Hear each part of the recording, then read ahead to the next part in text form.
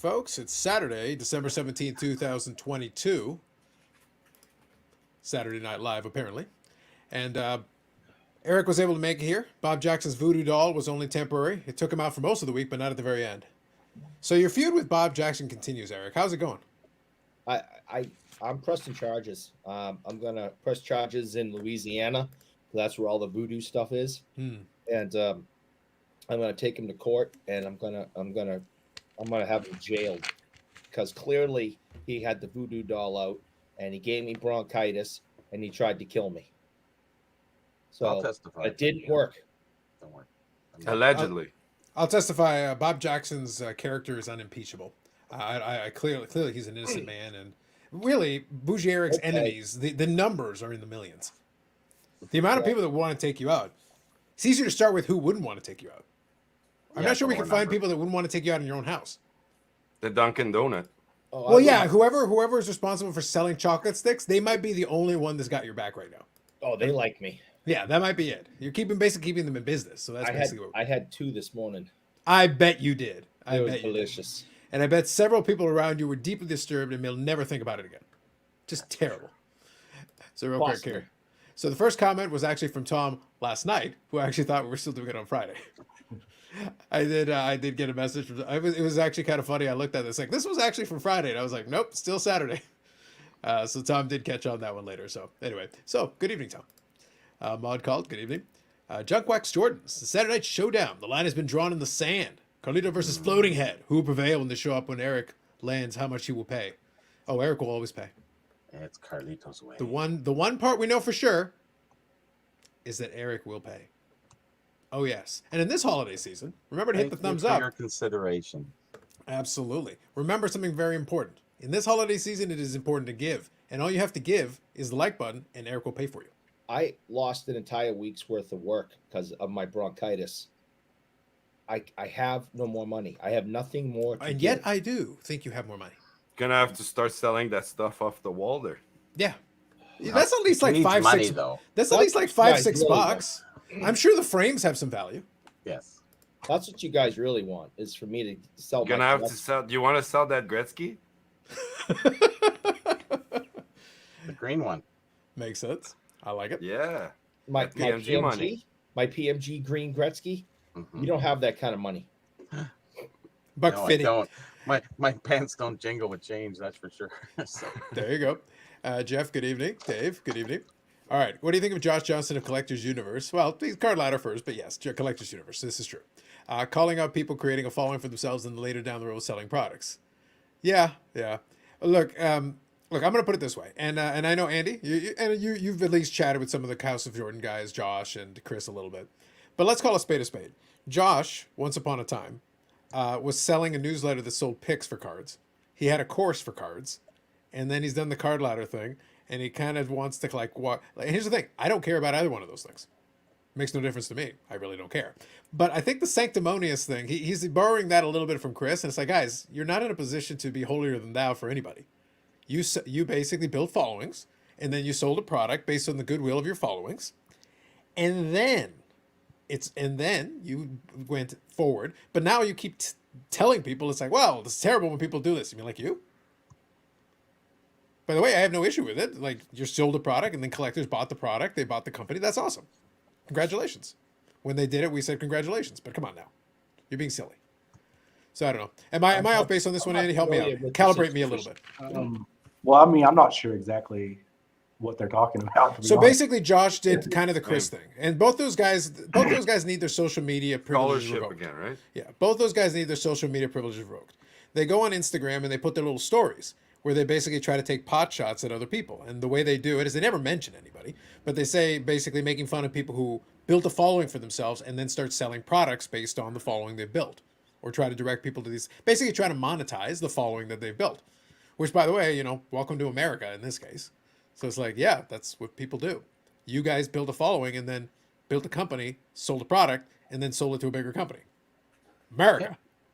That's the way it works. Actually, in the wax in '96, Mark Murphy came out with a book on all the different wax, and then all of a sudden, wax started to take off, and he was really instrumental in starting all that. So, put a book out, or blog, or whatever, and and keep going.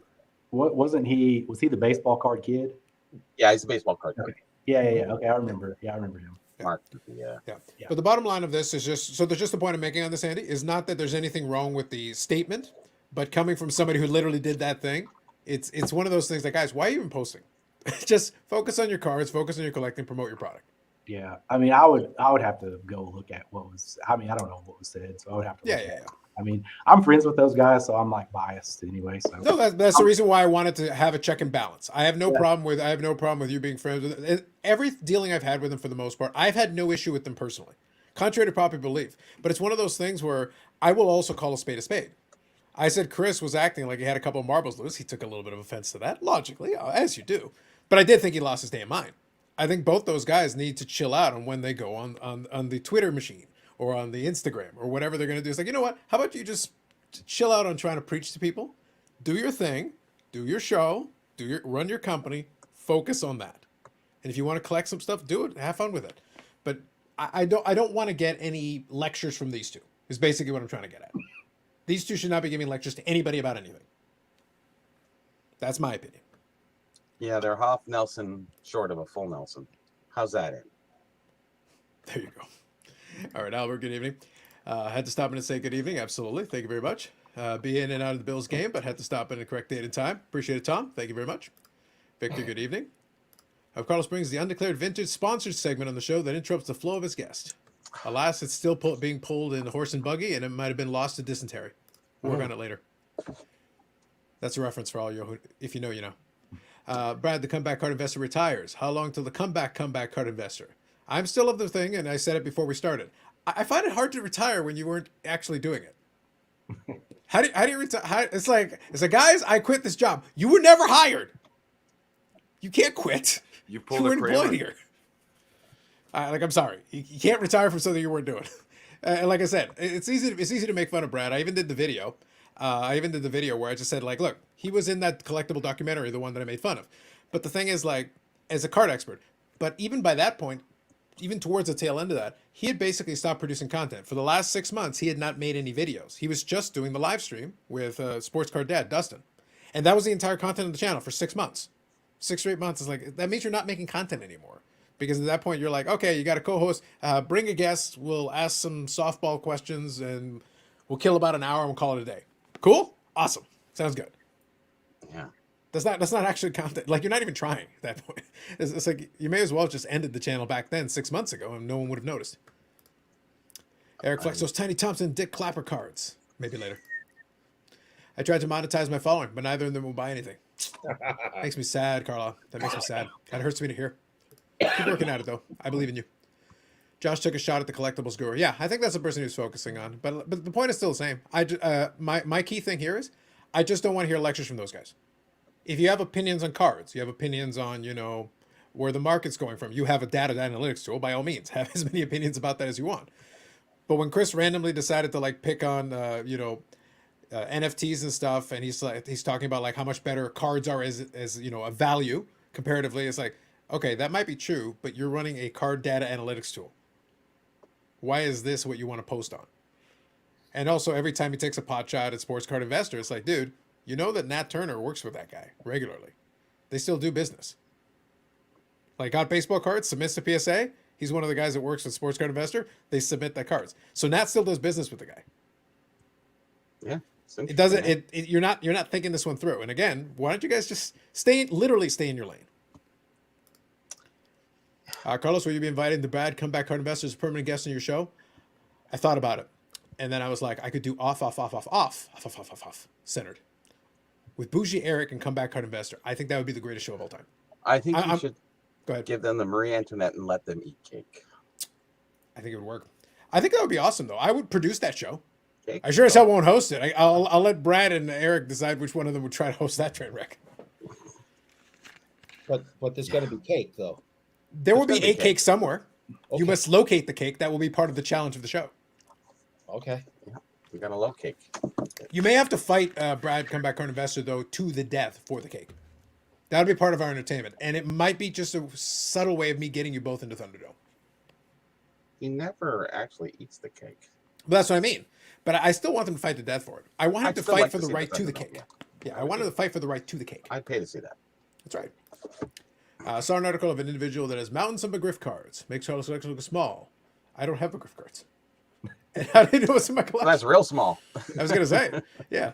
I think I might have one or two if it's sitting in some sets that I've had, like, because I had those old box sets from like the 90s. So I'm sure there's a couple Fred McGriffs in autograph there. or something. What's that? I think you have a Not for Fred autograph. McGriff. No. No. I have a Jose Canseco. But then you have all those Jays. All of that Fred McGriff Yeah, money. I have Alomar, I have Joe Carter, I have Delgado, I have No Sean Fred Green. McGriff? Never got to McGriff, no. Okay. McGriff was just before, really, was right at the beginning of me following the Jays. Gotcha. So by that point, he was traded off because I basically started around the same time that Carter and Alomar joined in, and that was part of the same trade. So they went in opposite directions. Yeah. Your McGriff collection is like this. Literally, yeah. I'm sure I have literally a couple of cards sitting in sealed box complete sets. I'm sure there's a couple in there, but I haven't seen them in a long time. Take you 14 hours to find. Yeah. Old pack Oregon of Trail. upper deck. Yeah. Medano. Hey, at least the Medanos are now in their own boxes, so at least now I can sort that thank part. gosh. I can figure that out. Segregation. Yeah. So we've got that part figured out. But it's basically like Medano is one major category. We got the vintage baseball sets and stuff in their own separate category. And then there's like kind of a miscellaneous area. I've started putting like the Favres are in their own box. They're sitting over there. The wrestling cards are in their own box. But that's the majority of the collection. The rest is in binders. No Z folio for Favre. No, I didn't really. I'll be honest. On average, they're better cards. Most of them are actually worthy of a one touch. Put right side up, not upside down. But you know, I actually don't want a ton of Favre cards. I don't want a big stack of them. I just want to be like, I'll pick and choose some that I like. I got some refractors. I've got some of the nice Dufex inserts and stuff. The autographs, the memorabilia cards. Just wait, anyway. Prices are going down right now. Well, that's what I keep hearing every time. The price has got to keep going down. Some people are saying, not everybody. Yeah, it's true, and it's not across the board. That's the thing. Like it's always it's all going down. Like I wish that were true. No. I mean him himself by himself. He's just. Well, here's the thing. I think at this point he's done about as much damage as he can to himself. I'll be honest. I've looked at some auctions. If it's some rare 90s stuff, they're like, yeah, I don't care. He could have literally like killed an entire an orphanage of children. I'm paying the same amount. Okay, fine. Whatever you say, guys. Fine. It doesn't matter. Like, there's nothing he can do at this point to ruin his reputation further for those people, and they'll pay the same. I'm like, all right, fair enough. Good evening, Big Scott. And I think Big Scott reached out, so I might be joining him for the live stream tomorrow. Andy, you were pointing at the screen. Was there something you wanted to say? No, I was just saying, hi, Scott. Absolutely. Paul, good evening.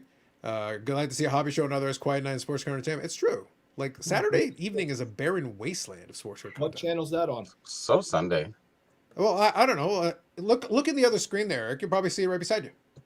Yeah. Just look over. It's right beside you. The other. Anyway, moving on. Said it since day one. Brad is in sports cars looking for a big break on YouTube. Dude's an actor. Grifter of sorts. There you go. I saw sports cars way to grow his channel. And the thing is, he did. Like, he actually built up a pretty sizable, which is funny how he abandoned it and stopped making videos. It's like, you actually have a pretty decent sized subscriber base. You could probably get some views just making generic videos. You wouldn't really have to do much, but apparently that was too much work. Didn't expect to restart his channel doing something else. Nah, not really. Brad said he quit cars because he couldn't flip anymore. Yeah, pretty much. And by the way, you can still flip. I literally just flipped some cards the other day on ComC. It's really easy. It's not that difficult. Just saying. I just got a Beckett ad before watching this. Eric pay for those too? Yes, he does. Eric, did you pay for a Beckett ad before the show? Don't lie to the people. Paul said he saw a Beckett ad. Who would be responsible for that? I might be lying a little. Oh, a little? I can't afford all 5 shows. I cannot afford 5 shows.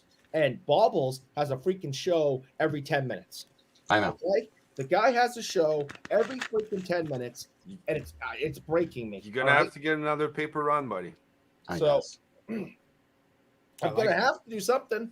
So I called up Your boss. the people Your over boss. at Beckett, Uh-huh. and they said they could help me out a little. Mm-hmm. Interesting. Hmm? You Little sold ad your revenue. soul. You sold your soul just to keep yourself in chocolate sticks. I see what you did. There's a little ad revenue, and that take care of some things. Clearly, there is no depths you will not sink to, sir. There are no depths that you will I not have sink no to. morals or values. No, Well, that's probably why we accept you on the show. That's like the bare minimum. I do Were you fit in sick well of- there. Eric, were you a sickly kid when you were growing up? Was I a what? Sickly kid.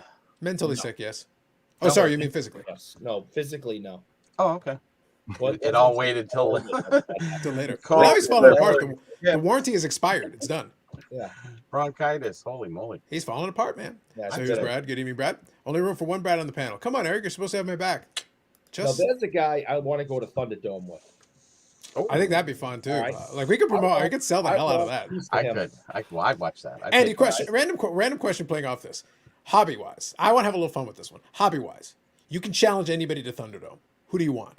Who are you taking? By the way, you can always pick somebody you can take really easily, but it's on you. You're going to Thunderdome. You can pick on anybody you want. Come on. Who is Andy fighting in Thunderdome? Who am I going to fight in the Thunderdome? Yep. I mean, well, okay, so this is this one.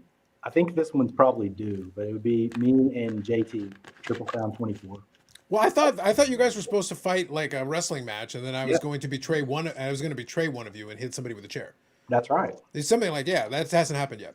Yeah, And I did reveal in the thank you to Rick Vintage Oddball Cards that I do have a refundable hotel ticket to Chicago somewhere in July. Mm. So I will be in that vicinity somewhere. I'm Nice. just saying. Yeah, we're already set up. So Yeah, so we've taken care of that. The only thing we'll have to finalize, I got to figure out the transportation part. I haven't decided yet what the best way to go about that is, but I've got time for that. I haven't booked the tickets either, to be honest. I didn't buy the tickets because I'm definitely not going to be on the floor every day, and I'm sure as hell not going to be there in the morning. It's like, I'm not paying extra for this shit. I'll just buy the regular day pass, bro. I'll show up when I damn well feel like it. After lunch it is. So who's everybody's Thunderdome? Well, I basically have my pick of the litter. My mortal enemy, the Dutch. Like the more, like You're allowed one, just one. Well, I'm gonna go find some people from the Dutch because I want Bert Blyleven. I'm getting that. That bastard has it coming. He's getting it. Eric, who are you fighting in Thunderdome? You got mortal nemesis. Oh boy. Your correct answer should have been Bob Jackson. You shouldn't be having to hesitate. No, after I'm done with Brad, and I turn him into a pretzel. All right. Mm-hmm. And then With your bad hip and your bronchitis and your rest of your disintegrating parts. Brad, he's no problem. Easy. Then I'm going to focus all of my attention. You know, Brad used to play hockey, not like you pretending to be a gonna- poser that you know anything about hockey. I am going to give my full attention to Beckett, and I am going to break. You're gonna break Dr. Beckett? He's I am kind of gonna- old, man. Bert Blyleven is old too, but he identifies as Dutch, so he's I'm my gonna mortal start nemesis by default. Going to the prison and finding the true owner of Beckett, and I'm gonna fight him in the yard, old school. Yard. All right? Prison. We're gonna have shivs and all and things like that, and I'm gonna end him, and then I'm gonna work my way down, and I'm gonna go all through corporate. This is a very elaborate fantasy he has developed. Frankly, Andy, I'm actually kind of content with where this went. This actually went much further and much better than I would have expected. I am gonna make Beckett pay. I think Eric, he's Good for you. sounds like this is not the first time you've thought of this. Right? No, like I feel like this was like he's been drafting this for months, maybe Yeah, years. this is not just like right off the top of the dome here. This is well thought out. Mm-mm. Okay. Nope. Yannick, it's gonna be hard to pass I that beat one that. up. But what do you got, Yannick? Who are we fighting at Thunderdome? I got nothing. You guys Oh. can decide basically, but I don't know. How about hockey 99 there? There you Oh, go. look at Whoa. you! Look at you going after the commenter. I like it. All right, Bobby Burrell, who are you fighting at Thunderdome? So many to choose from. I think we'd have to say Ziggy. No, I got to see what he's worth. Is he an NFT or is he a real card guy? Let's see. Oh, I like it. I like where you went with I'll this. pay for the big thing of popcorn for that show. Right. Andy, I didn't think this was going to be a question I was going to ask today, and as soon as it came to mind, I like where this went. Good question. I really like where this went. I'm entertained. Folks in the chat, feel free to throw in who you want to fight at Thunderdome. You let us know. And the reasons why. Absolutely. Include some rationale, not just a random name. Come on. You got to think about that a little bit. 'Cause Okay, now he's so- into pop vinyl. Exactly. NFTs. It's like, Yeah. Yeah, it's talking about the Medano collection. Well, I don't know. I don't know how many cards he has. I have like, I think it's 2,400 and change, so it's not too bad. Yep. Good evening, Brad. Good evening, Shane. That- I saw an article that said 57% of Gen Z don't watch sports.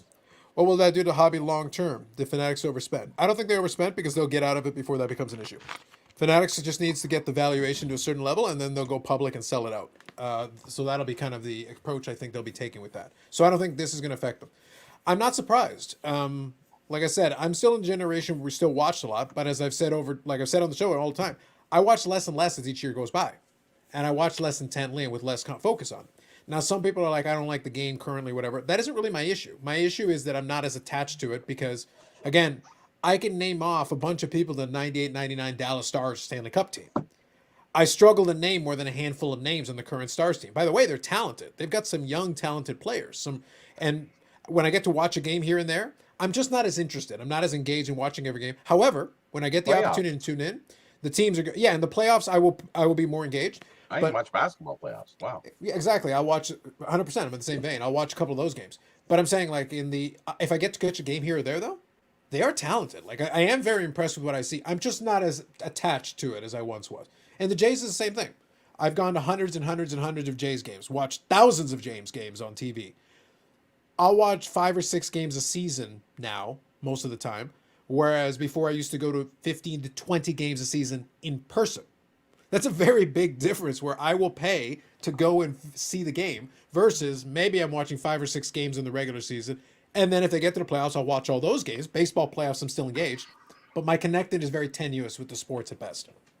But I guess it's really not always about watching the sports. It is. Because I really don't watch the sports, but I still love collecting. So you don't have to really be into it to that degree to watch every single sport. Like it does. I do think it helps to have a foundation, though. Sure. Like folks, because I did watch those thousands of games in the past, visited hundreds of games in the past, I still have an attachment to the sport, as opposed to somebody who's never watched a game in their life. It's like, well, then it's kind of hard to even. It's a piece of cardboard. Then what is the association here? Well, you got to get through the X gens first, and then then we'll worry about Gen Zs.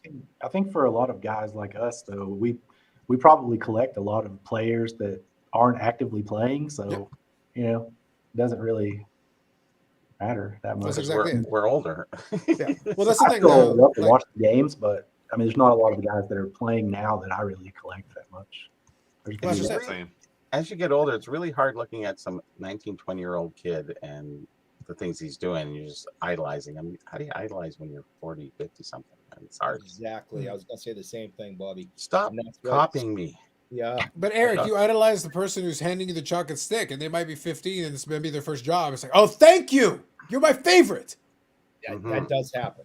That's what I'm trying to say. At that point, like you're half a step away from asking for an autograph. But that is one of the reasons. There were several reasons why I stopped collecting modern cards, and one of them was I started becoming older than the players, and I'm like, I'm not chasing cards for some 18-year-old kid.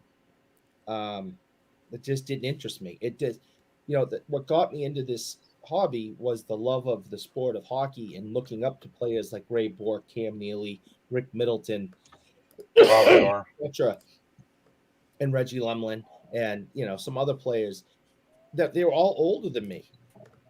And when the players became younger than me, I lost some of that love of the sport and in the hobby, and I decided, for hobby purposes, I'm just sticking with players that are older than me.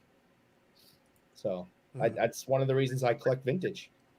I'm not collecting an 18-year-old kid. That just doesn't make sense to me. Collect vintage when you are vintage. That's what I was going to say. Like, basically, that's, euphemism for you're old. Pretty much. It's like, but I was a kid when I opened these packs. Yeah, that was like 50 years ago. Oh, come on. That was me 50 years ago. You're right. There you go. Actually, it was 52 years ago. I love watching the game still, and I love watching a lot of these newer players, but that doesn't necessarily mean I'm going to collect their cards. Exactly. Yeah, for sure. That's why I say, like, that's for the current generation. Their best bet is to maybe have some attachment, association, enjoy watching. For the kid who's a kid right now and enjoys watching Zion play, then that makes total sense. For the kid who's watching right now and is watching Luka Doncic play, that makes total sense to me. I can still appreciate what they're doing. I can still watch it and be like, that's very impressive. Like, and I'll see moments like that where, like, that's very impressive. But the connection to cardboard because of the idolization point, kind of like to Bobby's point. But it's still cardboard to me. Like I can have a project, I can have a challenge. Soto is at this point. Soto would qualify as somebody who's now younger than I am. I can still enjoy what he's doing, though. I appreciate it with the players that I've seen, and I'll buy some cards here to build a little collection. But my focus is more on the cards themselves. I'm looking at it, it's like, oh, these are really cool cards that I would love to put together in this combination to have that as a collection. But to Andy's point, it's like, yeah, Favre retired years ago. That's done. Medano, I watched his entire career, but he retired in 2010, 2011, thereabouts. So it's like, well, that's 11 years ago. So now it's been more than a decade since he's retired. They'll still put him in sets and stuff. So I'll pick up a card here now that is still new, but it's the minority as opposed to trying to get playing day stuff that's more interesting to me because I was there when they released that product, and I opened boxes of that product. I think the real world and the virtual world is the real fighting game here. So, we grew up in a different time when, you didn't have too many video games, and they've really progressed to the point we're at the, pinnacle right now, well, as far as we are. And they just find their time in there. They don't have 3 hours spent watching a baseball game or hockey or whatever sport. You got to do something more productive, like 3 hours watching a hobby live stream. Yeah. Maybe 4. Or 7 sometimes. Sometimes. Obviously, logical. Andy, priorities, right? Am I right? Priorities? Gotta have priorities. Come on. So, Brian North, good evening. What product will you be selling when it's time to sell out? Blu-ray and vintage baseball card mystery boxes? Everything. Oh, I did the video where I was talking about opportunity cost, and the idea was just to use examples because I had the Blu-rays and everything. And by the way, I had a lot of fun doing it, but it was a collection. Like it was, I would pick up these things. I did have a theme. I like the action films more than anything else. That was my preference. But the reality is, if you do the math, that's why I wanted to use the example. It's easy for me to give examples. I laugh because somebody complained about one of the videos where they were focusing on the specific thing. It's like, dude, it's an example to get me to the point that I'm trying to make across. So the Blu-ray was a perfect example. I don't care if you like the movie or you don't like the movie. I don't care if you like Blu-ray films or you don't like Blu-ray films. It's an example of a hobby, of something that I was doing and enjoying it. And I did videos on it and everything. It was great. But even if I paid 10 or 15 bucks on average, closer to 20 probably for a bunch of them, okay, well, I have 350 of them, give or take. That's $7,000. What could you do with $7,000? A lot of things. Like there's a lot of, even today, there's a lot of options. But what could you do with $7,000 10 years ago? Buy more quite a bit. Blu-rays. What's that? Buy more Blu-rays. Absolutely, buy more Blu-rays. But you have options. So the point is, though, the money that was spent on that one wasn't spent on something else. And I was still collecting cards at the time. So I was actually doing both. So realistically, though, if I had diverted some, I could have still had a nice Blu-ray collection of some specific movies that I liked. I could have cut it down to like 75 to 100 of my favorites that I'll rewatch and stuff and save like $5,000. That's a big difference. So that's kind of, but I don't mind because at the time, that's what I wanted to do. That's what made sense to me at the time that I wanted to do. I don't regret that, but I'm not going to retain that value back. I could go and sell a bunch of them, but they're not worth that much comparatively to where they were. Like you're going to be selling out for pennies on the dollar. So you're not getting the money back. And the ones that I watched repeatedly, I've gotten my value out of over the years. But some of them are still sealed. Like I haven't gotten around to it. If I'm ever bored and I just, nothing's on Netflix or whatever, I can literally crack one open and put it in the machine and it'll work.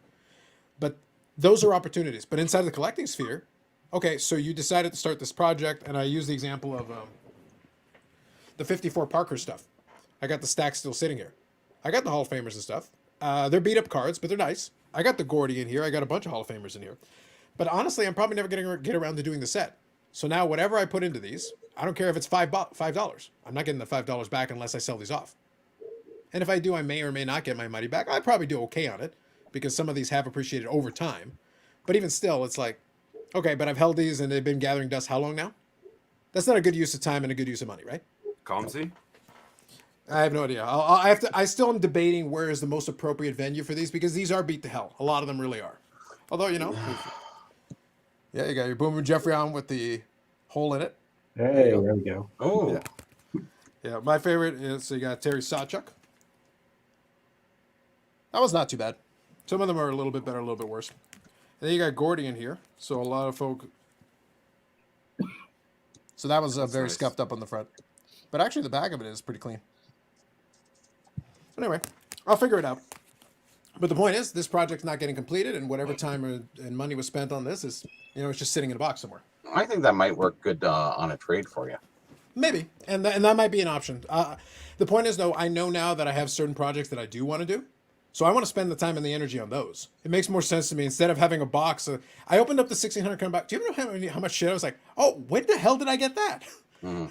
And that's a bad sign when you're like, wait a minute, did I actually buy that? Oh, I did. Is it a bad sign for memories? A bad sign for I bought too much shit? Yes. That's The answer is yes. The answer is yes. That's the great thing about collecting, though, is you can Discovering new change your stuff. mind. Oh yeah, yeah. Like, You're not committed forever. That is very true. That may be something that you were absolutely into at the time, but now that you're not, you can do whatever you want with them. Like, you're not committed to them. Yeah, and it's not a total loss. There is somebody out there. There is probably somebody out there who wants to do that set and wants to do it on a budget, and cars like that make total sense for them. There's somebody who would love to have a Gordie Howe in any condition. So, and that's not the worst example I've seen. I guarantee it. Like, I've definitely seen worse examples. There is somebody for that card, and it's probably better. My point overall was it's probably better for them to have that card than me. This is my favorite Gordie Howe card, and you'll see that, you know, it's got some serious creasing on it, but the color's still good and everything.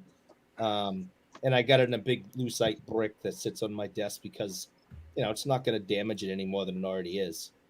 But yeah, I mean, that's what I And what year would that be, and what issue would that be, Eric? Please give us. Can you remember? Oh yes, he's got to look. Oh God, here we go. I believe it's a 57. I think it's a 63 Parkhurst, right? Is it 62.3, Bobby? Is it 62.3? 63. The last year, 60. Yeah, 63.4. 63.4. So Yeah, and I think they had multiple designs that year. Three designs that year. Yeah, I thought so. So that's one of those ones that's in the back of the brain. I have that information back there, but it's been a long time since I looked at it. Three But different they were wax nice ones. packs, 3 different designs, 3 different display boxes. Amazing. Yep. I absolutely love that holder. That holder is awesome. Yeah. Oh yeah, throw that at remember somebody. that. Well, he's going to Feel use like that. a He's brick. going to need that when he goes to Thunderdome. Yeah. With all the people he's going to be fighting, he needs the weapon. Yep, this is all I need. I think as a kid, I had an '89 Upper Deck Griffey in one of those. I don't think it was quite that thick, but it was big. Nice. So here's the great question: at Thunderdome again, what would be the greatest graded weapon? The graded What weapon? company? What company? Yes, would have the greatest. I think that rare grading has like a pretty hefty slab. Like it actually looks like a pretty hefty slab. The one that rare grading did, just because it's pretty big, sealed up, and you can actually put it inside of a rubber bumper that comes with, so it adds a little bit of extra heft to it. The Beckett's are pretty sharp. Well, Yes. they do have the sharp corners. That is true. That Don't is make you true. think I won't cut you. Mm-hmm. That's the If I one had I'll to sneak pick, I into would the probably prison. pick the Beckett. You have to get. There's certain ones that would be a little bit better for it, but that might not be a bad call. There's a couple of ones that would probably fit under that. So I'll just quickly finish Brian Ort's question here. So there's a lot of stuff that's on the table for me, and the point that I made in that video is that I'm at the point where I want to start going through those 1600 count boxes, and I want to start clearing some of that stuff out. And it's not that it's bad stuff. There's good stuff. When I get it back from PSA, I'm gonna get 4 Mickey Mantles back from PSA, including a bunch of 60s Mantles. There's some good ones that, again, they're gonna fit in somebody's collection, and it's gonna make more sense for them to have it than for me. But at this point, it's just sitting in my box. It doesn't do me any damn good anymore. So it's time to move those on and pick up some stuff that I want. So here, hey Andy, we don't actually know each other, but if we did, this would be less awkward. I like it. What would be less awkward? The introduction where we don't know each other. But if we did, this would be less awkward. Okay. Thank you, Carlo. Good evening, Orlando. Yannick, what is your sweatshirt? Local minor league ball team. Nice, nice. Paul wants somebody to challenge Bob Lewis to Thunderdome. I don't know if Bob Lewis would make it to Thunderdome. Like, you could challenge him. I just don't know if he'd show up. I don't challenge He'd get YouTube lost Hall of on the way Famers. there. Yeah. I think He'd he would be show up. somewhere eating cereal and just forget about it entirely. I think he would show for that. You think so? Yeah, Would he come with the cereal while eating cereal? probably. Probably. Yeah, You might be able to distract him while he's eating cereal. he'd be good against Chris Sewell. They're both tall. Yeah, that's another thing. That'll be a topic for another day. We'll save that one for one of the last episodes of the year. Gotcha. Who you would match up in Thunderdome. It doesn't have to be you. You can pick the matchup. Oh, okay. I let everybody have a week to think about that one. Think about that one. In the spirit of Christmas, who would you have fight to the death for your amusement at Thunderdome? Hobby personalities, people. Hobby personalities. Yes. So you Think about it. can pick a fight, basically. That's what I mean. You get to book the car. You get to book this fight. I'm You're the promoter. booking. You get to Okay. book the fight. Who are you putting in Thunderdome? Now, let me armies. ask you this, Carlos. Like, when we're booking these fights, do we want it to be a competitive fight, or is this just like you want to see somebody get pummeled? Oh, that's completely up to you, Andy. Okay. Oh, that Thunderdome is Andy, a- I am I- leaving that open to I you. already- You could make this. You could make this very, very one-sided if that is your I desire. already have a full card, Carlos. I'm sure you do. I'm sure you do. All right, so real quick here. He's going to get another restraining order for some Beckett hourly employee manning the booth at the National. That's for Eric, absolutely. Eric, is your fever up again? Talking crazy. Kathy says you're talking crazy, Eric. Uh-oh. Mom, stop embarrassing me on the YouTube. Terrible, terrible, terrible. Awful. So there we go. So we got one of the dip accounts here. Trying to get a 52 mouse, so don't really feel that bad about pumping and dumping. Fair. May Fanatics need to pivot from sports to TikTok personalities. I think they already will. I honestly think that'll happen. If it hasn't already, like they'll go to whatever influencer will help. We've already seen that. Like Dapsman is working with Tops. So you'll reach out. That 100% Sorry. happen. Seriously? Sorry, I had to laugh at that. Yeah, but that's what I mean. Like Dapsman, Tops got commissioned Dapsman to help promote it. It was like for his followers, it works, man. He has followers one way or the other. So if it gets any business for them, then it worked. You'll get more of that. You don't need to analyze anyone to enjoy watching sports. Yeah, it helps. I expect Fanatics to make a move towards celebrities memorabilia.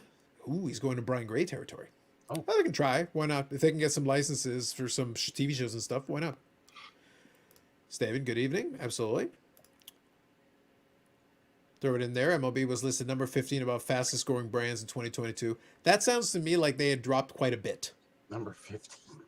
Yeah. Or, Well, here's the thing, though. I didn't Technically know there was speaking, more than 14. So that's Yeah, here's I the- actually think they were so low that now 15 is. that's what I'm actually getting good. at. Like, I actually think under normal circumstances, if they were stable, they wouldn't be anywhere on the list of fastest growing 'Cause for brands. the last decade plus, I think MLB is dead last on their demographic. Yeah. Being the oldest, and basically the kids all going to basketball or Mhm. basically every other sport except MLB.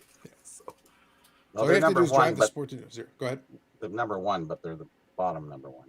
So The thing is The with worst. baseball, all you have to do is drive the sport down to almost zero, and then any increase makes you one of the fastest growing brands. So I think that's basically what they accomplished. Well, It's like- Good but it's points. a You good went up thing. 200%. It's a good thing. yeah, and which technically, mathematically, might be true.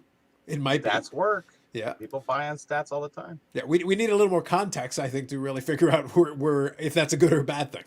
That just might mean you dropped it so low you had nowhere to go but up at that point. Not sure what you mean. Yep, absolutely. Gents, a pleasure going out. Have yourself a good night. Take it easy. 53 is no more MLB is a growing brand. Young people don't care about it all but baseball. Not too much. Sri Lanka reporter saw. Yep, that's fair. I'd love to see some context though on it. It'd be very interesting. Much of across all media is just sports related. Orlando is suggesting send to ComC. I do know that there is some vintage stuff on ComC, so it might not be a bad idea. That might work because you can A lot intake of it for vintage 50 stuff cents. on ComC. Yeah, and you can intake it for 50 cents. 1910s, I see all this stuff all the time. They're Might trying not be to a save bad the idea. pictures and they can't because they put that ComC on every freaking picture. That's right. Yep, Bobby just wants the picture. that's right. Well, you're looking for a better quality one of one, and and ComC is like it's on the front. I can crop around certain ones, but that's why whatever. There you Copyright infringement. Heritage sorry. auction. If you're looking for really good, Yeah, high they have. quality, like if you can find from Heritage, they have really nice photos. Yeah, there's a few I've used over the little while. So Yep. I need about 40,000. How's that? 40,000 pictures. Probably. Yeah, makes sense Couple about right. terabyte. Just got my Christmas wrapping done. Box of bees for Eric. It's on the way. Damn right. Thank you, Bob. Except these. Alleged YouTube Hall of Famer. Alleged. Very true. I heard that, and Bob, go screw yourself. But you can. But you get the opportunity to live one of the greatest moments in cinema. The bees. Yeah, and you can Think have about the it. queen bee. You'd have a better chance of challenging Bob Lewis' cereal eating competition. I don't know. Bob Lewis does eat a lot of cereal. Yeah. I don't think anybody's going to beat Bob Lewis in a cereal eating contest. I know. It's like that's his thing. So I don't know. He's a I don't pro. know if you want to challenge him to his strength. Like, I don't know if you want to go straight into the buzzsaw that is a Bob Lewis cereal eating competition.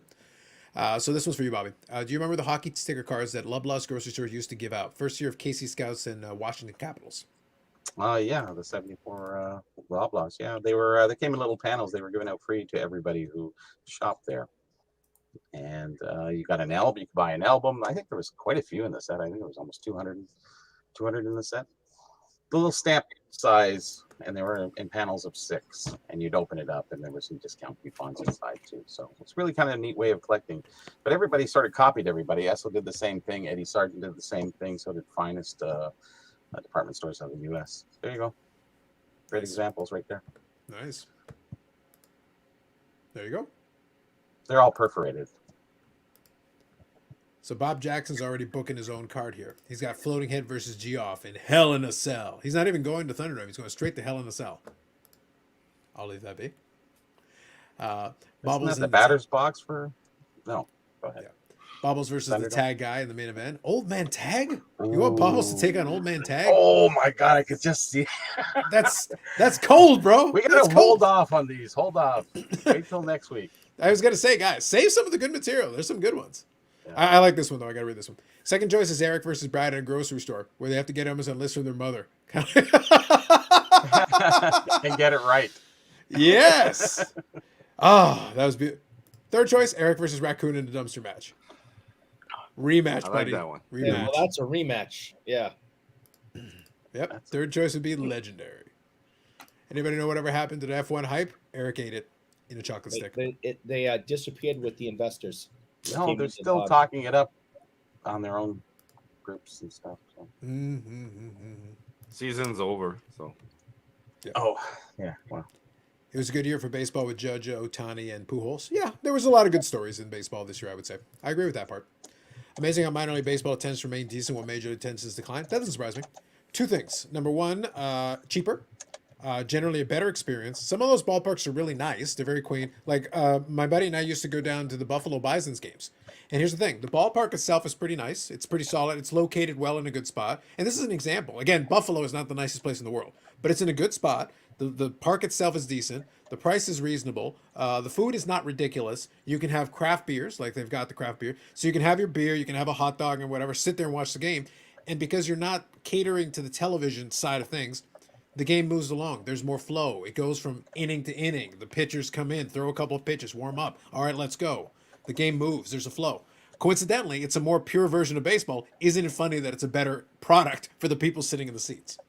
well, so much as for college football, and then Yep. you look at hockey. I can't believe how many people really get into college and American Hockey League hockey because it's cheap to go to the games, and then you get to see the up and coming stars. It's some really good hockey, they say. Yeah, I go And then to who wants to pay colleges. $400 for a ticket to go see the Toronto Maple Leafs? Well, that's the thing. I've been to AHL games. They're good. I've been to CHL games. They're solid. Like there's some good hockey being played. You understand it's a lower They're tier. fighting for the top. That's the Correct. best part. They're on the Yeah. drive. They're not paycheck players. They're going for it. Yeah. You know, they want to be paycheck players. So to me, like that makes for a better product. That's not a coincidence. That's not an accident. That it's like, well, the players are trying, the product itself is decent, and the price is reasonable. What a shocking combination of events. It probably look at works. this team where I'm going. Like our stadium was built in the 30s, so they're already just the venue itself. It's got the pillars like Fenway, and it's old school. Every game is pretty much 2,500 plus, and maximum capacity is 5,000. And it sells out regularly. They have a beer garden. They have the kids stuff, the play, the games. There's stuff to do the whole game, and all of this is like $14 to get in or less. So there you go. Ed, it's inappropriate. That's terrible. I don't know what you're talking about. What are you laughing over there? Come about? on, tell us. I was reading this. Come on. I don't understand. Like, what are you laughing about? Like, there's no laughing matters here. This is death, I man. thought that was funny. Like I've actually met Ziggy, and he's actually a nice guy in person. Well, this is one of those things. I think a lot of folks behave themselves a lot better in person than they do in other venues where they're provided the opportunity, because then you're physically around people. It's kind of a different. It's kind of a different vibe. Wait a minute. Hold on. You I never behave- said Not me. I'm pretty much the same, No, you behave worse. arguably. No, when he's better. I can physically be in the realm and punch you in the mouth, you get worse Yeah. than when we're here and I can't reach you. I don't sweat you. You're backwards. Yeah, that's because I don't sweat you. You're Bougie Eric. Go fight the raccoon. Don't bother me. So Anyway. we've probably all seen these videos where like people that get together at these shows, they'll come back on their channel and they'll do a recap of the show and they'll talk about like, I met such and such and such and such, and they're just the way that they are on YouTube, right? That's true for the most part, but there are some people that are just kind of playing a character. Mhm. So there's a few of those out there, Mhm. and some of them are nicer than their character is, and some the other way. You know, just Hmm. So you got to go to the national to find out. I guess. Mayhaps. Andy, you're giving away all my secrets, man. Interesting. Very interesting. I like Bob Jackson's here. Could do a War Games match. Carlos, Yannick, Bobby, Eric, and Carlos' secret number 5 pick for Floating Head and his cronies, whoever that might be. My secret pick will be that I will give Eric to Floating Head. That will not work out the way he hopes. Anyway, younger generation. Yep. Younger generation just consumes sports differently. They watch highlights and stats, play fantasy. They don't sit and watch 3-hour games. Yeah, rating doesn't tell a full story. It's true. The reality is that it doesn't behoove them, like, sitting there and watching the full game. That's why I said the television product is not good. My opinion is the television product is very poor. I don't want to sit there and watch for 3 hours because the game is not actually 3 hours. That's the point, is that with commercials and all the extra buffer built in, that's why that minor league ballpark example is a good one. The game does not take 3 hours. You can play a 9-inning game well faster than that because they're not adding all that extra. And you can still have access to all these other things, enjoy the experience, and then get the hell out of there and do something else. Well, Zach's right, but it's been going on for more than 10, 15 years. Long time. Yeah. Does MLB even show games on national network TV anymore? That's where leagues are failing. Put games on free TV to maximize viewership. You could, but like you're still asking them to watch the same bad product. Blackouts. Yeah, how much time do you really have to watch all these games that are on and all these different sports and all these different YouTube videos and all these different, where do you live your life in there? How do you get to work? Like, it's only so much time that people have in today's world. So I like to think of myself as a dedicated fan, you know, to sit down and watch the whole game. But there's often times where I'm sitting there watching it thinking, you know, I'm the idiot for just watching this whole thing and not just doing like the younger people. Making like something. you know. Well, I used to sit there. That's why I said, like, back when I was attending the baseball games all the time, I would watch all the other games on TV or listen to them on radio. So like one way or the other, I would consume the games themselves in full, like the whole games. But after a while, I was like, well, I could be doing something else with this time. And then after a while, I was watching TV, and in between the endless, interminable stops, I was like, so I'm not really even watching. I'm not even really watching the game on TV anymore. Like I'm doing something else for highlights. Yeah. Do you guys ever watch those 30 minutes recap? Like, I mean, come on, they can put a whole baseball game in 30 minutes. Like, yeah, the Jays in 30. That's honestly probably better for a lot of folks. It's just easier. That's what I do something. I mean, I'm a baseball fan. I love it, but there's no way I'm sitting down on my couch for 3 hours watching that. It's background stuff. That's all. Yeah, it is. you're asking too much. I'll put it on. A lot of times, I'll put the game on the other screen when I'm in the office. I'll be doing something on here, and I'll just put it on the other screen and just let it play. And I'll look over if something interesting happens, but otherwise, I'm not really. I go to full attention live to it. games, and I'm like a guy who goes to a dozen game plus a season, like, and I'll walk and do other stuff during the game at some point, just because like it's too long. It's just our time is too. Yeah, it's like Avatar. What is that? A 3-hour movie? Like really? It's long, like honestly, like the first Avatar was okay. Like, and now they're advertising the hell out of it, so you know it's a bad movie. Once they advertise too much, you know it's going to be bad. I have no interest in it. I didn't like the first one. Well, you don't want to live in the false world in somebody else's body. Come on. I thought the first one was stupid. It is. I cannot get that time back, and there's no way in holy hell I'm watching the second one. And how many people are going to theaters now? Very few. Well, it's not. Again, it's not necessarily the best experience. What I'll tell you was a decent experience. When towards the end of just before COVID, some movie theaters started doing like the NFL playoff games, and you could do them in the theater. And then like get food, and then like get food brought to you and everything. That's actually a really good experience because you're getting the crowd side of things, but you also can get food and stuff, and you got it on a gigantic screen. I would go watch a UFC, MMA. Sure, you know, those are good. Yeah, that'd be a good one as well. That way. That'd be a good one as well. Yeah, they do that sometimes here. Yeah, some of those events that's a good experience because then you're getting a combination, and you can get up and go get yourself some food. They used to do, I think, the WWE, whatever, here for a bit. Yeah. But They do the pay-per-views on those, and Yeah. a lot of people really like those. They swear by them because it's a more fun for them to be surrounded by people who are enjoying the thing, and then it adds a little extra atmosphere to it because people are pretty sure responding some of physically. those fights or a card would do better than some of those movies. Actually, if you own the theater, Seems when I was growing up, we didn't have that much to do. Now today, I have way too much to do. You got more options. It divides the Hell of a lot. audience. Divides a lot of the audience. We were looking for stuff to do. Yep. Good evening, Korean Cardboard. They have a pitch clock coming. Well, hopefully that'll knock it down to 2 hours and 59 minutes. Oh The yeah, dream. that saved the game. As far as the Mega Powers breakup, Great Curator versus Merle lumberjack match. Loser hands over his collection to the winner. But do either of them have a collection? Or are you talking about inventory? Mm. Yeah. Legitimate would be questions. I'm just asking. Inventory would be good. Yep. I know all about what's going on in the NBA day to day. I haven't watched the full game all year. Yeah, I can see that. You don't really have to at this point, so that's fair. It helps me. Even though I'm not watching the games, I'm not completely lost on what's going on because I will watch some highlights and kind of keep track peripherally like that. But yeah, you can track it all you want. I like this question. 20 minutes of the Celtics Lakers the other day, and I was so frustrated over how today's basketball is played that I gave up on it. You gave up the dream?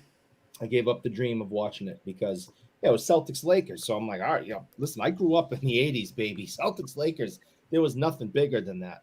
And so I'm like, all right, Celtics Lakers, I'll watch the game. First game of the year that I watched. I lasted 20 minutes. This is the most garbage basketball I've ever seen. They just chuck up threes. There's no driving to the lane. There's no rebounding. They walk up the court. I mean, it is lazy. Paycheck, man. Paycheck. It's just garbage. It is so. I can't get hurt. I gotta It pay. is difficult to watch a Gotta pay my professional bills, man. basketball game. What they say is, and I haven't put a ton of research into it. I've done a little.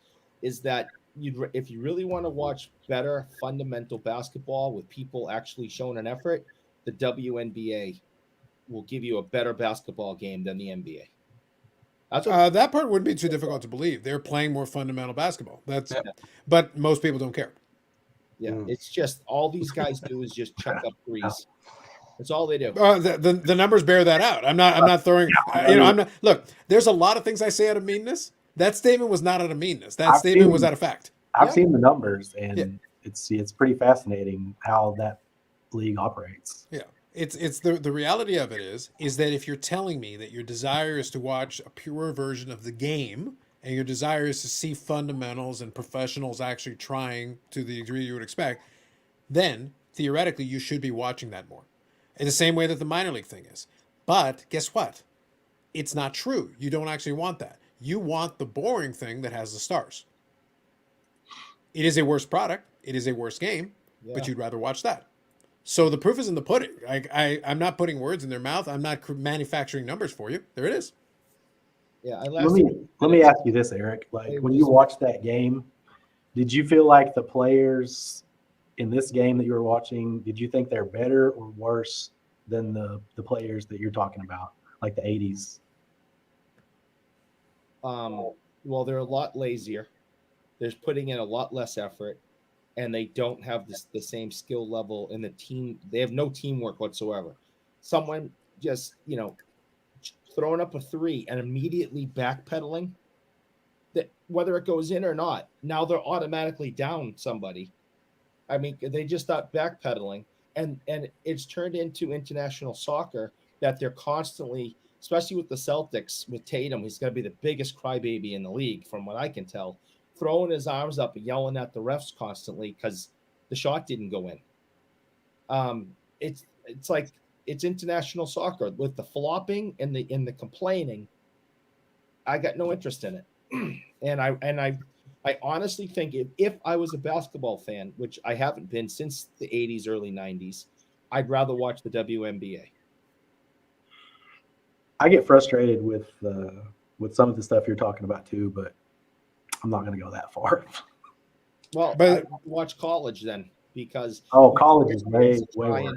they actually listen to their coaches. Their coaches say, You mean the number one draft picks who are only there for 1 year? They Oh. listen to their coaches? Are you sure about that? if you get frustrated watching an NBA game, don't even think about trying to watch a college game. Okay. Yeah, I was gonna say not so much. No. Look, I'm not saying I'm pro WNBA. I mean, I think it's Oh, it's ridiculous. fine. I mean, You get like 300 people there. The NBA is basically paying for everything.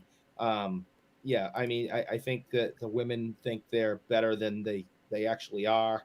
You know, if you talk to them and ask them what they think they're worth, you know, they think they want the same contracts as the men, and you just like, well, how can we pay you the same contracts when you have 300 people coming to your game and this game has 20,000? Well, here's the thing, though. Forget about that for a second. I don't care what they think about their game. I don't care about any of that. It makes no difference to me. The proof that you need is the audience will choose what they because people forget professional sports is entertainment. Forget about everything else. Professional sports is entertainment. What you're paying for is theoretically to be entertained or to live vicariously through the team, which is a form of entertainment. That's what you're paying for, or watching on TV or whatever.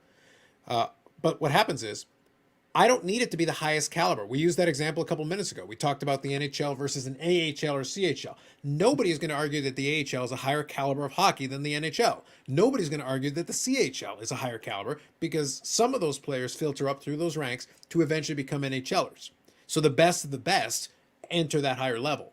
So you're getting the best of the best at that top level. But if we're talking about an in-arena experience or a watching experience, I enjoy the AHL more. I'll enjoy a CHL game more watching it as entertainment. So that means I'm just proportionally putting it to the talent on the field. I'm not worried about them being the best in the entire world. They just need to be good enough for this game to be competitive and interesting to me. That's all I care about. So the WNBA could be fine if everybody is watching it through that lens. But here's the thing. People don't want to watch fundamental basketball because every time there's an option that's provided, they reject it. You want stars. So what does the NBA give you? It promotes stars. That's all you care about. And the numbers bear that out. I mean, when you watch Sports Center, you know, they're going to show you the top highlights of the game. You're not going to see a lot of, you know, fundamental bounce passes. Correct. And stuff like that. Yeah. I mean, if you're a purist, I mean, you like to see that stuff, but that's not the stuff that gets people jazzed up to, you know, watch a game. And that's the thing. My only argument for or against it is simply that I have no problem with the idea that they have a more fundamental style of game, like I said, and there is an audience for that. The problem is that audience is much smaller than the audience who's interested in stars. Now, I'm with Eric. I love a good bounce pass. I love a good pick and roll. I like to see somebody get up and D up somebody, but just doesn't sell the tickets. I want to see someone follow their shot. Yeah. Well, then go buy those tickets, Eric. You buy up an entire section or two, and you'll be that guy. You'll have it all yourself, and you can eat all the chocolate sticks you want in the privacy of your own section. Now I'm thinking about doing it. Yeah, you might have to. You might end up buying into a team at this point. If you buy your own section, you might get part ownership. So I like this one here. It's like, I don't talk fast. You listen slow. Listen. And your name's not There's a Charlotte. difference. That's right. I'd rather play baseball than watch baseball. AH versus Great Curator to be the main event. There you go. Nat versus Golden, a PSA and a pole match. Facts. I don't think Golden would be able to run PSA, and I don't think he'd want it. He might throw that one. Yeah. So real quick, blackouts. Yep. Sports Go Radio mentioned a rumor of the Fanatics ComC partnership, which should be interesting. I wonder how ComC might fit into Fanatics business model. I guess it depends on whether Tim Getch actually is interested in selling. Obviously, for enough money, I'm sure he would. But it's one of those things where they spend a lot of time trying to build it up and buying the machine and the building you can see from space. And it's like, man, after all that work, now you want to sell it to Fanatics? Although, if the Fanatics overlords cut a big enough check. It's a big vault. Yeah, well, that's the thing. Like, ComC is like the OG vault in the hobby. It's the original vault concept. Everyone's going vault right now, which is one thing I wanted to ask, actually. Have you guys seen eBay's latest move in vaulting right now? You mean the one that they started like a year ago? Or are you talking about the... No, not that they started that. Like, all their pricing now, like everybody else, like it's pretty much like free now. Like they want all your business. Yeah, the goal is to get stuff in the vault. All the vaults are basically trying to do the same thing. Yeah. So it's kind of how you like have to free, no more taxes either. Like it's starting to actually, like this week, the way that I understood, it's like I'm gonna have to start looking at my fees on my end and starting adding up a little bit here, but you know, nothing that will like trigger like I gotta check this out. There's so much money into it, but you know, overall, like like Carlos, like ship my cards at some point. Like it's great service. I got no complaint, but it adds up. It does, but the only thing we got to see, and the part that I'm keeping an eye out on, is I want to see what the shipping costs. That's is. it. I Yeah. don't want to be the guinea pig right now. I'm kind Yeah. of waiting on. Yeah, I need the full chart of all the charges and Exactly. everything, and tell me what it actually will cost me. But it's starting to. Okay, now there's more options for us. Like Yep. across the border with mailing, it gets pretty steep. How much do you guys have to pay like each time you have something sent from Ship My Cards? Depends if you declare value. Okay. And the service you're using. Like me, for instance, I like to basically pay up front, and there's no surprise when it gets to my door. So I use FedEx in that regard with them on their courier on their end. So I just one fee and it gets to my door 48 hours later. Yeah, it costs probably like twice to 3 times what USPS costs, but that's just how I roll. How it rolls. So, Terrible. The tax and me, they get it to my door. Carlos, they get it down the convenience store down the street, but they get that's my eBay. door. That's eBay. That's eBay International. Gotcha. Yeah, so that was when they did, the international whatever that eBay used to do, where the seller would Yeah, send the it. global shipping. Yeah, crap. that's the one that did the convenience store. Yeah. Ship my cards. The guy knocks on my door. He knows You're my name. waiting. Your package goes from New York to Tennessee. Now you're like, what? And then back from Tennessee to you here in Canada, and it stays there for a week. You don't know what. That's global shipping. Yep. So here, let me skip through a couple of these. We need Malice in the Palace Part 2. I'd be for it. Throwing up 3-pointers is actually based on analytics. It is, actually. They made a better clip and therefore a better shot to win the game. Yep. Per shot, there is a higher amount of points that they would get. They ran those numbers. It's advanced analytics. Better living through advanced analytics in sports. Analytics don't often lead to better entertaining, though. It's not entertaining at all. It's not entertaining at all. Safe baseball. Is it more efficient? Yes. It is mathematically more efficient. That is boring. No, Yes. it could still be boring, even if you have all the top war players, like the best of the best. Nothing's happening. What are you talking about? You remember that time that Mike Trout did that thing that got his WAR way up, and the thing that Andy, you know what I'm talking about? The thing that he did, that like boosted his WAR. Right? So it was amazing. That thing. which war? F war or B war? One of them. He did the thing, and the thing boosted his WAR. It was great. It was amazing. So NBA looks like YMCA league now. Yep. The only news I heard, the WNBA. Now, if you go back actually and run the numbers through time, they did initially start off with pretty decent attendance early on, but after a while, people kind of lost interest in it, and it went down over time. And the problem is they tried to do the chicken or the egg thing backwards. They forgot the way. If you go back in the history of all the professional sports, they all started off building up in the communities. The attendance slowly increased. They started to build bigger and bigger venues to house it. And then it became professional. And then they started building these bigger and bigger things. Bigger businesses started buying into it. The sponsors and everything came in. But it took decades. When people look at the WNBA, forget about the WNBA. The NBA in the 1980s was on tape delay. The league had to be saved. This is one of the biggest leagues now. But in the 1980s was not 80 years ago. The 1980s was 40 years ago. And they were struggling. They were barely scraping by. And it took a lot. And it took Magic and Bird and a lot of rivalries and things that people started getting interested, and then they started making more and more money. And then Jordan solidified in the 90s. Yeah. And then Jordan solidified in the 90s, made it global. And then suddenly that audience expanded. But guys, the 1990s was 30 years ago. We can't act like in football. The biggest game for them was I think the 57 title game. That was the big game that actually started getting them on the map down the road. Then the Super Bowl era came in the 60s. Here's the problem. Super Bowl era, when we got there, they couldn't sell out the first Super Bowl. Football's about as big as it gets now. You sell all these tickets, they make all this money, but they couldn't sell out a Super Bowl. It took time. And they were playing football back in the 1920s, NFL football. So it took them almost 50 years to actually get to that level. You don't get to build it from... They tried to skip the line. They tried to run straight to, okay, now we're in a major league. No, you got to start small and then build up from there, and that's how you get there. You try to skip the line, then if your product's not good enough, it's not going to work. I think for the NBA, like probably the biggest moment in my opinion was the '92 Dream Team, as far as making it like Barcelona. Yeah, global. Yep. But you just think about that. That's one of the biggest leagues now, And how many steps did it take along the way? How many things had to happen one after another to build it to that point? They didn't start off with full arenas. They started off with very small things. The amount of people that saw Will Chamberlain's 100-point game, very few. Yeah. And very few people have ever saw it because it wasn't on TV. So imagine one of the most historic games of all time. Unless you were there, you didn't see it. Yeah, there's no video of it. Correct. And It's then in just the a at 70s, the end it says 100. That's it.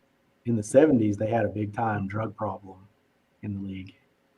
A little big time. Alleged. 70s, And the 80s. 70s at a time. 90s, 2000s. Well, They're not quitters, Bobby. You don't quit like that. You keep it going. different. Eric has to be a get off my line kind of guy. He is a get off my line kind of guy. Yes, I am. I don't think backpedaling after you hit a 3 immediately before it even is halfway to the rim is good defense. So I disagree with how to play basketball. That's not what you do. I'm greatly disappointed they didn't shoot the 3-pointers from their side of the court. Skip the nonsense. Shoot like 100-foot three. Do you guys know who scored the very first 3-pointer in NBA history? Go ahead, Bougie Eric. Live the dream. Chris Ford, Boston Celtics. Amazing. Had to be a Boston player. I was gonna say that's the only reason he knows it. Thank you. I know this now. I already forgot his name. I stopped watching Dirk back in the day. I love watching Dirk back in the day. He was part of the translation to majority threes and stretch small ball basketball. But Dirk could play a little bit more. He didn't just do threes. He could actually play a little bit. Dirk was good, man. Yeah, Dirk could play. Thank you, Orlando. Remember to hit the like button so Eric pays up. Facts. Yes, please. I want to see Shaq dunking some fool trying to block him. Fair, Bob. Fair. Jay, good evening. Yannick, there's no free vault lunch. Charges can change at any time. That said, worth some experimenting. And that's fair. Of course. Yeah. Okay, let's take a look here. Okay, I'll read this one. I'm going to start skipping a couple of these because like, a lot of them do get a little repetitive, but I'll read a couple. WNBA should start embrace being meme and introduce rules like a 4-point line and 8-foot high hoop. Why not? The 300 people in attendance will love it. According to analytics, Trout is great, but in reality, he's okay-ish and his team is the shits. That's why I like you, Bob, no matter what Eric says about you. And I say a lot of things about He you. does say a lot of things. Very scandalous things, really. Trout won the war, too. Too bad he can't win the WS war. Look at you. I did make this joke before, and I appreciate the U-Bless and Breaks bringing it back. So thank you for that. Yes, the NBA Finals used to be on tape delay. And Mike Jungberg saved the league, which is true. Yeah. The thing, though, is a professional sports league needed saving in the 1980s. That today is a big league, but they needed saving. So there you go. Nothing beats an express package sitting in customers 2 weeks before clearing with no import charges. There you go. Let's add a 4-point line. Let's add a 5-point line. Any of y'all play an NBA Jam? You could activate those codes so you could have an 8-point shot. Oh, that was such a fun game. The arcade version was. It was. No, you know what was my favorite, Andy? When we just wanted to screw around, we would put in the codes because you could put in the different cheat codes. You could have all the different spots with like an 8-point shot or whatever. But you could also then put in the code so that you could dunk from anywhere. So you'd be on your side of the court, step on an 8-point shot, and go all the way across the court and dunk it for 8 points. 8-point dunk from that side of the court. But you're seeing the animation; they're literally flying all the way through the entire court. That's the NBA I want to see, y'all. Oh man! You show me that, I'm interested. I want the ball to catch fire when somebody's on fire. He's on fire. Just have trampolines like those mini tramps all around the court. Done. That's right. Yeah. Let's do it. Yeah. Look, I'm not here about the purity of the sport. I'm here about the entertainment value. Let's get us some trampolines. Yeah. Make it an 8-foot net. Then I can dunk. Live the dream. I love it. Backpedal under prevent fast breaks. Yep. The only reason I know who Chris Ford is because he coached the lowly Clippers. There you go. He did. Victor, I already forgot his name. Me too. That's right. Victor, come on, man. Victor's a rookie card specialist, and he already forgot. Come on, man. Just Little support, Victor. Come on. Just make the I'm hoop gonna do a move. video on it now. Watch out. That'd be fun too. I feel like I've seen a movie where they tried something like that. I'm trying to remember now. Like, I feel like I saw something where they made the hoop move, or maybe they did like a TV show on one of those off-brand networks where they tried like a goofy version of basketball where they started messing around with stuff, making the hoop move. Or maybe it was a commercial. Maybe they just Harlem decided to put it- Globetrotters, maybe. Yeah, I feel like I've seen someone try something like that in some form of media where I watched it, and it was meant to be funny. They were just screwing around, but it was interesting. Wasn't They there did a have that. movie Go ahead. like basketball? Wasn't that it? Maybe, but I know that maybe it was even a commercial or something. But they were doing something where it was meant to be comedy, like it was intentionally silly on purpose. But I do know that they had I feel like it was called Slam Ball or something. They did something on TV where they had Slam dunking. trampolines and Yes. yeah. And the idea was to make the Do dunking very tricks. exciting. They could do Yeah. all kinds of stuff. Yeah, exactly. Okay. Or switch the hoop out for one of the hoops from an amusement park so the rim is shaped funny. There you go. Mhm. I like it. Bob's thinking. I appreciate it. Carney thinking. Look, man, somebody's got to do something. Like, we're bored. We're basically saying is we're bored here. Like, we don't really want to watch your stupid crap. Okay, just give us something to entertain us. Let me book some people for Thunderdome. The people will be entertained. We'll ask, "Are you entertained?" Yeah, we are now. We weren't before, but now we are. Thanks, Russell. The slam ball. There you go. I thought it was something like that. That Slam sounds good. ball. Yeah, because I remember they did trampolines, and the idea was to do the focus on the aerial game, like to set yourself up to be able to do the dunk. But you got the trampoline, so you can get tons of air, and that was the whole point of it. So lots of slam. If you want slam dunks, that was a slam dunk. They weren't shooting 3-point shots in that league. You're doing it for the slam dunks. Now, question for you, Andy. Obviously, we're going into the holidays and everything, and you normally are very paced in terms of your purchasing and everything. Are you going to be? When is the next Dallas show? When's the next cycle of those ones? The New Year, I assume. The next Dallas show is in January. But I'm not sure. I don't think I'm going to go to that one because I'm actually going to go to the Burbank card show that's in February. Ooh, fancy. So. Are you going to be an attendee? Are you setting up, or what are you thinking? No, I'm just going to be an attendee. Like Mike, baseball collector, and I, we're going to go, and Josh, rated rookie Josh, he lives out there in LA. So we're going to go out there and visit him, and then go to the show while we're there. So you should have randomly seen if there was some collections there, and you could have gotten yourself on a Chasing Cardboard episode. Yeah. I mean, hey, you never know. They may have something lined up for that. So I don't know. I was gonna say, yeah, look, if you see a camera crew around, then you know the jig is up, and it might be time to have a little fun and be part of the show. Oh, if I see a camera crew around, I'll get in there. There you go. I like it. So let's see here. Other than that, though, anything catching your eye? Or you're just kind of pacing yourself, taking your time like usual, just trying to see something that interests you. Yeah. I mean, like I think there's certain things right now that I think have dipped low enough to where I'm more comfortable paying what they're at this time than I was before. Most things are down quite a bit, but not everything. There's still certain things that haven't really fully corrected yet. So, but yeah, there's some stuff out there that I think it's appealing to collectors at this point. All right, sounds good. So Bless him here says they should combine the XFL with the NBA D League. He Hate Me versus the Angel Ball is a must-see TV. Yeah, there you go. We're working on it. Orlando here has a question. Any predictions for the hobby next year? So I think we'll touch on this a little bit in a week or two, but for now we can touch on a couple of light ones. I think that'd be kind of fun. Any kind of high level? I laugh that Bob Jackson pretty much covered the entire gamut here. Some go up, some go down. People overreact. Old timers sit back and laugh. He's not wrong. That does sum it up pretty well. But does anybody want to take a stab at maybe a more either a more silly or a more outlandish kind of hobby prediction for the new year? Anything you want to throw out there that would be kind of fun? Eric's gonna be the half full kind of guy, half full glass kind of guy next year. That's my prediction. I think Bougie Eric will denounce his love of the chocolate sticks, take on a monastic life where not all he will do is collect nothing but baseball cards. I think he's gonna volunteer for Beckett too. I like that. Volunteer. Tag part-time. Ooh. He may as well just work for them all, yeah. I'm trying to think of something that doesn't involve Eric at this point. Everybody else is just piling on. Tough. Andy, this is kind of what we do. It's kind of what we do. You know how this rolls, Andy. You knew the assignment when you came in. Give me a few seconds. Yeah, I'll give you a minute. Like I said, we'll do this topic, or I will pick one. I want to actually come up with one that doesn't involve Eric, and then we'll definitely talk a little bit more on them in the New Year's Eve one, because I'm doing the Christmas Eve one. That'll probably be at the house, so we may get a Carlos Senior cameo. No promises, but we'll see if he's around. I may make that happen. And then the New Year's Eve one, I'll do it. I just moved it over a day because I enjoyed the New Year's Eve one. It was kind of fun to sit there and chill, and I'll try to invite some of the folks that haven't been around in a bit as well. That's why I also want to take advantage. And Andy, you're more than welcome to either one if you have time. I know it's holidays, so I wanted to make sure people don't get. I'll leave it open-ended for them. What was that, Yannick? Said book your seat. Yeah, yeah. Well, that's what I say. Like, for some folks, it's okay; they don't mind. But for some folks, if they just want to come in a cameo, say hello for a couple minutes, and then take off, that's cool too. So I'll extend the invite fairly broadly, just to give people a chance if they want to pop in. So one prediction that I'll make, I think we'll finally get the resolution to that. And it's not much of a bold statement. I think we'll finally get resolution to that Fanatics and Panini thing.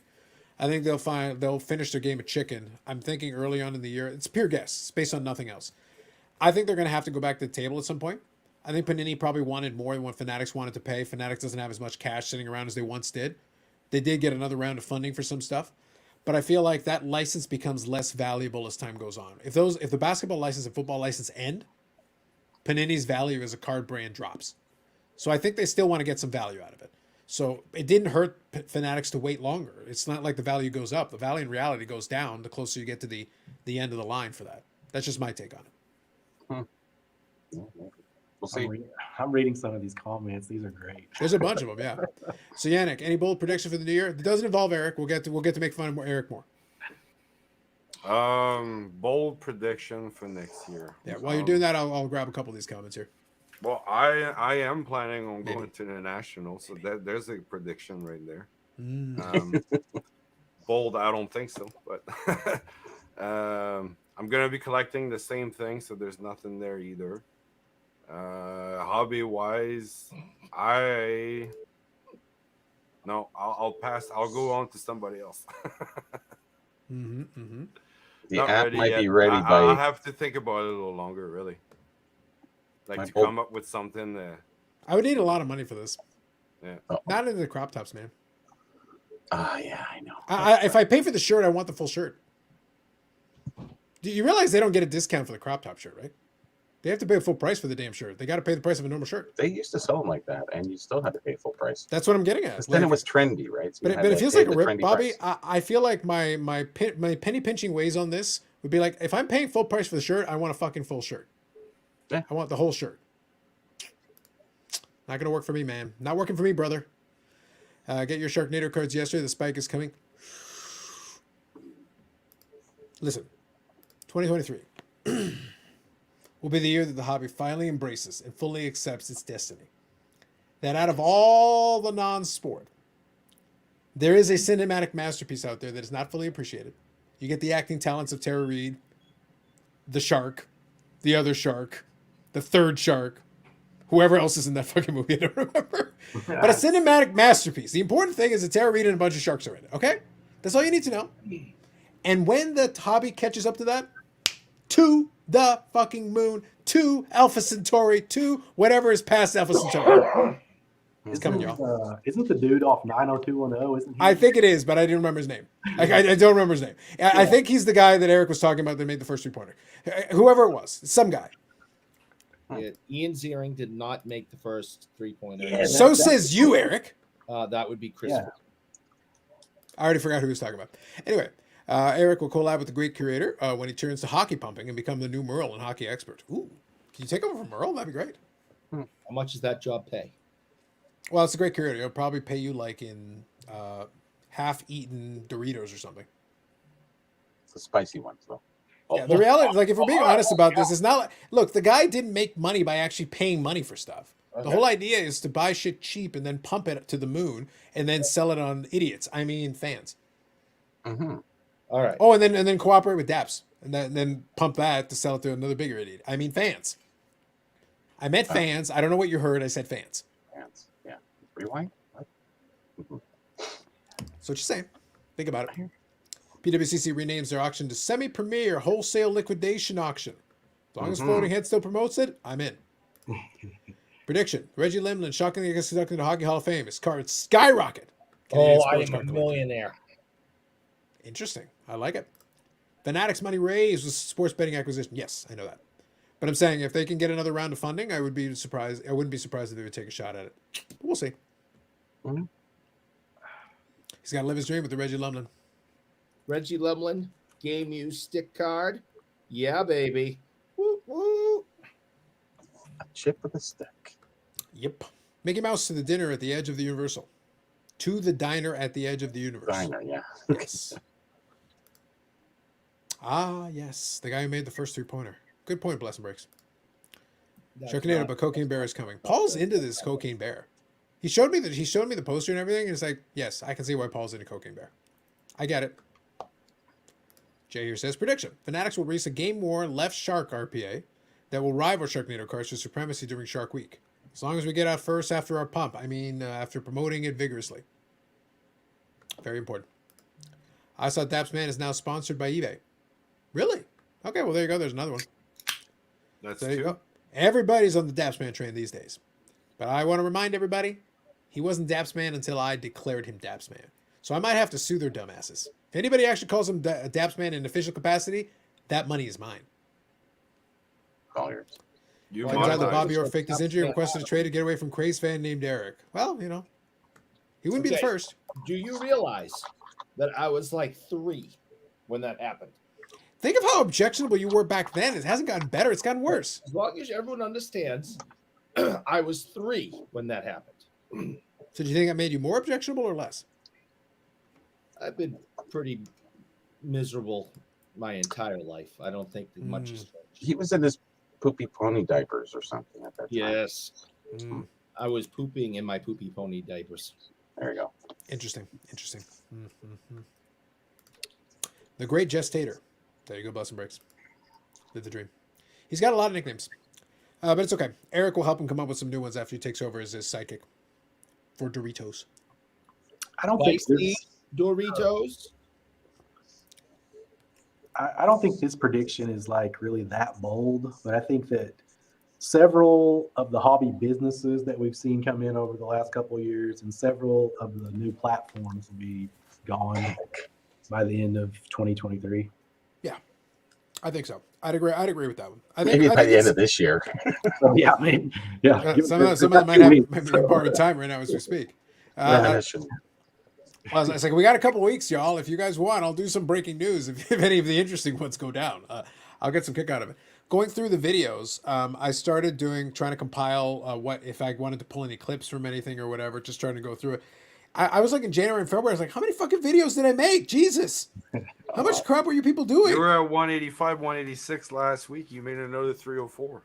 No, I'm at right now, this is like 197 or 198 right now. 200. Break 200. Yeah, Ball no, was we're going to break 200. 7 just last week. Yeah, like it's a lot. Bobbles at 300 this month, I think. Ask Eric. He's paying for them. He gets all the bills. So Absolutely. I know. Oh, I'm keeping track. Trust me. So you're saying that Eric is paying for something, apparently, like say the like button. See, I think Sharknado cards would have taken off if they would have used like movie screen props on the card or something. You know, I think that would have really, Shark Tooth or something. I think that's the next phase. They got to use props from movies on card. Could be. Could very No well more be. game use. No more nah. You need the real stuff. Small. could be. I'm just going to leave this here. I appreciate the Hockey Barn Collectibles is going there. I'll leave it be. How many half-eaten Doritos does Eric need to pay you back? He can't pay me back in half-eaten Doritos. We have very specific terms. I'm sorry, we're going to need currency. He can take half-eaten Doritos. We take cash money. Everybody who hits the like button, though, I charge him in cash money.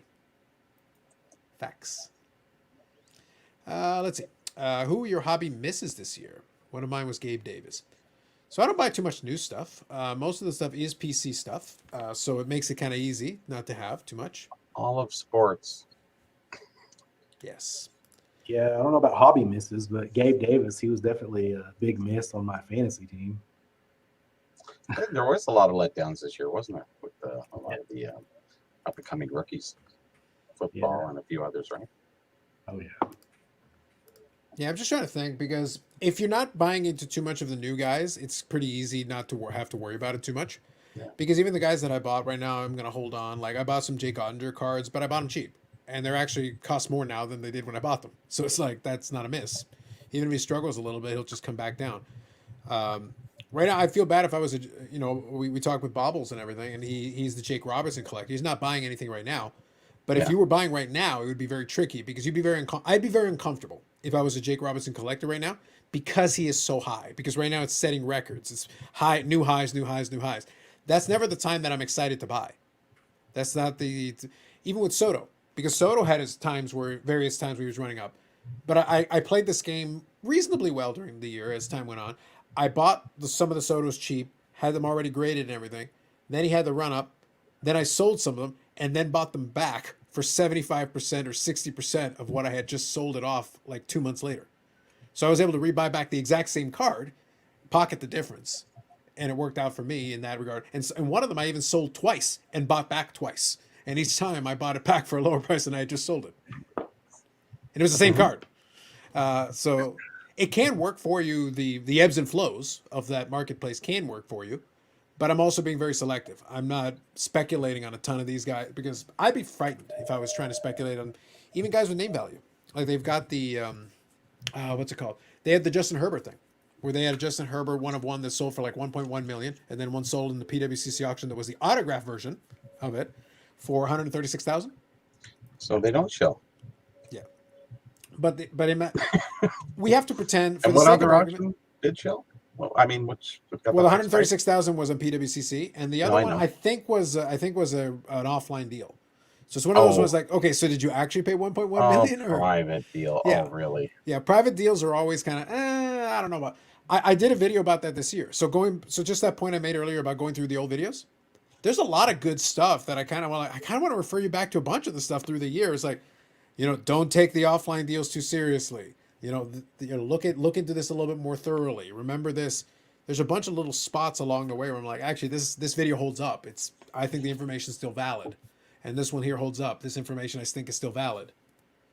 A lot of it wasn't time based, so like I could show it to you again 6 months down the road. It's like actually that information is still valid. You can still use that if you want to. Use that info because it's more generic. It's not meant on a specific product or specific item. Darius Leonard here.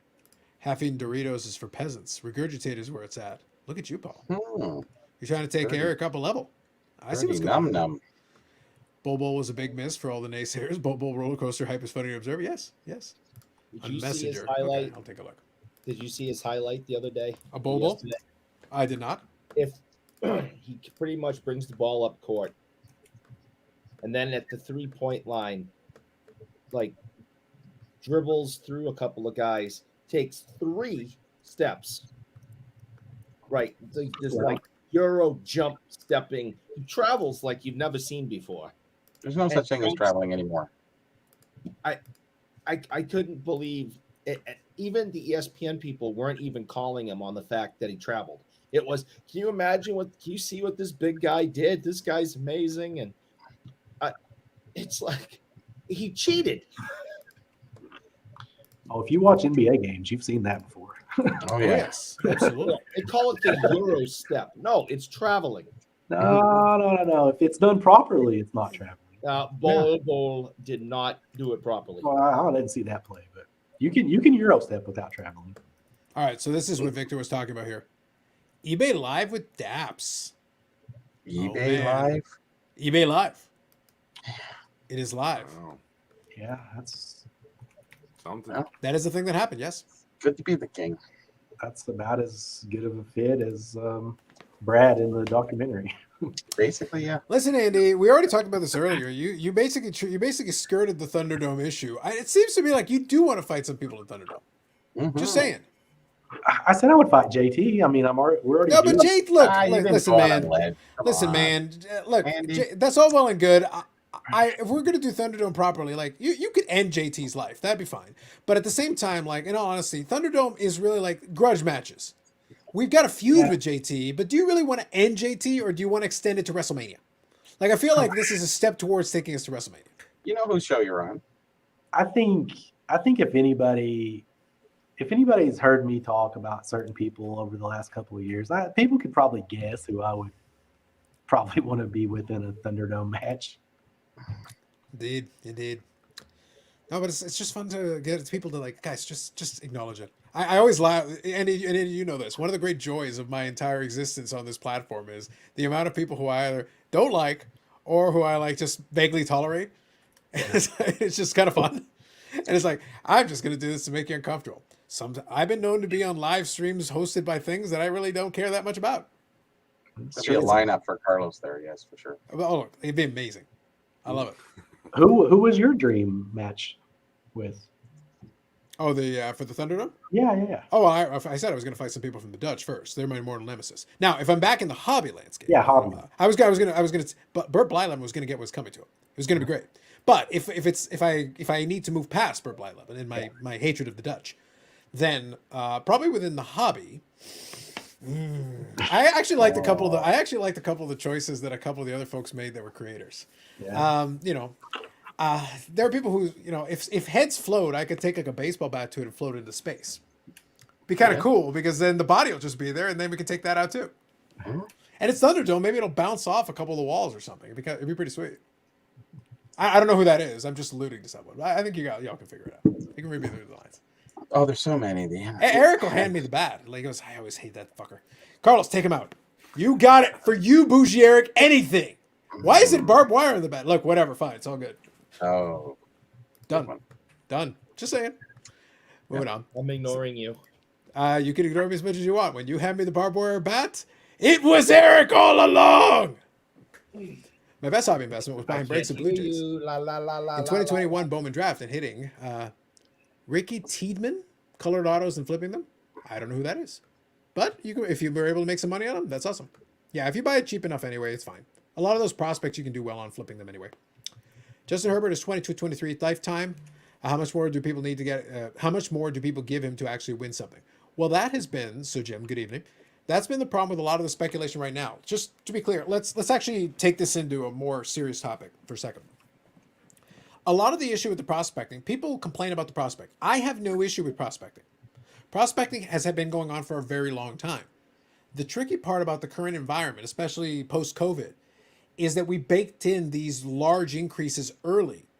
So like back in the day, Justin Herbert could have been a great prospect. Maybe some people are interested. Maybe they see some potential. That'd be cool. But you don't get like, even a Peyton Manning when he came out. Peyton Manning was the #1 overall draft pick. Everybody knew he was going to be a star. But you could still buy his stuff relatively cheap. And everybody knew he was going to be a star. They were very confident in this. And in the end, he delivered on a lot of what people wanted him to deliver. But if you were buying it in 1999, I think it's 99. Am I, Andy, I believe? 98 was his rookie. 98, thank you. Yeah. So in 1998, if you're buying them, they weren't cheap, but they weren't ridiculous. You weren't paying like this ridiculous price point where it's like, there's no chance in hell, like you're already baking in 5 Super Bowls. Yeah. But the problem is with Justin Herbert, even if he's successful, even if he's very good, it's a disappointment comparative to the price point that we've already set him at. We've already baked in Super Bowls, MVPs, and great success. So if he falls anywhere short of that, we've got nowhere to go but down. We had the same thing in baseball. I did that video on Jason Dominguez and compared him to Albert Pujols. Albert Pujols already had 600 home runs by the time I did that comparison with the two, and they were priced the same. And I was like, Jason Dominguez has not had 1 major league at bat, has had 0 major league at bats. How on earth can he possibly meet these expectations when he's already baked into this high price? What can he possibly do? Yeah. Well, do you remember whenever like there was so much talk that surrounded people using sports cards, basically like they would do sports bets where they would bet on the players, right? Well, it turns out what happened with a lot of those cases, if you won your bet, it's like the guy you bet with didn't pay you because you still lost money. Because like Patrick Mahomes, who wins the Super Bowl, his stuff goes down. And, there's a lot of other examples. So even if you win, you still don't win in a lot of cases. That's exactly it. And that's why the speculation game today, I feel bad for folks that try to play that game because you've made it almost impossible to win. Yeah. We've already, the whole point of the buy low, sell high thing is you have to buy low. But if you're buying high, how could you possibly buy low? You're buying high and trying to sell higher. Right. This is already a very risky proposition, and you've just made it borderline impossible. Yeah. It's hard to play the play-by-play marketing game. So. Well, there's so many people that are doing it now, and they're looking so many steps further ahead than what people used to because they're trying to just look for things constantly, and they're seeing a lot of stuff that's not really there.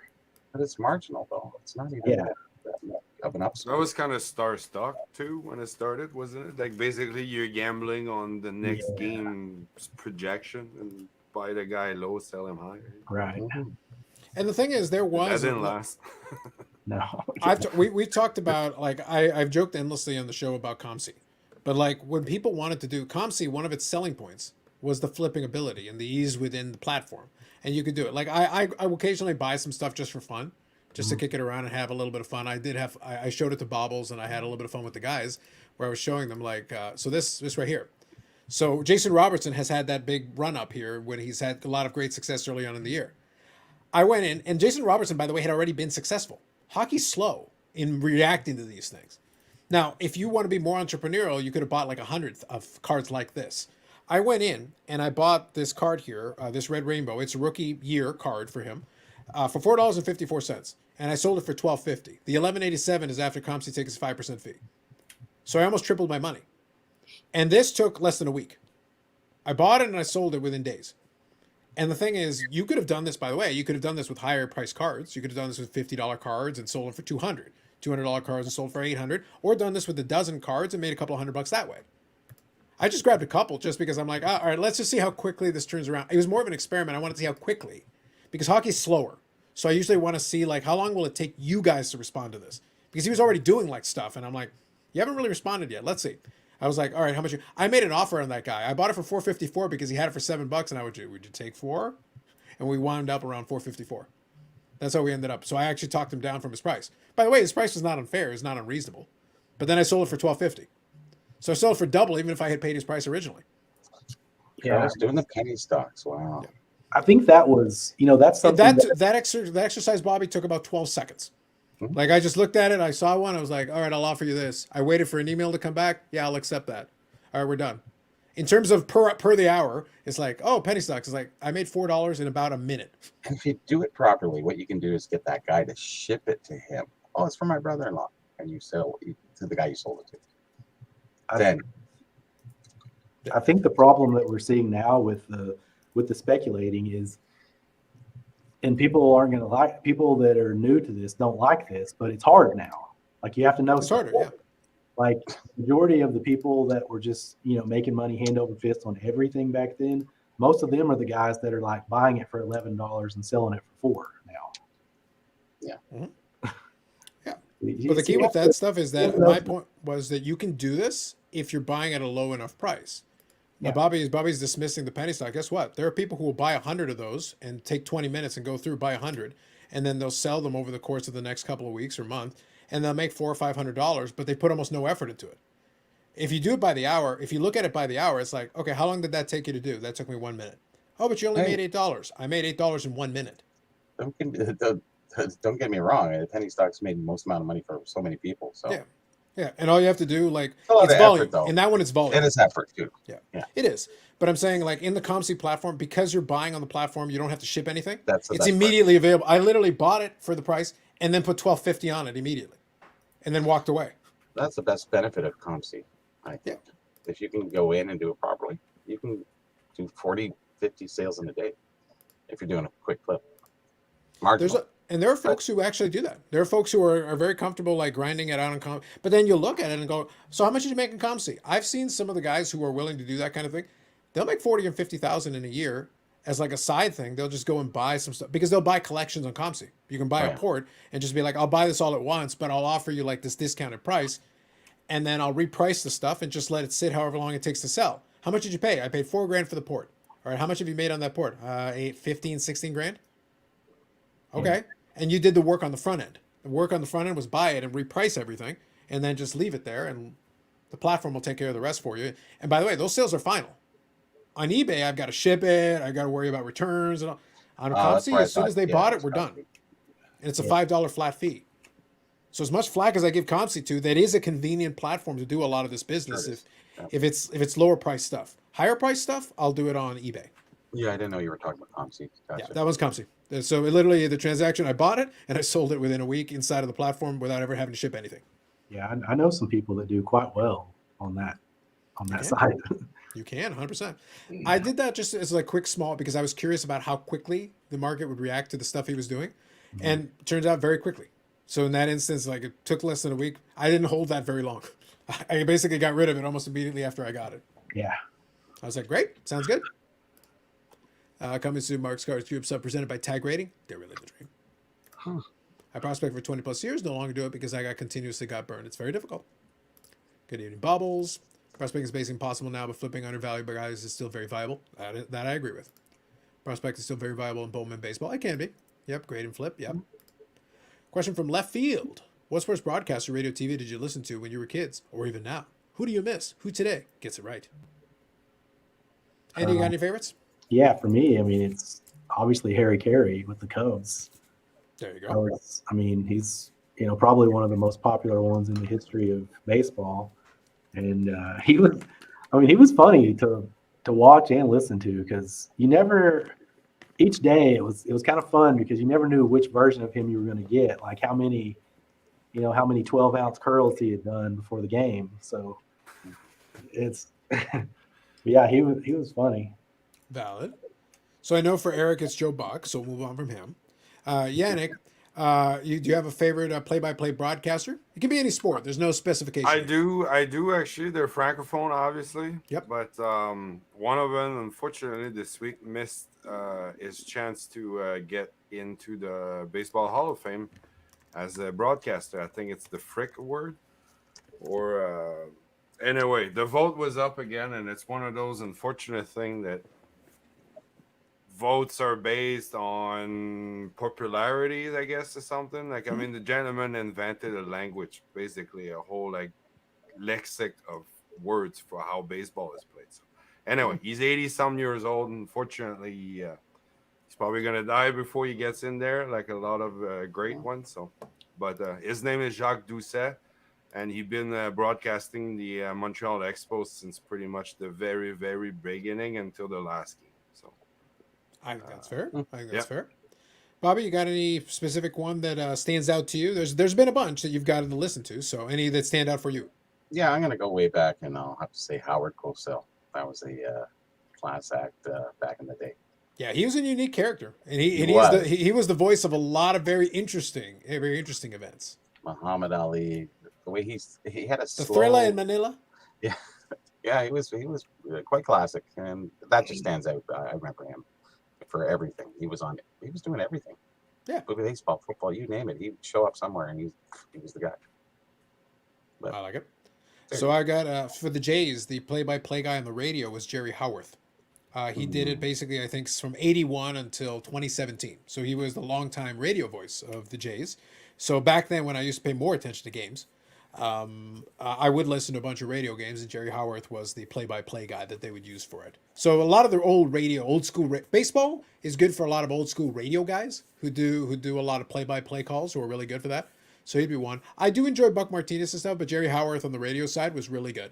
Like he was one of those ones who knew what he was doing, and you could deliver and present the show because you're not seeing it, right? So he's got to describe it to you and present it to you in a way that you can follow along with what's going on. Some are better than others, for sure. Yeah. Absolutely.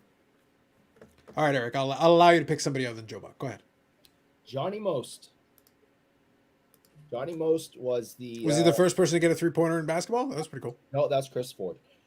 Johnny Most was the Celtics radio play-by-play guy, and you probably heard his scratchy voice on many highlights from the 70s and 80s.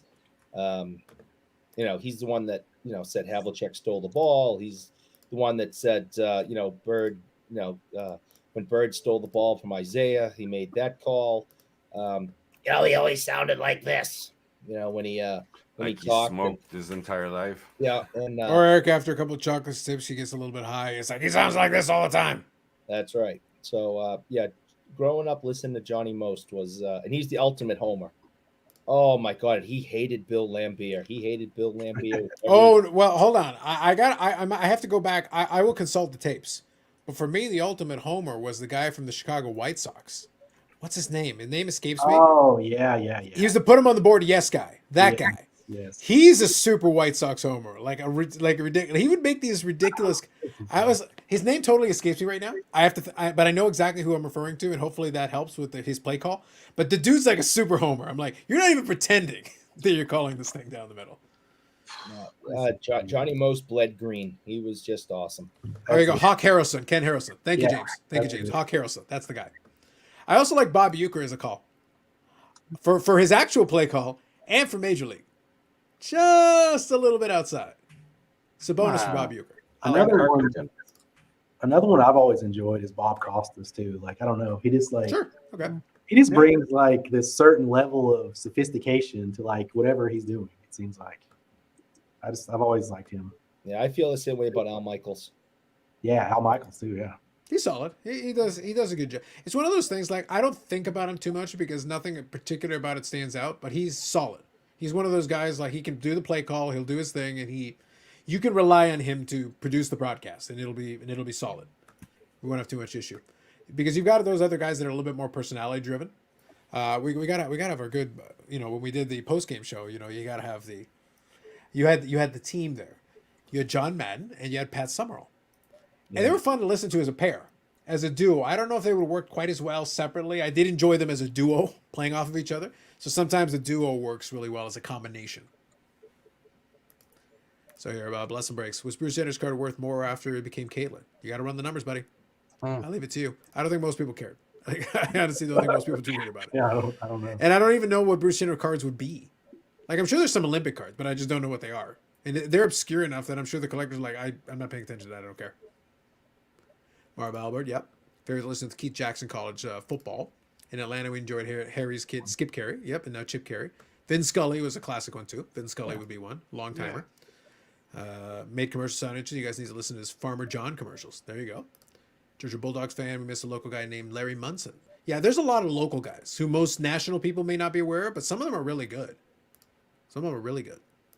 Yeah, Ken the Hawk Harrelson. Great home run call. Pretty solid player. There you go. Ken Harrelson. Thank you, Jeff. Thank you. Staven, appreciate that. Logos a loose term. I think Larry Munson was from Minnesota rather than the South. There you go. Vin Scully and Chick Kern, growing up in LA with Bob Miller, who did the Kings games. Love it, LA Pats. Thank you for that. Do you believe in miracles? Yes. Best golf pair, Pat Summerall and Ken Ventura. You see, Pat Summerall again. Through Rizzuto, Bill White Yankee games. White Sox, a Sox fan, very nostalgic for Don Orsillo and Jerry Remy. Yeah. Pat Summerall and Madden. Yep. Oh, shut up, Bob. I had to leave that for a moment just to let Eric appreciate it and absorb it. Bob's always good. He's ready to. Well, look, the thing is, we've struggled tonight because, you've told me about 4 or 5 different people that had the first 3-pointer in NBA history, and I don't know what to believe. Mm-hmm. I only told you one. I've heard like 4 names. Nope, just told you one. Chris Ford. That was all I told you. Who again? Nope, just Chris Ford. Wait, from the Ford Motor Company? The The car guy just shot a 3-pointer? What the hell for? I brought him out at halftime. So it doesn't count. A halftime 3-pointer isn't a real 3-pointer. Eric, why do you keep lying to people? Are you sure? No, it does not count. I don't know. Bob seems to think you had the first 3-pointer in NBA history. You're old enough. I am old enough. You were there when the peach basket was happening. You're like, could you just cut down the bottom? Good idea, Eric. I think it was 1979-80 was the first 3-pointer. Bobby, if you could do play-by-play for something, would you if you were going to broadcast something, what would you want to broadcast?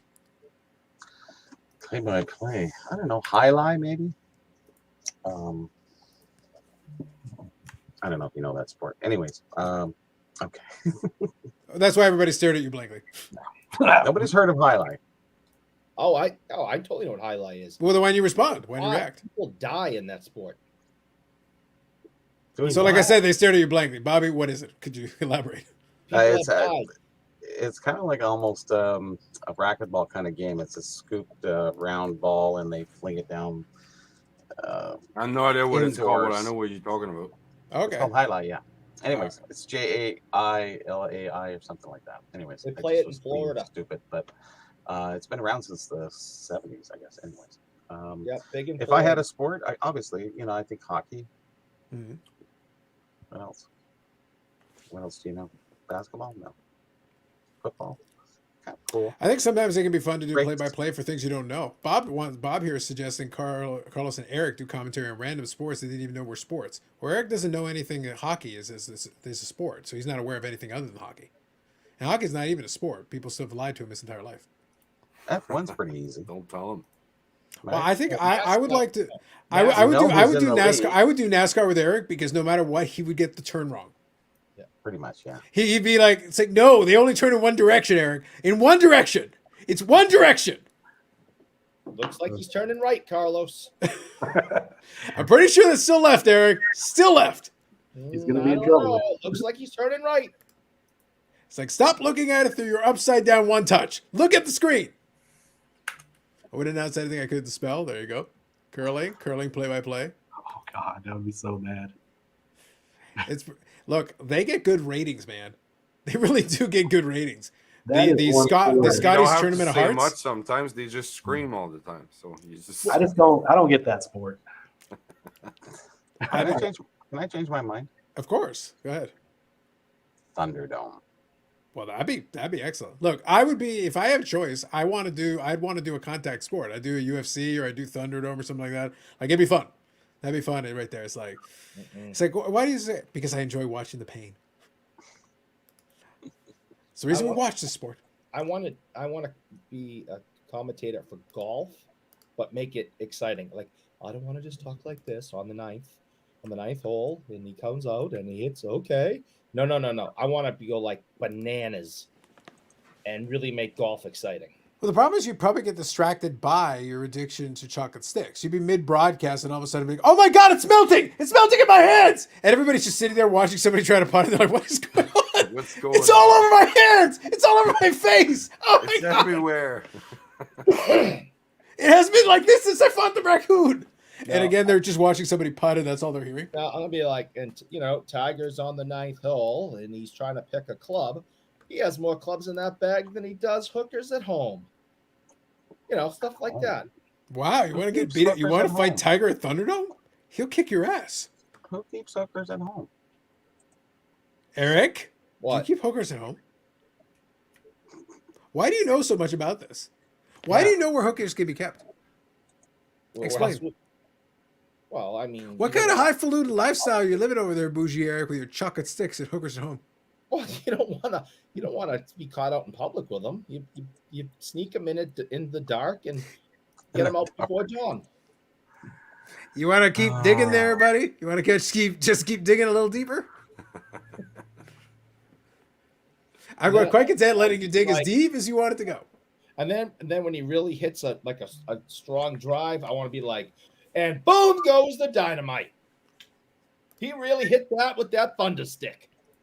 I want to make golf exciting. It's so boring.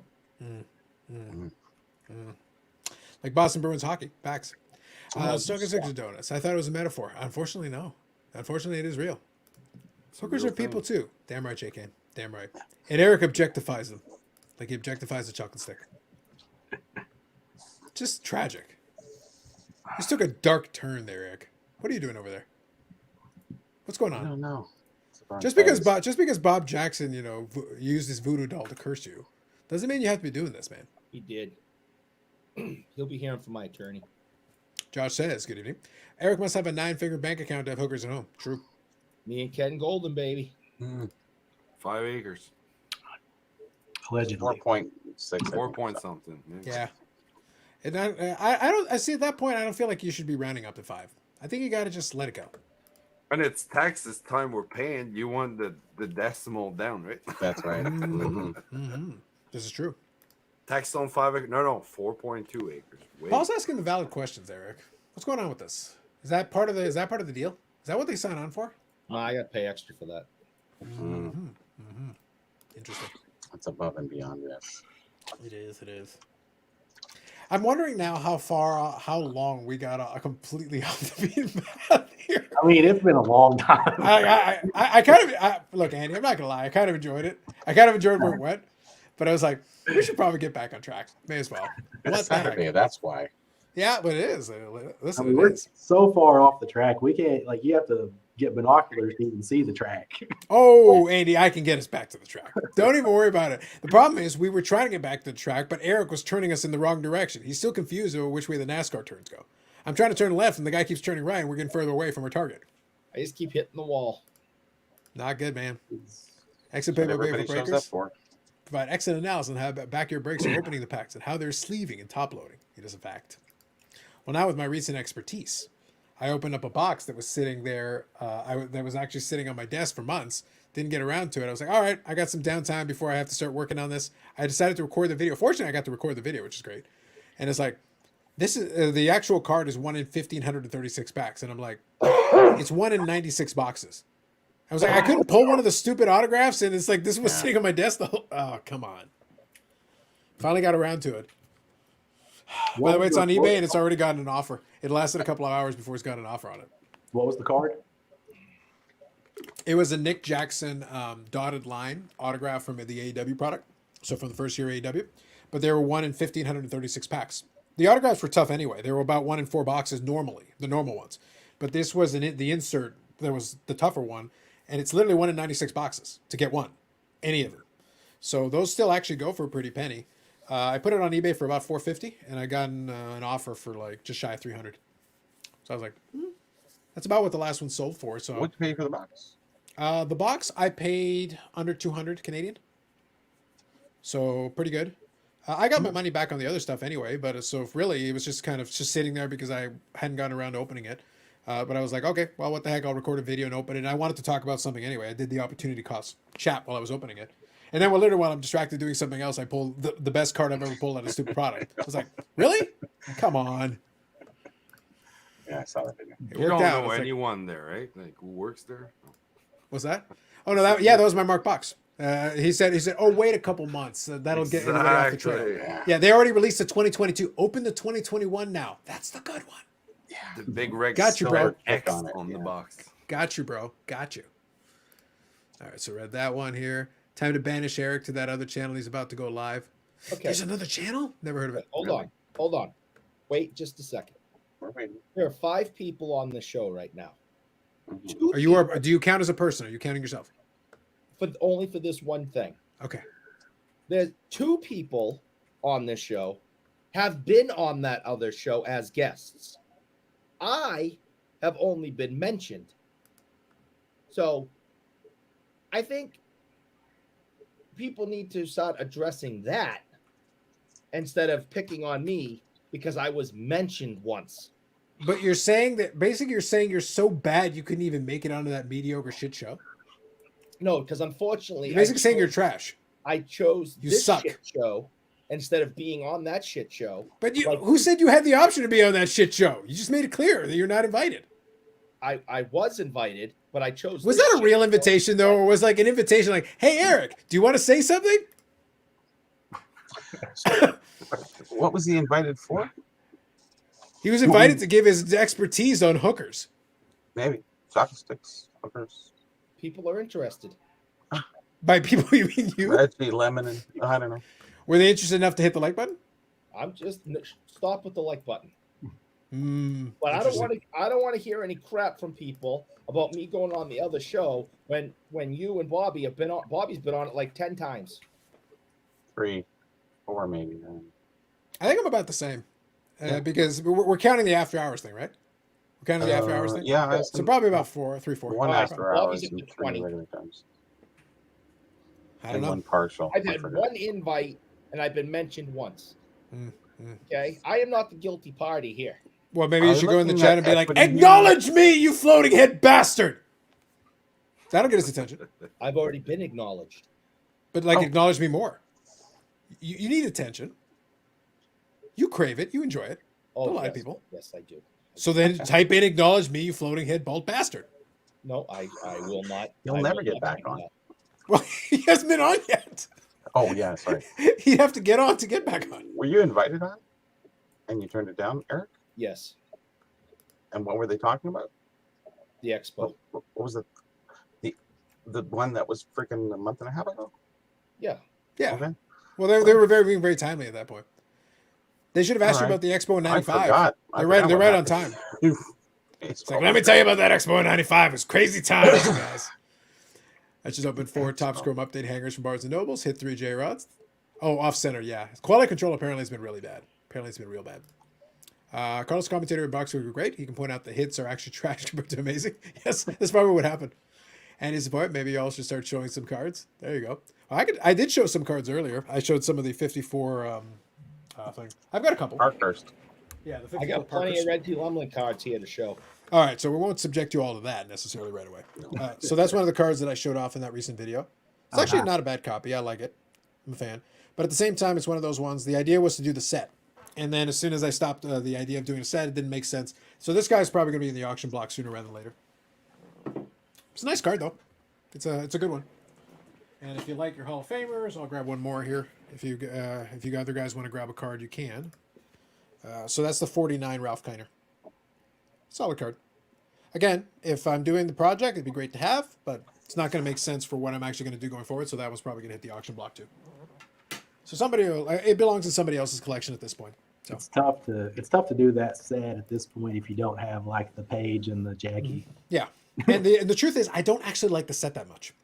The idea was that I wanted to do the run of them, just as a general thing. But then after a while, I was like, you know what? I appreciate it. I respect certain cards in that set. I actually think 49 Bowman is really ugly, and I don't like it. I like the square cards. Oh, the fit like 50 Bowman and stuff like that. Those are nice. Boxing, 53s, I think, something like that. Yeah. What is that, Eric? All right, I'm fine. I'll let Eric. Eric, put it in the middle. Put it over your face so no one has to see your face. Is it acetate? No, it's a jersey card. Red Tea Lumlin game used jersey card from the Atlanta Flames. The problem is the card's upside down. Put it right side up. Oh, sorry. Yeah, that's better. Perfect. That's Looks the correct- better, actually. That's 100 times better. That looks fantastic. That's way better.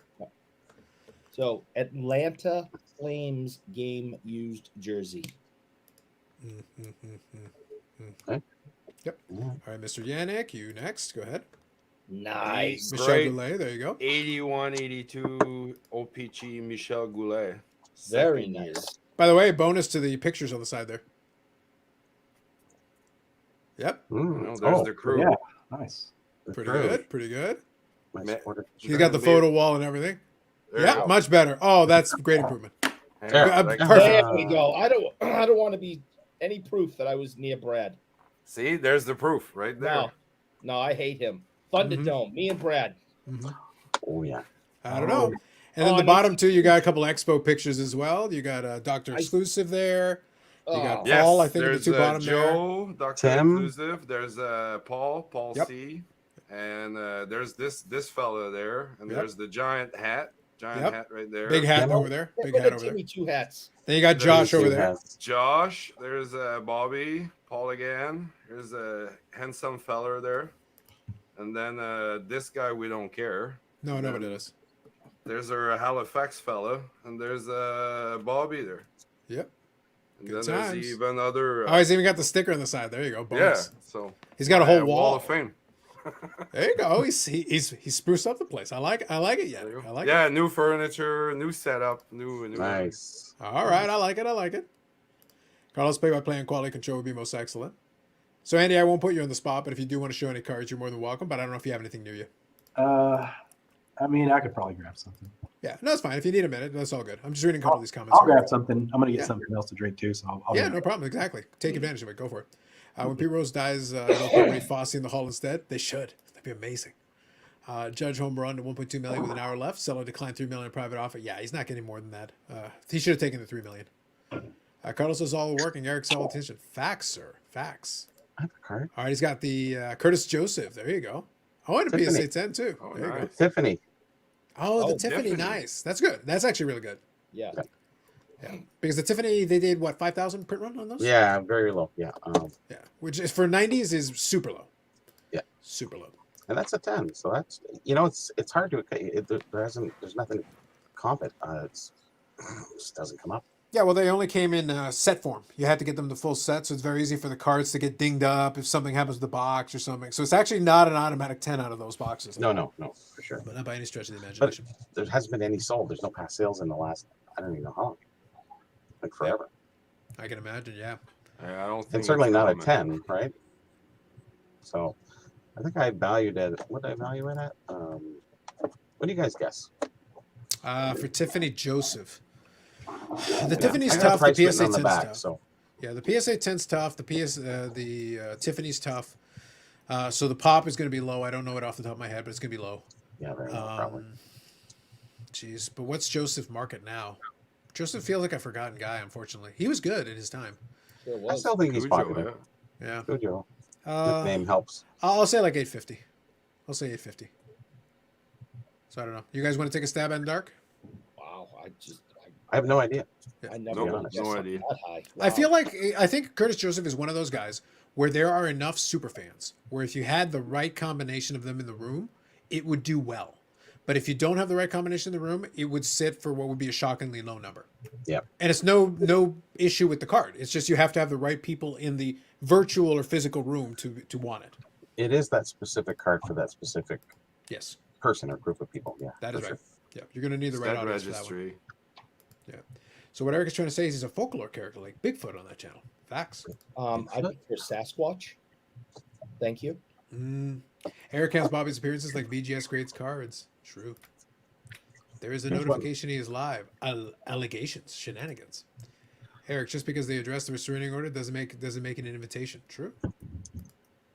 Just talk about tag if you go there. I've heard that's all it is now. All tag all the time. Pretty simple. Is that Leggy Lemon? I got one for Eric. It's signed. Oh, who signed it? Nice. I can't tell. Nobody signed it. It's Stanley. It's an inanimate object, Eric. It's a trophy. Well, It's signed by Lord Stanley himself. why couldn't a player who won it that year sign it? You want a random player to sign the Stanley Cup card? Not a random player, a player that won it that year. Well, the Boston won it that year, right? That'd be So- pretty random, yeah. So, Well, if it no, was- Montreal because they won the year before. Yeah. so Ah. any member of the Cup team of that year could. Go ahead, sign it. Andy. We're ignoring Eric while he's going on his rant. You're stupid. No, because what I'm saying is not wrong. What do you say? Sorry, can you repeat that? Won the Sorry, I missed it. So go ahead, Andy. Oh, you. Okay, so this is a 1924 Z-Nut. Mickey Oh, Mouse. nice. Hmm. Oh wow. Oh, that's cool. I like that. Yeah. That's fun. Those are like, it was Pacific Coast League baseball. Yeah. They played in Portland and what was the other place they played? Seattle. Was it Seattle? Yeah. Somewhere in Washington State. It's not. I don't think it's that particular brand necessarily, the Z-Nuts, but I think they're. I want to say Joe DiMaggio has a Sacramento, I Pacific. think. Yeah, I think he's got a Pacific Coast League card of some kind He in does. the appropriate era for Joe DiMaggio, which is Yeah. kind of a cool, like off the beaten path card. If somebody wants a Joe DiMaggio card that not everybody's going to have, it's a little bit more unusual. There's a batting pose and a throwing pose for Mhm. DiMaggio. Yeah. And they had, so like this one, like they had like a tab that would be down here that people would tear off. There's like a Right. coupon. Yeah. So yeah, the ones 1924. that- yeah, the ones that have the coupons are really tough to find, still intact. And we had the same thing on here in 1924 Dominion Chocolate. They had a little tab. Tear Yep. the tabs. Yeah, there's Cards lots worth of nothing, really, almost. those cards back then. They would have like little coupons or prizes. You could take that off and send it in and get something. So Mhm. yeah, pretty neat. Yeah, I like I that think so. stuff. That's a good one, Andy. That's a good So one. Z-Nut is a chocolate bar, is it? Or Yeah, I believe it was. Yeah, I think so. Okay. Yeah, I It was a remember. candy- it was a candy company, I think. I remember that those were fun cards to look in because, as I said, I used to study the SCD and I used to go over to the vintage section and flip through a lot of the material. And then there's a lot of good research on a lot of that stuff now, especially like Net54. They do a lot of good work on a lot of stuff. There's a lot of specialists that really pay attention to a lot, and you'll learn a lot just scanning through. The material's still out there. That's what I'm saying. Like, there's some good material there. If you want to go down that rabbit hole, they'll tell you all about it. They'll talk your ear off, and you'll learn more than you ever wanted to know. I love to listen to, guys like Dave, Blue Jacket 66, and Andrew, Nuff Said Cards, and the Vintage Oddball Cards, Rick, and some of those guys. Like, they know so much about these older baseball sets, and Mm-hmm. I mean, they can, you can find stuff online where you can, learn a little bit about it, but they can really dive in and give you some details on stuff. It's really missing from the hobby. You'd think Yeah. people would talk more about that stuff. Well, I mean, it's kind of like how you are with hockey stuff, like. Yeah, I just published an article on Sports Collectors Daily about the Oh yeah, is that a Topps Giant? Yeah, so I said Oh, giant, but it's actually that's 71 giant. top super. Super. It's So, a super, so that was one that Rick sent over. yeah, it's a super giant. Giant card. The No, thing is, I the think thing is, other ones Topps. were Giants, right? I actually And then think they Topps had couldn't make up its mind what verbiage it wanted to use because I think they used Giants for 64. So there's a Yes, 64 that's right. Giants, and then in 71 they went Super, and I was like, Super. okay, guys, make up your damn mind. Like it's an oversized card. Like And then- how we- hockey has tall boy in 64, and then 65, the tall boys are repeated by football. They couldn't really get those tall cards to go over well. Actually, the tall boys went over very well in Canada for the hockey. I was And just pleased actually, with myself football that I too. could remember Hostess because I used to see a lot of these. There were a lot of them Yeah. there. But the thing is, again, you can go through the section. Now they separated. The SCD years ago got separated out into modern and vintage. So now the vintage is its own book separate from it. But I used to go through the vintage section of it, and you'd see a lot of these, because the package was predominantly 70s issues. A lot of interesting 70s, the Kellogg's cards, Hostess, Lots, Post. But there's some good ones. And the Post, of course, early 60s. But like, that's some good stuff. Like, I didn't have any of them in my collection because I just hadn't thought of it, but they're cool cards. And this kind of stuff, I'm keeping this stuff because Rick sent that over and it was very nice of him. So it's one of those are going in their own separate area, but they're neat cards, but they're not things that I would have looked at in the first place myself. And a collector's dream, he's right. Like the Z-Nuts, the Pacific Coast League was minor league. Mm-hmm. And what's interesting back then is like in the minor leagues, like it was 4 players. Like this was before Mickey was playing in the majors, but guys, after they would get to a certain age and maybe they weren't good enough to play in the majors, they would go back to the Pacific Coast League and play to end their careers that way. Exactly. And the thing is that a lot of those leagues, even though minor leagues, in that era, they were still they're still professional leagues. Right, So some guys would like make the decision. It was like when the AHL, when Don Cherry was actually a player, the AHL was actually a choice. Some people would be like, no, I'll just play in the AHL. It's fine. And then the NHL was still viable, but at the same time, like the gap between the two was not as wide as it would be today. Today, it's like, yeah, you want to stay in the NHL? Why? If you're good enough to make the NHL, go get your NHL money. But in those times, it's like, well, I live on the coast, so I'll play in the Pacific Coast League. It makes more sense for me. We have the same in hockey. All through the 20s, they had the Western Hockey League, which actually would do a Challenge Cup later on against the Eastern Division of the NHL would win. So it's really interesting how they would do that, and all the teams are out there. Yep. Yeah. I don't think they had this brand. I'll see if we can get Rick Vintage Autoball cards to narrow that one down for us. I'm not familiar with that set, but Eric It is. shouldn't be. Eric is. He doesn't want to talk about it. Someone put out Z-Nuts video earlier this week on YouTube. Yep. The old CD and Beckett catalogs are great for information and vintage cards. Absolutely. Yeah. That's when I was cutting my teeth on the stuff. Number one, it was nice getting cards. You could buy like single versions of the card just to understand what it looked like and things like that, because then you get the best sense of it. Because at one point I had a couple of E96s, a couple of E95s, some E92s, some E90s, E91. Well, you're going to learn more physically having them in possession and being able to look at them and seeing really what they look like as opposed to a picture. I haven't had them for years. I moved them on years ago, but it's one of those things where I can totally see why somebody would want to collect them, though. I think they're neat sets, and I think if they're interested, you will be focusing, because they're small checklists, and a lot of them have Hall of Famers in them. Some sets less so than others. Some of them are very reasonable, but they're intriguing. Like if you want to pursue a challenge and you got the time, the energy, and the inclination, there's some nice sets out there. yeah, and a lot of the sets back then they reuse photos a lot. So you'll see a lot of the same images on different sets. So you have to really know like the backs and different things about it in order to know like which set that actually is from. So it's interesting. Like, I mean, a lot of people, they just probably know me from like YouTube and the stuff that I've shown since I've started YouTube. But I mean, there was like years and years like where I only collected like pre-war baseball and stuff like that. So to me, it's way more exciting and, you know, interesting than the new stuff, to be honest. Well, that's kind of where we have a little bit of fun with it, Andy, is that you get pigeonholed as something, like you get associated with a certain thing. But that's why I say, like, one of the things that's going to happen is I start moving off some of those cards for sets and projects that I'm abandoning because it's like it's just not going to happen. I'll actually go through and do like showcases and some of that stuff. It's like I'm going to go grab some of those 16 cards. All right, guys, so here's 58 tops, and I probably have like 100 cards of that set. So here you go. I'm going to go through them. And here's Musial, and here are the All-Stars. Here's the All-Star Mantle. Here's the All-Star Stand Musial. It's like, you got that stuff's been sitting in the box for years. Some of this stuff for the better part of 15 years, 20 years, a long time. And it's like, it's not going to happen. I'm not building the set. It's almost a 500 card checklist. I'm not doing it. Yeah. 53 Bowman right now is the 53 Bowman and 53 tops after that. Those are the next two vintage baseball projects I really want to work on, other than the 63 Fleer. And then after that, it's going to get sparse. I'm going to get really super picky of like, I better really be interested because I'm not going to do it otherwise. How close are you on the 63 Fleer now? 63 Fleer, I'm a little past half now. I grabbed a nice chunk of them. I think 67 cards in the set, and I have 37. So I'm going to grab a couple more early on in the year, I think. Get over 40 and get in there. They're actually all PSA graded, so I've actually got them on the set registry. Otherwise, I could have done it a little quicker if I wasn't just grabbing the graded copies. Because you grabbed a bunch of them at the expo, right?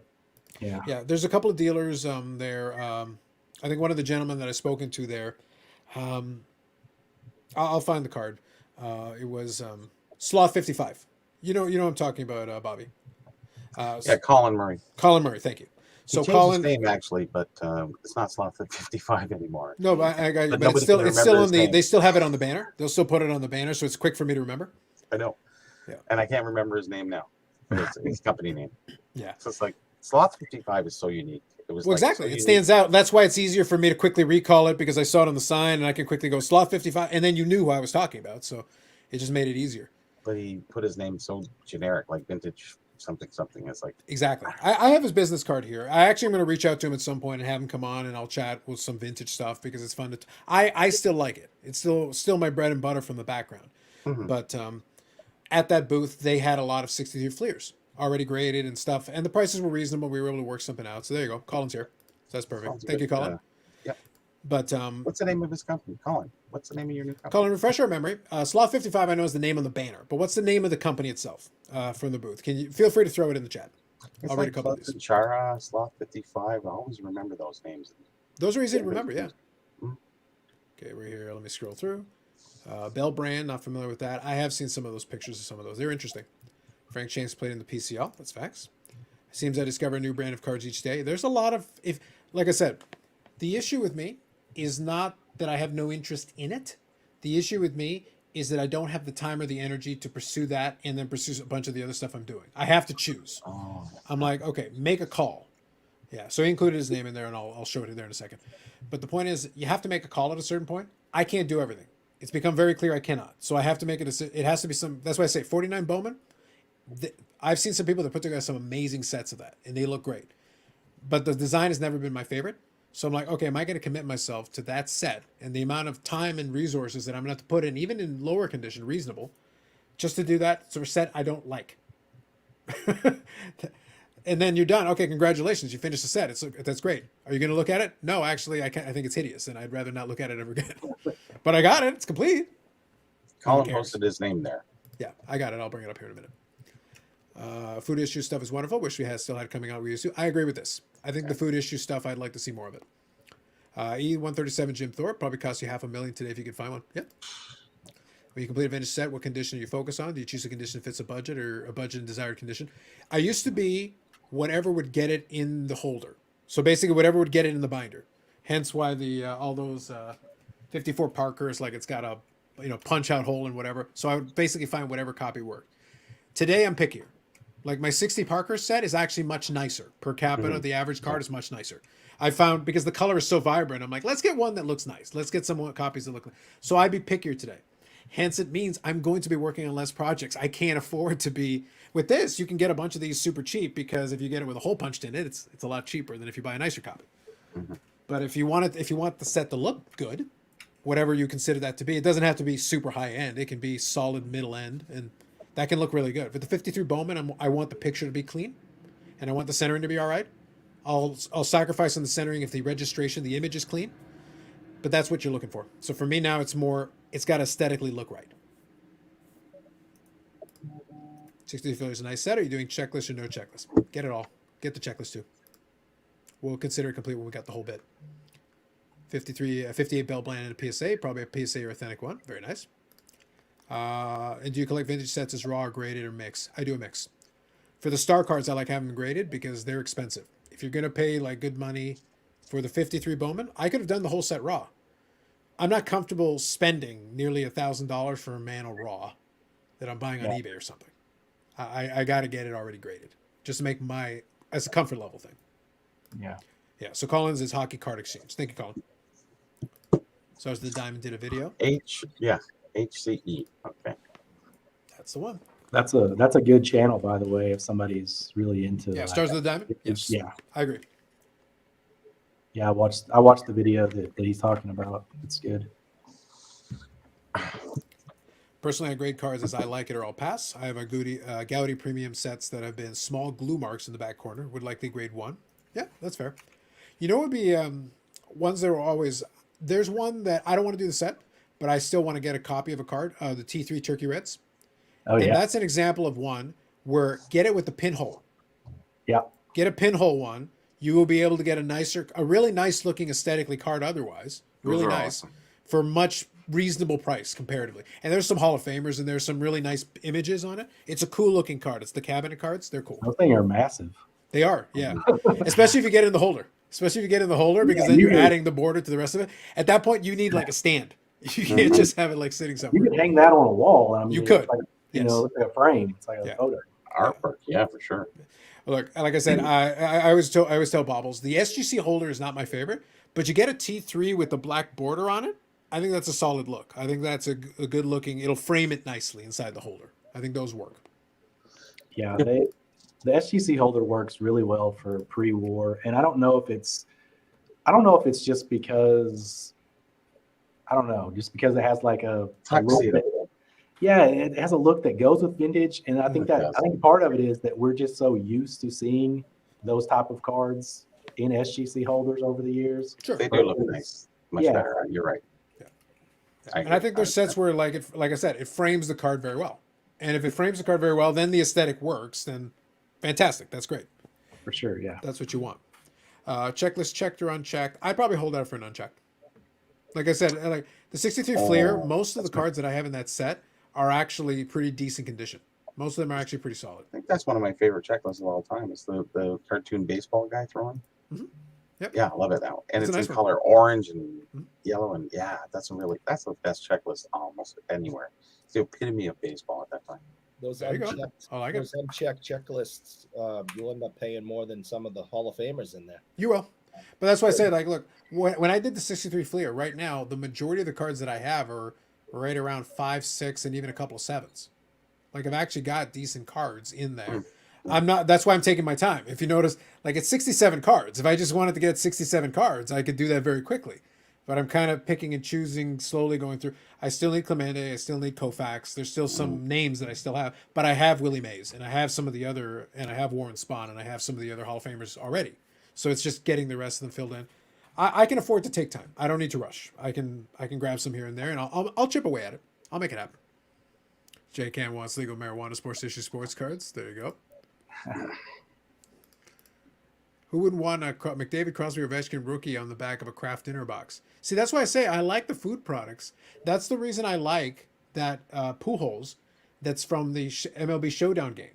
It's weird compared to the regular Pujols rookie, but it's a pack pulled MLB license. It's a little bit off the beaten path. It's not the standard one. Like the Crosby McDonald's one is one of the more interesting. Like I love the fact it's an actual McDonald's card from the McDonald's set, and Beckett actually considers to be rookie. But it's you're buying Does it in Victor, packs. though? It's licensed, like it's fine. Just Victor though. Yeah. So it's one of the cheaper ones you'll be able to get. If you're a Crosby fan, though, I think that's a great card. So it's one of those ones that's like you can have it. But I'd love to see it on the back of a Kraft dinner box. Medano has some 1990 Kraft dinner cards. They're not rookies, but they're 1990 Kraft dinner. It's his rookie year. So it's one of those things where it's a little bit off the beaten path. Even as a kid, I can remember when I was at the grocery store and I would get to pick out a cereal, I based my choice on which one of them would have cards in there. Of course. You know? Absolutely. Let's see here. Before I became brilliant, I collected my 59 top set as a mix of graded and raw and cracked the case to display them all as raw. Well, that is a move. You can do that. If I'm going to buy them in the holder, I'm leaving them in the holder. When I did my set showcase, like the 54 Bowman, I did the set showcase. The Mantle is graded. The Maze is graded. A handful. The rest of them were in the binder. Eight pocket pages. They fit just fine. And it looks nice in the binder, but the Mantle and Maze are in the holder. Yeah. Graded T3s take up space, and there really isn't a box for them. You have to improvise. Yes. Yeah. And Colin, of course, has the PSA 6 checklist. Yes. Have the Hall of Famers PSA graded. Yes, How I much, know. Colin? How much? I know. Oh, yeah. No, he'll offer it to you. Like I said, he was the one who had the stack of them at the show, so they were there. I'll probably get to it at some point. We'll see. I need the Maze checklist and a couple of comments. There you go, Sean. Maybe he'll trade you for some 54s. I don't know if you'd want these 54s. I know a few collectors do that. They want their cards in the album pages. Yeah. But it's got to be whatever you want, man. My opinion is like it's your collection. You want to buy a complete PSA graded set, pay full price, and crack them all out and put them in a binder? Have at it, my man. I'm not doing it. I'm not paying to that, but have at it. I like the McDonald's Crosby. Got mine in a pack. There you go. And that's a good memory for you. Why not? Collecting those cards in cornflakes box in the early 90s is the best collecting memories I have. Love it, Aaron. Mm-hmm. Love it. For sure. Eric picks a cereal, but which has the chance for the most bugs in it? Oh, good. Bob's back. Yes. Come on, he's your favorite person. All right, Eric. If you're collecting a set, let me pose this question to you while I get my refill, and I'll open it up to everybody. By the way, if anything else you guys want to chat about, just throw it in the chat. All right, you have worked and are working on some vintage sets. Yep. So, do you care if it's a situation where you can get one in a decent price that's already great, like the Bobby Orr, for example? I know you already have it for your set, I think. You got the Orr, but let's say you were working on that set right now. Would you want a mix? Do you just want it ungraded? What's your preference? What would you do from your side or set collecting side? I'll be back. Depending on the set, I mean, the set that I'm collecting and putting a lot of time in is the 6970. 69. Yeah, that's the one that's my favorite, and you know, I just put a lot of time and effort and money into that. So with the tops, I'm trying to get everything in PSA 7 and above. So I already have an entire raw set of 6970. I got the whole thing raw, and now I'm working on PSA 7 and above, and I'm working on autographed. So, and then anything with the O-Pee-Chee side, I try to pick up also. But with my other vintage sets, I don't mind if there's a mixture. Like 72. I mean, I got the Orr graded, but you know, most of the set is raw. Yeah, that's fine with me. I have no problem with that. And I don't know how people find the courage, and I mean that sincerely, how people find the courage to crack cards, especially cards that are worth a lot of money. I could never do it. I could never take one of my Bobby Orr cards and take, you know, carpentry tools to them and snap this plastic and pull out a card that's worth hundreds of dollars. I would never risk it. You know, I ran into that too, that issue when they started grading wax packs and GAI came in. And once I got them graded, I was kind of a little dejected with the fact that I couldn't handle it anymore. You know, and same thing with comic books. I was sitting there going, you can't read it. You know, you can't look at it. You can't feel it anymore. Cards are different because, you know, thousands of millions of cards. But I mean, these particular things that stand out, like a wax pack, it's not like you have thousands. Maybe you do, but it just takes away from that feeling of getting close. So I would probably build raw. Just getting on that train. So most of my sets are raw. The only one that isn't is the second 6970 set, which I'm trying to do all in PSA 7 and above, but I went raw first. And I have pretty much a second set raw. With, you know, the cards a little bit more banged up and things. I've taken a bunch out to get signed by players who are still alive. So, and then I kind of, that's the first thing I do. If a player from that generation is doing a signing, I go to that secondary, almost complete set, and I pull cards from there to get signed. So that cards have come out of there. You know, like the Bobby Hull, I had to pull from, an Esposito, I had to pull from, and a few other players. So that set goes up and down. At this point, Andy, outside of the ones that you work on, so you talked about doing some pre-war stuff. So is it a situation where you picked up just some cards that interested you, or were you working on sets back then, or what was it, just a combination? Yeah, I mean, like, there's been different times where I've done both of those things. Like this is no joke. I went a 3-year stretch one time where I was only working on one set. Like, I didn't buy anything else. Right. One set I was working on. It was the 1933 George C. Miller baseball set. See, I wanted to let you finish, but I want you to know the temptation to go. That's a lot of commitment to 1991, Donruss. I appreciate it. I think that's fantastic. I think it's great. Damn. But the George C. Miller are really nice. I know the one you're referring to. Those are actually very nice. So I got up like, and those are like tough to find in any condition. They are. And I think I ended up with like 22 out of the 30 cards before I don't know, I just got bored with it, because if you haven't bought anything else in 3 years, you kind of get bored with a certain set. And they just like, it became so hard just to even locate those, and they're not cheap. So that's why I wasn't buying anything else. But, something like that would be like those smaller sets that are, like 30 cards or something like that. Those are fun. Mm-hmm. But you have to try to pick something that's like, maybe it's not going to consume your whole hobby budget like I did, because it was just like every month or two I would be able to buy like one card. And Well, that's the old a long set year. collector's lament. That's the old set collector's lament a little bit, is that if you commit yourself to a set that requires a certain amount of resources, like you can, but then that's it. I hope you're comfortable with the slow and steady pacing of it, because it's going to take that's the reason why I got out of the bigger sets. I can actually get volumes of cards, but you're basically barely chipping away, and some of them are still expensive.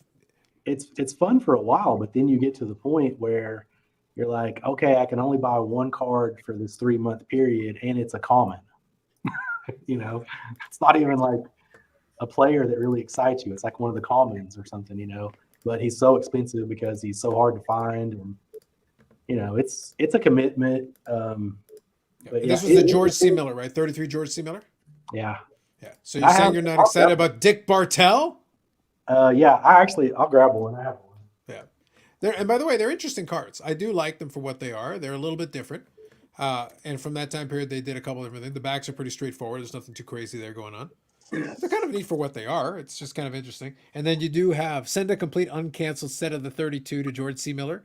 And then you get free of charge your choice of a fielder's mitt, regulation American or National League Baseball, or a grand seat to any National or American League game except the World Series at any park. Your picture will be returned canceled with the baseball mitt or ticket. Nice. At least you get the card back with the cancellation, but at least you do get the card back. So what they would do, and like this, so this is an uncanceled one too. This is Charlie Gehringer. Yep. But so what they would do is, like, when they would cancel it, they would do one of two things. They would either cut it off, like right here. So you'll see a lot of them that it's just like a partial card. Damn. Or they would punch a bunch of holes in it, and they would send it back to you that way. Mm-hmm. And then see the uncanceled versions. That's why it took so long to find them, because that's all I would go for was the full cards. How far did you get? I think I ended up with like 22 out of the 30. There's actually 32 cards, but one of them, which this was one of the little tricks that they did back then, they would make one of them almost impossible. Yep. So they wouldn't have to give away all the stuff that you were reading about. Or the Nap Lajoie move and don't make it at all. Yeah.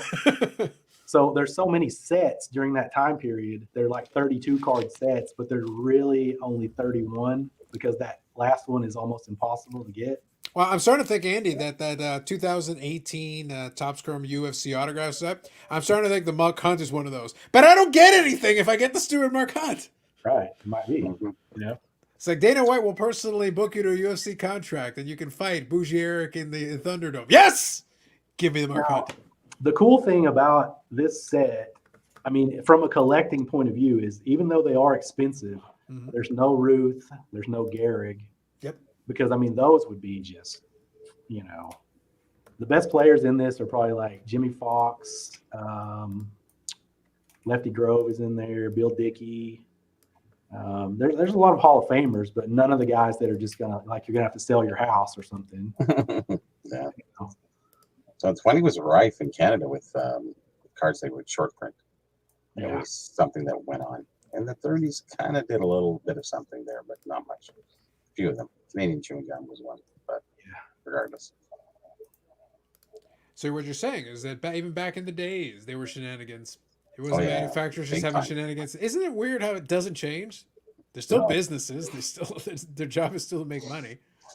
Yeah, they did all kinds of stuff back then. Yeah. Collect how you like. I think for preservation of Silver Age stuff, it makes sense. Says Carlisle, you want to read it differently, makes it difficult. There you go. Just talking the comic thing that you guys were chatting about a couple minutes ago. I keep getting buyer's remorse. I look back at my eBay purchase and think these cards are cool, but what if I had the $50 again to spend on one card? So that was kind of the theme behind the last video that I made, Carlo. Because I said, like, I enjoyed the stuff that I did, and I did it for a purpose. I understood what I was doing. But then at the same time, there were some other opportunities on the table. Again, if I go back 10 years ago, give or take, some of the stuff that is a certain price today would have been available a little bit easier. Eventually, I was going to get to that 53 Bowman color set. Eventually, I was going to get to that 53 top set. Well, I can guarantee in 2010, 2009, 2008, the Jackie Robinson 53 tops, the Willie Mays 53 tops, the Satchel Paige 53 tops, all of those were way less expensive than they would be for me today. So now if I have to go buy them, the Willie Mays is going to cost me over $1,000 to get a half decent copy. That's where we are today. It wasn't like that 10 years ago. It would cost me less. But it happens. It is what it is. So let's talk about the expo. I'm just going to reference back. I was kind of surprised that at the expo there was a lot of deals that went down for pre-war, behind the scenes that were going on, and I just went, wow, it was big. There's a lot of stuff that went on, and pre-war, and of late I've heard so many other things. I'm going, wow, what's going on with pre-war hockey? Amazing what's going on out there. Just letting you guys the inside scoop what's going on. You guys are paying record prices and just buying stuff like crazy. 2 or 3 sets of the same thing. It's just like, wow. Well, I think as long as you have a limited marketplace of availability and folks that are willing Sure to enough. drop some money on it, There the is. price can escalate very quickly. Yep. Real quick here, Ivy Andrews already had one of them in the last auction. That's George the- Miller canceled are the best. Ivy Andrews is the one that, was like a super, super short print. And I've never actually seen one of them that was an uncanceled version, like a full version. I think there are a couple that exist, but I've never personally seen one. And then what Dave is talking about in there too, like he says that the ones canceled on the back are the best. And I don't think I've ever seen one like what he's talking about there, where they Stamp? maybe they stamped it on the back. I don't think I've ever personally seen one of those, but that sounds pretty cool. It feels like there were probably a couple of variations from what you were mentioning. It sounds to me like they were trying a couple of different things to cancel the ones they did. Yeah. So they probably had a couple of variations, attempts at it. Yeah. I'm sure they got some complaints with the whole stamp or the cut Yeah, off. because if you're a collector, like, look, I know you need to cancel it, but don't cut my card or put a hole in it. Like what the heck? Hockey was generally one punch hole stamp, maybe about an eighth of an inch, something. Quarter inch. Never so over his head or his eye. Oh, you got that eye card. Who had that eye card? Remember? Oh, Joe. Yeah. There you go. The hole in the eye of the. I forget what card. Yeah. Yep. So Bob, the Mark Hunt. The problem is I don't know if the Mark Hunt would end up being big money or not. The issue that I have is that I can't find it. It should be. Mark Hunt is not uncommon. Like, he's got autographs in other issues. Mark Hunt in and of himself is not popular enough to warrant big money. The issue is that for some reason that card doesn't seem to crop up. Like, it should be pretty standard. As far as I know, it's not a redemption. So I'm like, it should have been in packs. Because I've got 2 left. The only 2 I need is Sean O'Malley. That one is the expensive one. Yeah. So probably for $200 or $300 I can get it, but it's not cheap. And then the Mark Hunt. But for whatever reason, the Mark Hunt. So there's a 33 card checklist. I have 31 or 33 cards. One of them I can go on eBay right now and hit a buy it now. If I'm willing to pay $300, I can have that Sean O'Malley in my hands in a couple of weeks. But the Mark Hunt, That's weird. it's been 4 years, and like, when are y'all gonna? Is anybody got a set or something? Like, are they all at Mark Hunt's house? Like, what's the deal? Same thing Andy went through. Yeah. 30 cards, 33 cards. Ah. It's one card. Like, that's why I said, like, but I was like, there's no redemption here. it's just supposed to be in the pack. Like you said, the third. What was it? 33 and George C. Miller. 32, whatever. 33. Yeah. Yeah, I don't know. That one's been a mystery. Like, but that's when I did my goals video. I said flat out, like, okay, look, we're making up our minds here. I'm going to do some research this year. I'm going to reach out to some folks, try to figure out what the heck's going on. If that card doesn't exist, then we're dropping it from the checklist, and then Sean O'Malley's the last card, and I'm calling it done at 32. I think so. I'm not rolling it past another year. If I need evidence the damn card exists, because right now the onus is on somebody to prove to me this card actually exists. I don't think You've never even seen a picture of one. Not of the regular one. No, I feel like I saw a parallel, but not like the regular. So like, I'm wondering if something happened, or maybe it just didn't get released. I'm like, okay, Yeah. I don't know, buddy. So we'll see. We'll see. Yeah. So real quick here, George Miller DZD is one I hope to eventually get. Okay. About 10 to 12 were found in the early 80s from family member of the George Miller family. That makes sense. Oh. Heidi Oh, Andrews, yeah. George Miller is one of the big three cards in the hobby in the 60s, 70s. Look at tonight's Heritage Auction. Lot 59,070, mail lot, canceled on back. There you go. Yeah, I'll have to look at that. It's funny because like he's talking about the Dizzy Dean. That's probably the best one that I never had. Was the Dizzy Dean. There you go. I like the amount of Photoshop being done here. I think. So Eric, you ready for some more Photoshop? Oh, good God. I don't know. This might be the best one that turned out the most for you. So I feel like you're Wait, prejudging. hold on a second. All right, now that poutine eating son of a bitch is smiling already, so he did it. Yeah, this one's him. You ready? Yeah. Are you ready? It's him. You're psychologically prepared yourself. Go ahead. So that's the summer, the hit of the summer, man. We all know Sharknado's winning. I was careful with copyright, so I called it Poopy Donkey. Yeah, that's right. 'Cause I'll sue you. No, you can't. The problem is all you got is the little baseball bat. Now the problem is his head is like disjointed, disconnected. You're learning too much from floating head. It's like it doesn't actually look like it's attached to the body right. He's got, there was some angle issues. Well, I there, but- appreciate that you captured Eric's irregularly shaped head correctly. So I feel like that's Yes. accurate to scale. And make sure you look at the top of his hat too. It's sponsored. Oh yes, hold on, Dunkin' Donuts. There you go. Seems right. Seems right. See, Andy, we got all the production values. That's how the show rolls, Oh, my buddy. God. That's how the show rolls. So Now you Dave know. it will got be for me- sale. No. They've got me on Heritage here looking at the back of this card. Did you find the card in question? Yeah, I see it now. That's interesting. Like I've never. So is it I've like a never seen- cancellation stamp? Is it what we talked about a little earlier? Yeah, it looks like it's some kind of like marking on the back. I'll see if I can pull it up on my end here, and I'll see if I can. Yeah, if you just go to like Heritage Auctions and just type in mail lot, and it'll show up Okay, so Heritage Auctions, mail show out. up at the Okay. top, and then you can look at the back of it. Yep, I'll take a look and see if I can find it. It's interesting. No, Dave's good for that stuff because he pays a lot closer attention to it. So Yeah, George C. I mean, Miller, Melot, Mm-hmm. factor Yeah. cancellation, got it. Okay. Yeah. Okay, so this one here. Okay, yep. Okay, that's definitely, yeah.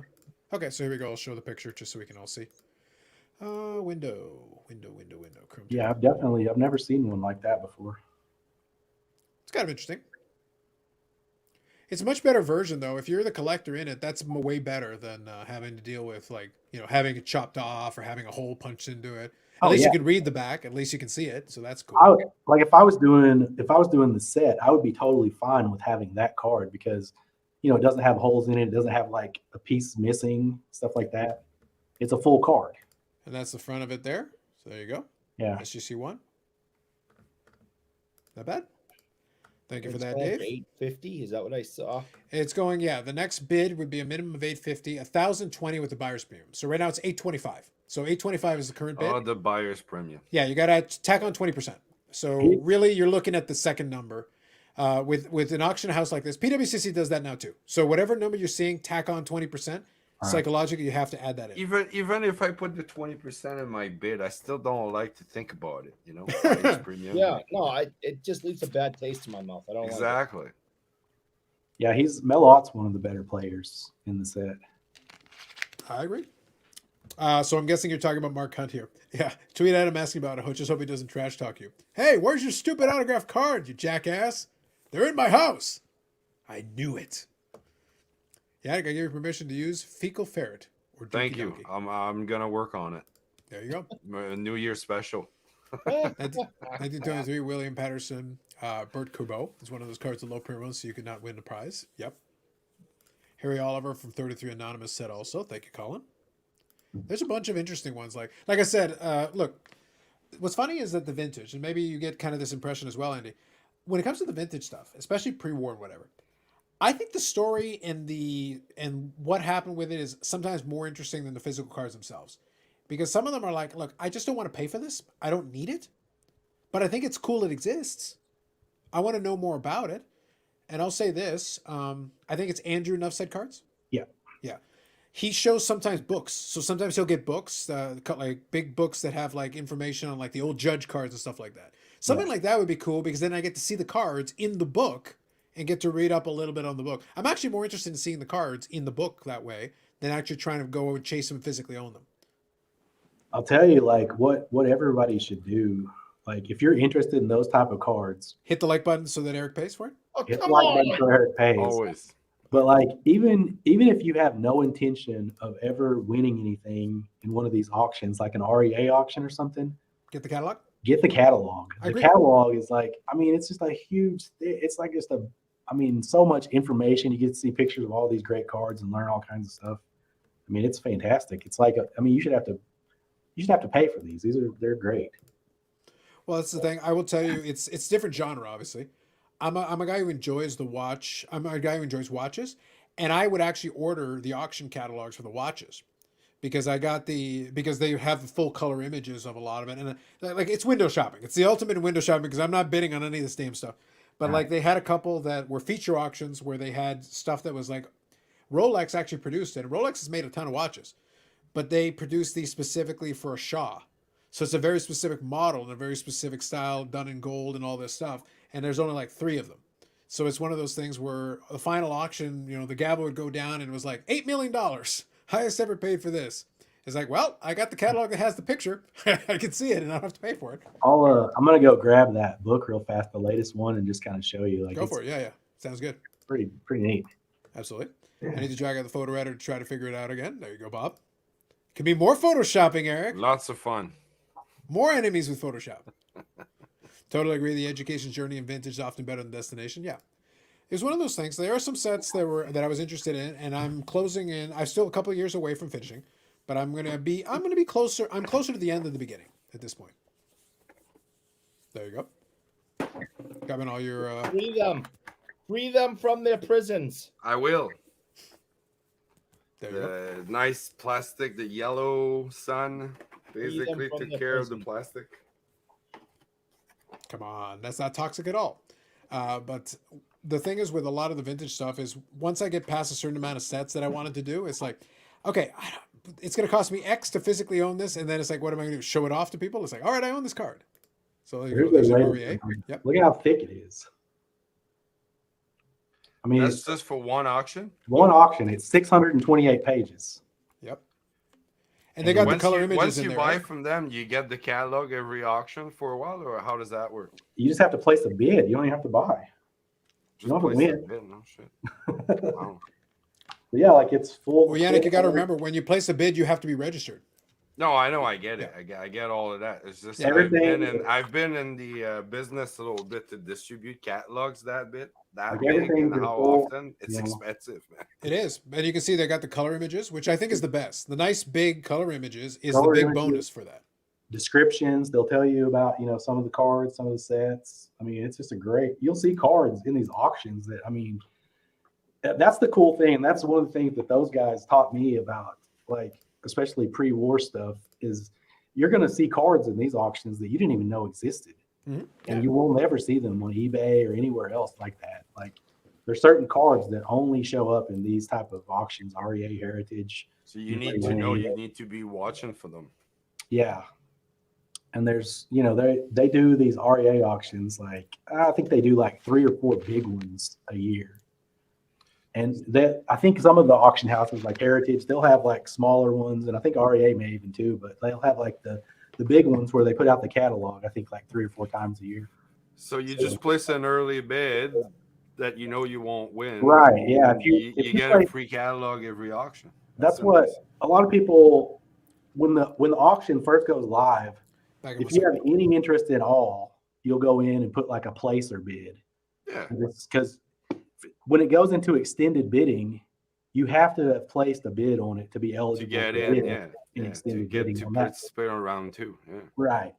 So Yeah, that's how it works. So you put your $1 on the $1 million mantle, so Well, they you're don't getting your start those. catalog. Yeah, they don't start those cards at $1. Oh, even at 10 grand, you just click, Right. I mean, if you, Next, I'm getting my catalog. you could feel pretty comfortable placing, some of those crazy bids on a card like that, probably. Yeah. yeah, it's PWCC neat. is I like mean, this now too. Basically, you just need to put your first bid, and then to get the extended bidding. yeah, exactly. And I was a little bit familiar with the extended bidding from bidding, in some of theirs, and then I've bid with REA and Leland's. Yep. So it's cool. I mean, because you'll see stuff in there, and not everything in there is like super expensive. Like there's a card that I won in Leland's auction. I think even with the buyer's premium, it was like $235. So I mean, not everything in there is like $1 million cards. But it still was a card that you just won't see anywhere else. Yeah. So- I think it's kind of interesting the way they curate their stuff. I wanted to grab it since we were talking about it. So this is one of the watch ones. So I used to Yeah. get a lot of these. It's the same kind of thing. Like you can see in terms of physical size, I'll show a little bit here. But same idea. And these were some of the feature ones they put on there. And Yeah. a lot of this stuff here, some of it is, even people who like know the brands are like, wait, they made that? It's like, yeah, they did. And the same thing, you get the full image, like a full breakdown and everything, and then you got your estimates. Like this one here, estimated between $19,800 and $29,700. Yeah. Seems pretty basic, seems pretty plain, but for the collector who wants this stuff, they want it. This one is a 1958, and that's kind of how they went through their stuff. Let me quickly go in the chat here. Give me one Yeah, second. you got it. Hot girls are here right now. Hey, listen, Yeah. man, they saw Eric was here with his chocolate sticks, and they were getting excited. They got excited when they saw these catalogs. I know. It's pretty exciting stuff. It's pretty exciting stuff. I'm not gonna lie. We're just showing the catalogs. We're not claiming we can afford anything in there. Oh, I can't afford a damn thing in these. This is pure window shopping stuff. And a bunch of stuff on there is like gold watches and different things. And it's like, well, I'd love to. Look, These- man, I enjoy collecting. I enjoy my cards. But if they told me, it's like, well, Carlos, it's like, well, you could sell off a couple of these things. It's like, I could. And if I sold them off, what'd you do? It's like, I'd go buy some watches, man. I like my watches. Exactly. Have you?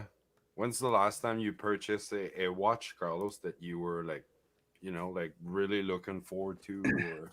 It's been a while. No, it's been a while because the problem is, so kind of in the same vein, watches made it easier for me because now the stuff that I'm interested and legitimately interested in, I know for a fact the next watch that I buy, whenever that is, I was hoping it'd be in the next year. It's not going to happen. Well, unless I win the lottery or I make a bunch of money or Nat Turner does in fact get bonked on the head. Say, Carlos, $2 million for all the cards. You got it, bro. Take That's this shit. fanatic money, Carlos. Yeah, the fanatic money, the sweet fanatics money comes in, then that's fine. Great. Short of that, the next one that I'm going to buy is going to be somewhere between 7 and 10, 12 grand. I barely spent the most expensive card I ever bought was barely over $1,000. It was this past year. So it's like, I'm not going to spend big money on cards. So like the 52 Toss Mail, not happening. So I can't even go get one that's been run over by a car at this point for under a grand. I know you talked about it, but it's been a while. But how did the watch market let's say in the last couple of years too? Like let's Last say couple if of you years were has been holding great. on like the good stuff before the pandemic, did all of it rushed up and then plateaued and then came back down, or? So a lot of the stuff that was going in the secondary market like crazy has gone down a ton, like everything else. But the stuff like stuff like this is 2017. There's a good chance a bunch of these haven't sold since. That's the thing. The thing is, a lot of these, there's one here that is literally, Rolex doesn't produce this model. They haven't produced this model since the 50s. And they only did it for a limited run, and it was in gold in the 1950s. So guess what? That means maybe a couple hundred exist. That's it. And that's assuming you can get one in good condition, assuming you can get one in good shape, and assuming you can find one. So the guys that are buying them are spent like 50, 60, 100 grand back in 2017. They probably still own it. Or if they do, Yeah. maybe it's a private sale between some people for $250,000 at this point. And if one went up for auction, it would probably still sell for a pretty penny because they're like, oh, when's the last time it came in? Oh, I remember it from that auction catalog in 2017. So there's somebody who's sitting there who wants one probably and hasn't been able to even offer. And they'll probably pay. But the regular stuff, no, that stuff is a lot of that market has collapsed just because it was available. It was the hotness. And right now the market, a lot of people aren't sitting on a lot of cash. Or if they want to spend money on cash, they're probably not running to go buy it on stuff like, but the connoisseurs, the guys who are building a collection that want that, they've got all the other Rolex stuff that you can imagine. They want that one because it belonged to a Shaw or it belonged to because some of them were custom orders. Rolex used to take custom orders. They used to be like, I like this, but can you put this dial on it and this thing? So basically create a model that doesn't exist. Yeah. And if they have the parts, they would do it for you. Well, guess what? Hey, as That's long basically a as piece you unique. pay, they'll make you wherever, right? But not now. Now you can Not offer them now. as much money as you want. They don't care. They'll laugh in your face. They don't need your money. And they Qatar claim money? it. What's that? Qatar money? They don't care, man. They basically, Rolex operates in secrecy. They literally hide in like a secret underground volcano base, and they're like, "What the hell are you guys doing over there?" You wish you knew. It's like, I'd like to know. I'm kind of Where curious. are they located anyway? Switzerland. Switzerland? Yeah, Swiss. Yeah. The Schweiz. Yep. Are you likely to bid on a single? Are you more likely to bid on a single card auction or a lot? Single card auction for me. Yeah, me too. Same. Yeah, I'm going to be a lot pickier. Now, that isn't to say there aren't some interesting lots. Sometimes there are. Sometimes if there's a good deal to be had, I'm in. But Yeah. usually it's single card for me. Why do you always presume baseball card collectors are interested in sex? I don't know, Carla. I don't know what to tell you. Or 3,000 lots in the last REA auction. Now you know why you're paying 20% buyer's premium. True. Mhm. Definitely have over 3,000 lots in the last REA auction. Took me 2 days to go through in first pass. Nice, nice. The minimum bids in REA were higher than normal in the last auction. And Bobby Burrell, VHC, lots of great deals. So Dave seems to be like a veteran as far as like bidding in these auctions. So I'd just be curious if he could put in the comments like which auction house is like his preferred auction house. I'd be interested to know. Yeah, Dave is usually good. I like Dave's comments. And sometimes it takes me a couple of days. Dave knows sometimes it takes me a couple of days to respond back. Because Yeah. he'll provide very detailed comments because he's got a lot of history. He goes back in the hobby for a long time. And don't get him started on SGC and Dave Foreman. He's got stories. Like he goes into a lot of it. Like he's been around a while. So he's got some context for some stuff in the hobby. Yeah. And sometimes it's kind of fun to read back and like, yeah, actually I didn't know that, but it's been a while since I've seen it. So he'll lay it out in kind of his response. And I enjoy sitting back and reading it and then trying to reply a little bit here and there, but I'm not going to add much more than what he's included in there. But it's fun to read when a comment has interesting information or like a thoughtful comment. I like those. So Dave is good for a lot of those. Oh, I can tell that Dave has some knowledge. I can tell just from reading his comments. We seem to have a lot of Daves who really are into the vintage baseball thing. That's why I laughed when you were talking about Blue Jacket 66, is that Yeah. I enjoyed it that he has a series on sausage cards. I'm like, of course you would have a series on sausage cards.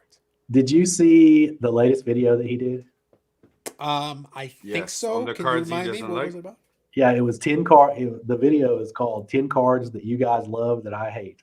Oh, That he okay. doesn't I haven't care watched it for yet, but I know what something. you're talking about. I It's know what pretty you're talking good. It's pretty good. That makes sense. Yeah. Sounds good. All right, Yeah. Bobby, no worries. Have yourself a good night. I was like, he's frozen down there. Yeah, he put it in the chat. I got it. Okay. All good. All right, I like digging through eBay and those listings in the drop-down menu. Found some insane deals in those before. There you go. I like it. Paul says the Aaron Judge final sale with a buyer's premium was $1.5 million. Apparently, they received a $3 million offer that should have taken. Yeah. They were never going to get more than that. There's no way. It was a cool chase, but it's the American League record. Yeah. Like it I or mean, not like it, Bonds is the record holder, and that's another 11 home runs. I wonder if do you think that Aaron Judge won it? Because he was wanting the ball. I don't know. I That'd guess be it's funny. possible. Like, look, he has enough money. He could probably offer the guy 1.6 now. I'll give you 1.6, straight up, straight he cash, was- homie. He just signed for what, 360 million? So yeah, I think he could. He could scrape together a couple of shekels and make Yeah. an offer on one. I don't use PWCC nor Golden. I will purchase from Heritage and REA and Love of the Game and Memory Lane. So those are the ones that Dave's into. Sounds good. Yeah. I think for a lot of the stuff Dave is interested in, PWCC wouldn't make sense. So it's one of the themes that I have in the channel all the time. Because I'll laugh because some people will be like, occasionally I'll get a question like, well, why would you support PWCC? They do this and this. Because sometimes they have the card I want at a price that I'm good with. You know, a lot of people that are fairly new probably don't even realize this, but the irony is that, you know, if you look at PWCC now, it's almost exclusively modern, right? Yeah. PWCC literally stands for pre-war card collector. Yeah. And that isn't to say though, on the weekly auctions they do have pre-war cards that are at the beginning of the listing. You can find stuff on there still. But back when they first got started, that's all that they did was pre-war cards. Like they would not even, if somebody wanted to consign a modern card or something to them, they just kind of like scuffed it off. Like, nah, we don't mess with that stuff. Because I had a friend one time, and this was like, what year was Tim Tebow a rookie?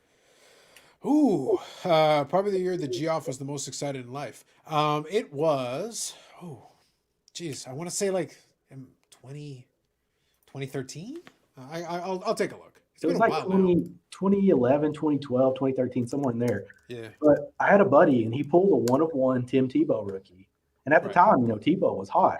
Yes. And he reached out to PWCC to see if they would be interested in, selling it for him through a consignment. His rookie year was 2010. And what they told him is they don't do modern cards. Mm-hmm. Right. So, I mean, it's just kind of funny. Like, well, a lot has changed in 22 years. Yeah. 12 years. Well, I'll say this way. I'll put it this way. He's still distracted by the girls. Because it's 20. It's 20. There's a lot of girls and chocolate sticks in his mind right now.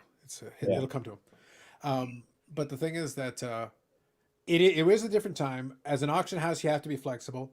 The truth is this, though, and I understood what the premise was behind it. You're right. They were pre-war originally. Obviously, they expanded because they like money, and they were pretty much first to market with like a vault, marketed as a vault.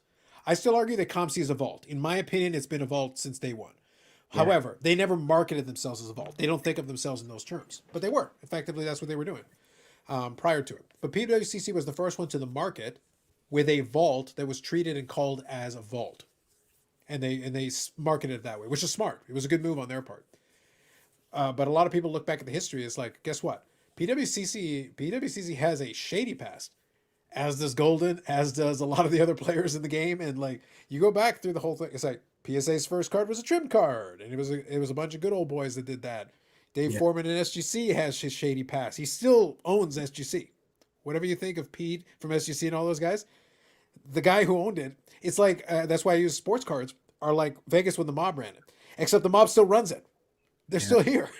They haven't gone anywhere. Beckett, don't forget Beckett. Yeah. Eric's boss is in jail. Like it's ridiculous. The whole thing is nuts. And I don't know how you guys feel about this. Like, do you guys bid in PWCC auctions at all? Yeah. You do? Yeah. No, that's what I'm saying. Eric? I've gotten 53 Bowman cards that came from PWCC auctions, and the cards were nice cards in decent condition, and I was able to get the price that I wanted. Yeah. I make my bids already. The fact that I don't really count on watching the second round. I'm already bidding that this is as far as I can go. So yeah. I put the money in that I'm willing to spend, and whatever happens. Because if you check on PWCC and you like hitting the button, then you can't get out of control. And I will bid with them as well. And the reason why, it's not because I particularly like them or some of the things they've done, but what I feel like is if you won't bid with them for a certain reason, but you will bid with a lot of these other people, you're going to end up looking like a hypocrite at some point, because all these other companies, they're going to have something too. Yeah. That, Well, the point you're making is exactly what I say, Andy. I'm not interested in doing a morality play. Like, there are folks that obsess about this, dude. And I've said it, and I like to be consistent on this point. It's easier for me just to say it this way. I will literally do with the deal with the devil if the terms are in my favor.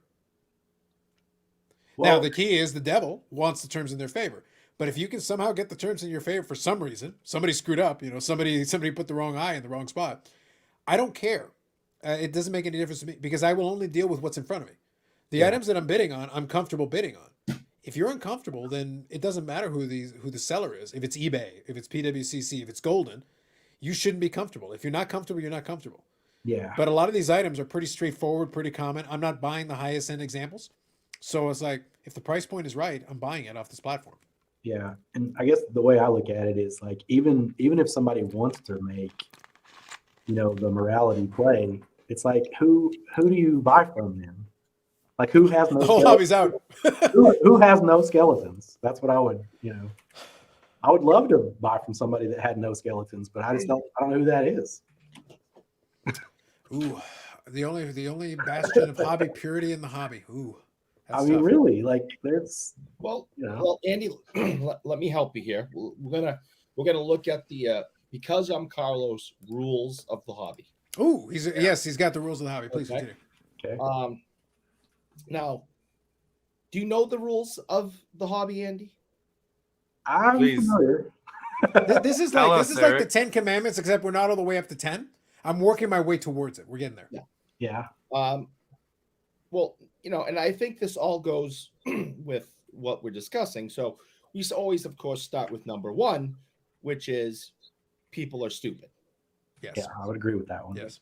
Rule number two, of course, is see rule number one. Yes. Yes. Now, rule number three, and because I'm Carlos rules of the hobby, is corruption is rife within the hobby. It's Yes. encouraged.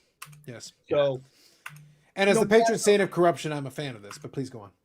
so no matter where you look in the hobby, you will find corruption in every company, with every dealer, with every seller, with every buyer. There's somebody is trying to get over on someone else.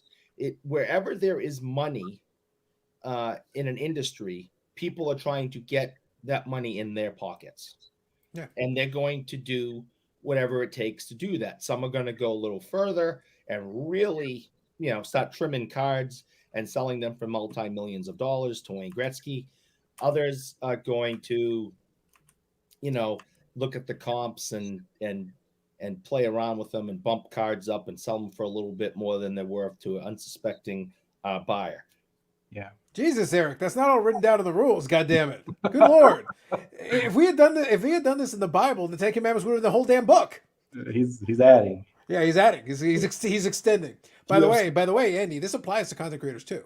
Like I know Mike's your buddy, but I don't even think he's the one saying yo and hello. I think that's dubbed. I think it's full of shit. I think that's a lie. I think that's dubbed. I think the rest of it might be his, but I think the yo and hello is totally somebody else. He's like, and somebody else pipes it in. So whenever he calls me, that's how I answer the phone. I say yo and hello. I think it's pre-recording. It could be my voice. It might be. We can't put past this. Listen, I'm willing to start this rumor right now.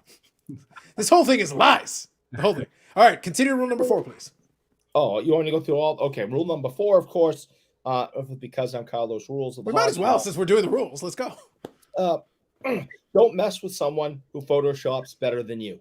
Which is something you violate consistently. We've evidenced it yet again tonight. I do break this rule quite often. Yes. I need to get better at it. Yes. And our fifth rule so far is Carlos lies. Which is true. 5A is Eric lies. Yes. 5B is Bobby lies. Yes. And if Yannick would like to admit to being a lying, backstabbing son of a bitch, we can make a 5C for him. Well, That's okay. the beard is not even real.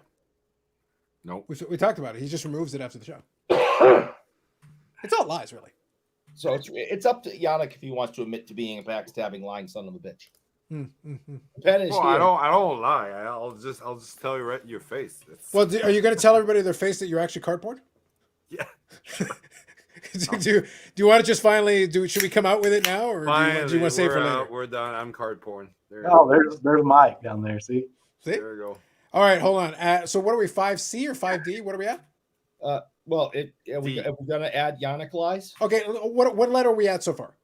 5A is Eric lies. 5B is Bobby lies. Okay, so 5C is Mike Baseball Collector lies. This line is how I know he's lying. Okay. Yeah. So write that down. Write that down. See, no matter what, it works, Andy. This is the best part of my rules is they're very dynamic. They adjust on the fly. The best intro in the hobby, it's actually his dad's intro to his podcast. Well, that is true. I agree with that. That's what I'm saying. Like, I think he's trying to compensate. That's why I'm saying I think he actually has a ringer doing it for him. The rest of the video can be his, but the oh and hello is totally somebody else. It's dubbed, like I said. He opens his mouth, but nothing's coming out. There's no sound. We have added the new amendment. There you go. Baseball collector lies. That's right. Baseball collector lie. That's He totally lied. He lied right now. He literally lied on this show. We have video evidence right here.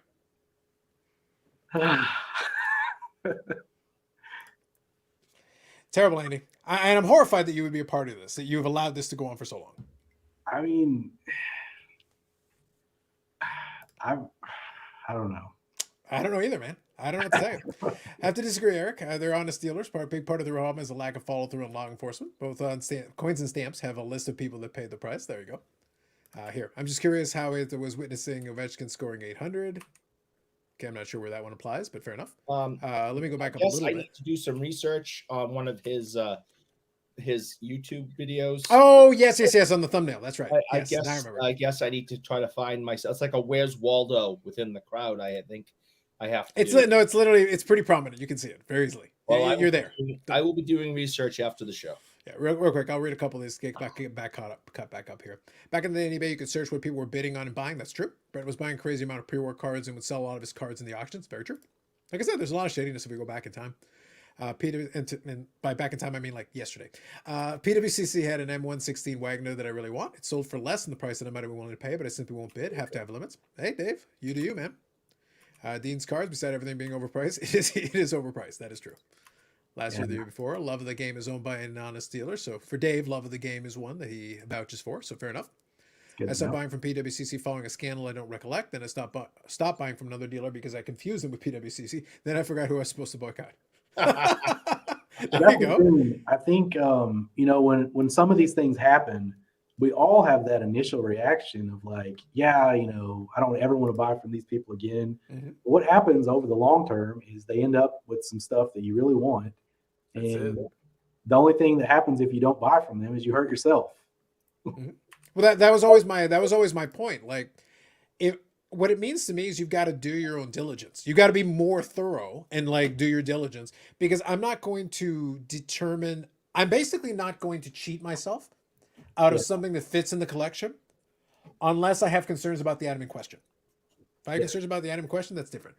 Well, that's the thing is you have to do the research on the item yourself, unfortunately, because there are honest dealers out there that probably sell trimmed cards because they don't know it's trimmed. They bought it from somebody else, and they don't really know.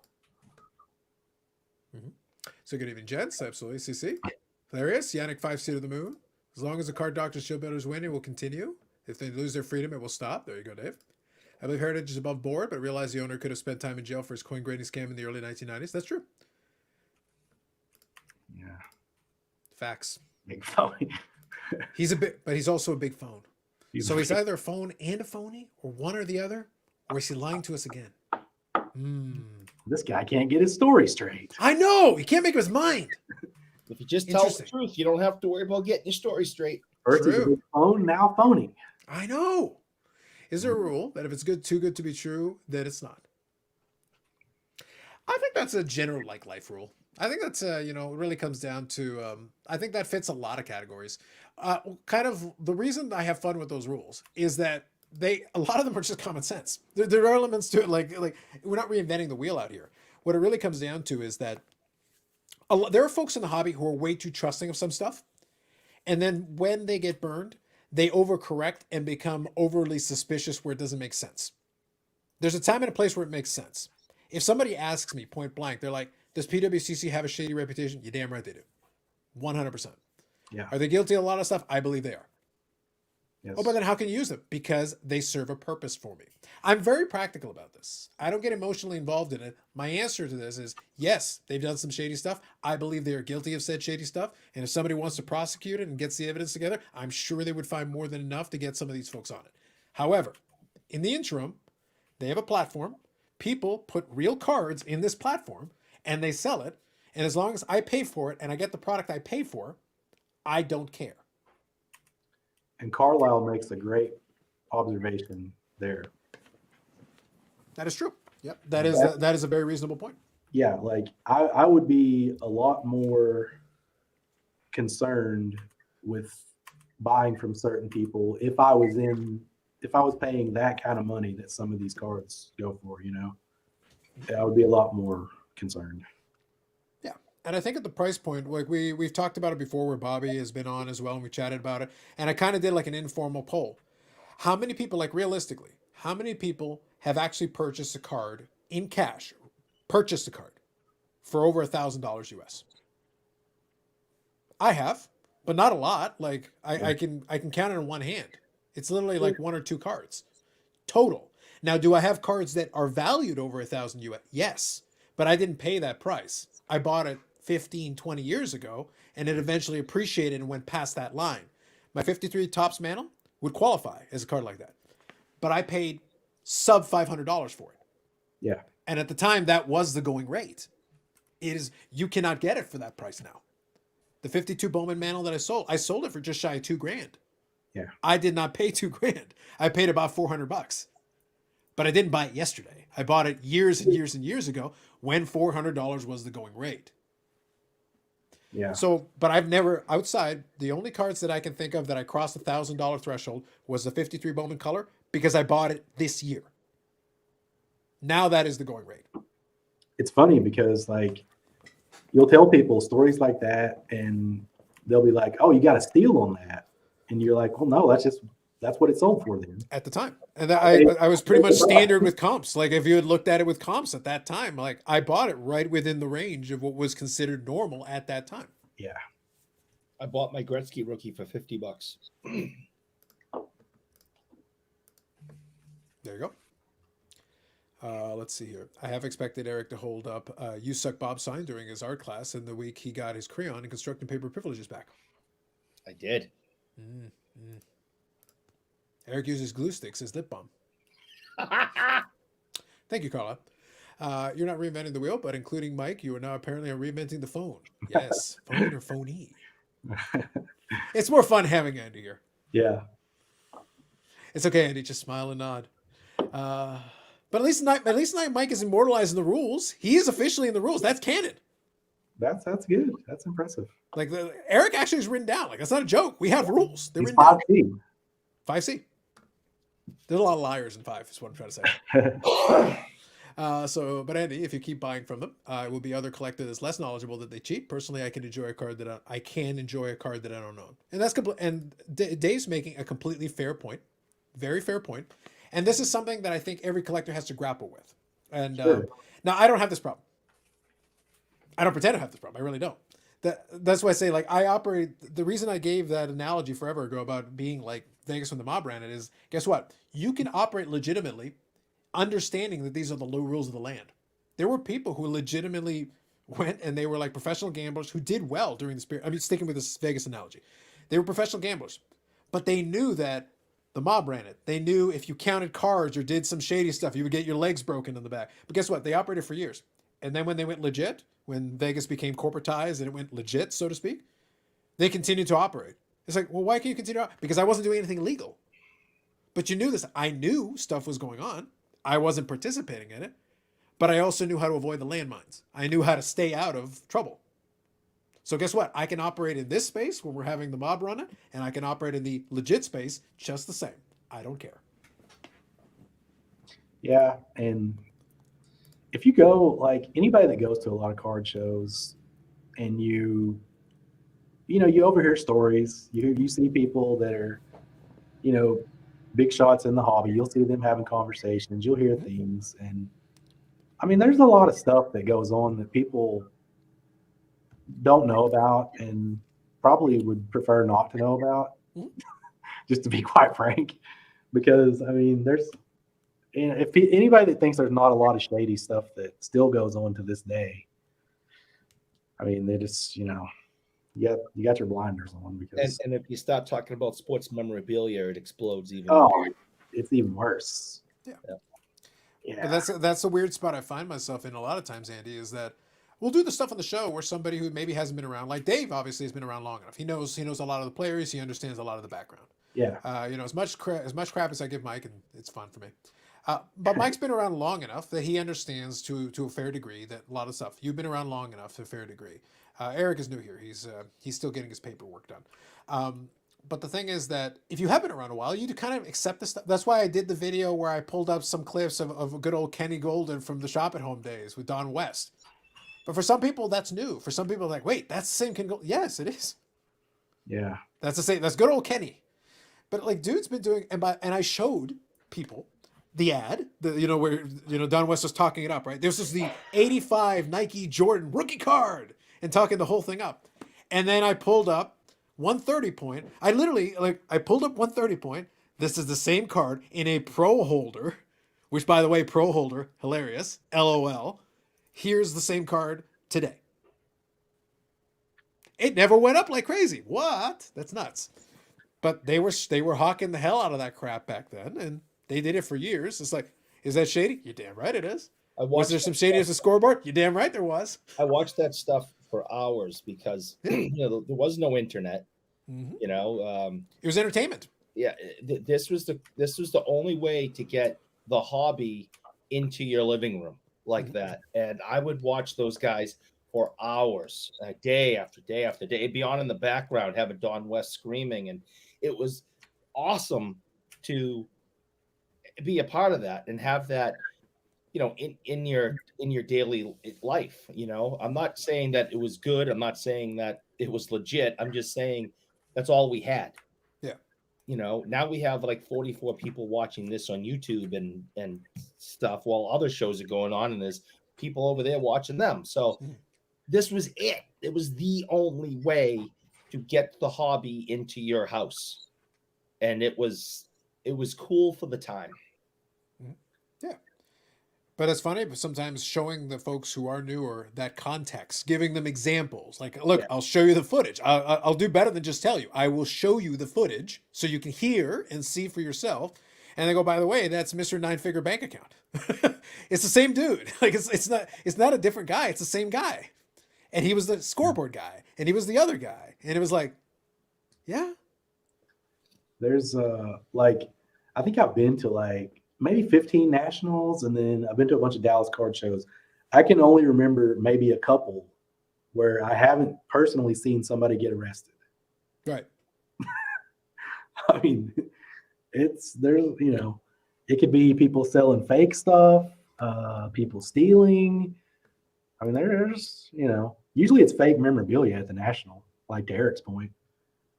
Usually always somebody selling fake autographs and stuff that gets posted. Yep. Card doctors, shield bidders work full time. You collect very part time. There you go. But wait, there's more. Barry Bonds rookie cards, Sammy Sosa, Frank Thomas rookie cards. We can't keep this around forever. Facts. That's right, Bob. That is right. Good evening here. I still watch Don West every now and then. Fun memories. Yeah.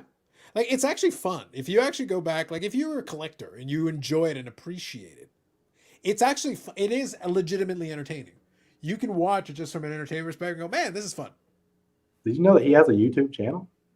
I think he's saying that he watches probably clips because you can find that's where I pulled the segment. No, but he has a YouTube channel though. Oh, does he actually? What does he do on it?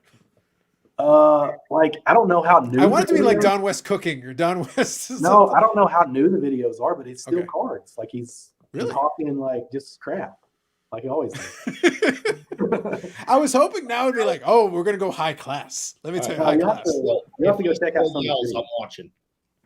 Yeah. Interesting. All right. Yeah, I wasn't aware of that. That's interesting. I might have to look into that. I'm kind of curious now. I don't know how old the videos are, but I've seen some that they're not like the old videos. Yeah. You're going glorious. It's like, psh, this is nothing. You don't even know. You know nothing. I like Mike going for the jugular a little bit. I like that. Jeff Wilson is a modern day Don West. Does he have that kind of gravitas though? Does he really have like the look? Jeff Wilson tries. Good old G off. And by the way, nobody spells Jeff right. It's G off. G off. G off. But anyway, I don't know. He's got the shtick. He's got the hello. It's not quite yo and hello. Done by somebody else. But it's not quite that. But he's got the extended hello thing. But outside of that, I don't think he has the energy. He doesn't have the Don West energy. He's like a poor man's Don West. He's a dollar store. Dollar General Don West. He's not on that tier for me, man. I can't get there. It's funny. I never even thought about this, but in a way, he kind of ripped off Mike. A G off? With the hello. Did he also get it dubbed? Instead of the yo and hello, he just extended the hello. Hello. Interesting. All right. Interesting. I never thought about that. I think there's some deep. So you're trying to say that really what Mike's trying to do is he's trying to be like, you ripped me off, you son of a bitch. I don't know if he's trying to say that, but he did. I feel like there's some residual, like a little resentment in there. I feel it. There is on my behalf. I don't know about Mike's. And I offered to give you Thunderdome. You didn't say Geoff. I mean, I just said there's resentment. I didn't say I wanted to fight the guy. But Thunderdome's right there, Andy. It's right there. We already set it up. Yeah, you mentioned this in his little bit of the past. If you want to take a look at that. All right, hold on. I'll pull it up here. This is a little bit of the past, right? Yeah, here. the scoreboard. Yeah. That's right. Yeah. Now, if you ask Ken Golden, he'll tell you that he'll say like, "Oh, but people, rip that off and replicate it," which, by the way, could be true, but at the same time, is really easy to replicate. So, kind of pick your poison on that. But that is his father, I believe, is Paul. I think Paul is the one who started the scoreboard one. Yeah. So that's his dad. Now, here's the thing, though. So here's the question of culpability, right? You could say that people went and made fake certificates to go along with that stuff, which, by the way, is very true. That's effectively a piece of paper. Like, it's really, you could photocopy it. There's a lot of things you could do to replicate that pretty easily. So the question is the real thing. Yeah. So the question is, does the onus then go on you for making it really easy to replicate, or people, ripping other people off by replicating it and, tarnishing your reputation, so to speak? At a certain point, responsibility-wise, you would think then it's on you to make it harder to counterfeit. AKA, Bougie Eric would tell his coworkers to fix their stupid Beckett slabs so it isn't counterfeited so damn easy. That'd be nice. Oh, I want them counterfeited. I want everyone to counterfeit them. I want that's what I want. Interesting. So that's a bold take by you. I want everything counterfeited. Very bold. So Victor is asking where's Don West today? Is he still alive? As far as I know, I don't believe anything has happened with that yet. I agree, Bob. He's just not in that. He's just not there. He's just not there. He doesn't have the gravitas. Don West is on a different level. We had a guy in Minnesota that would show up at the end of card shows with stolen boxes of wax from a retail store. There were dealers that knew it was stolen and they still bought from him. Well, I think that's that right there is a different issue entirely, because at that point you're actively participating in a crime. Yeah, you're like if you are aware, if you know that the stuff's no good, that the stuff's hot, and you're buying it, you're a participant in this. You are a party to this occurrence. Yeah. That's why the pawn shops and stuff have rules about that. They do have rules. How old do you think Don West is right now? He is alive. How old do you think he is? I don't know.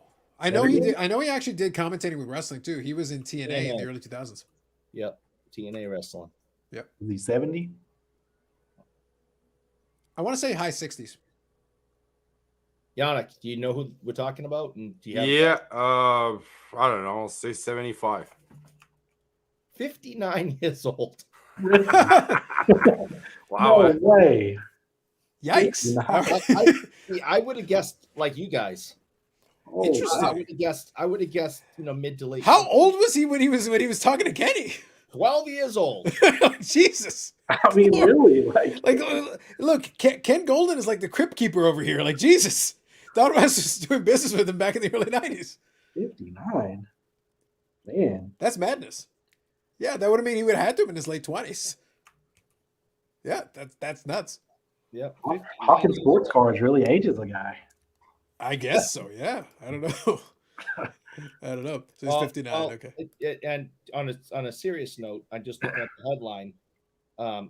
We can be serious here at times and not joke about certain things. So it seems as if Don West reveals his cancer has returned, and he is battling cancer for the second time. So we wish him all the best, of course.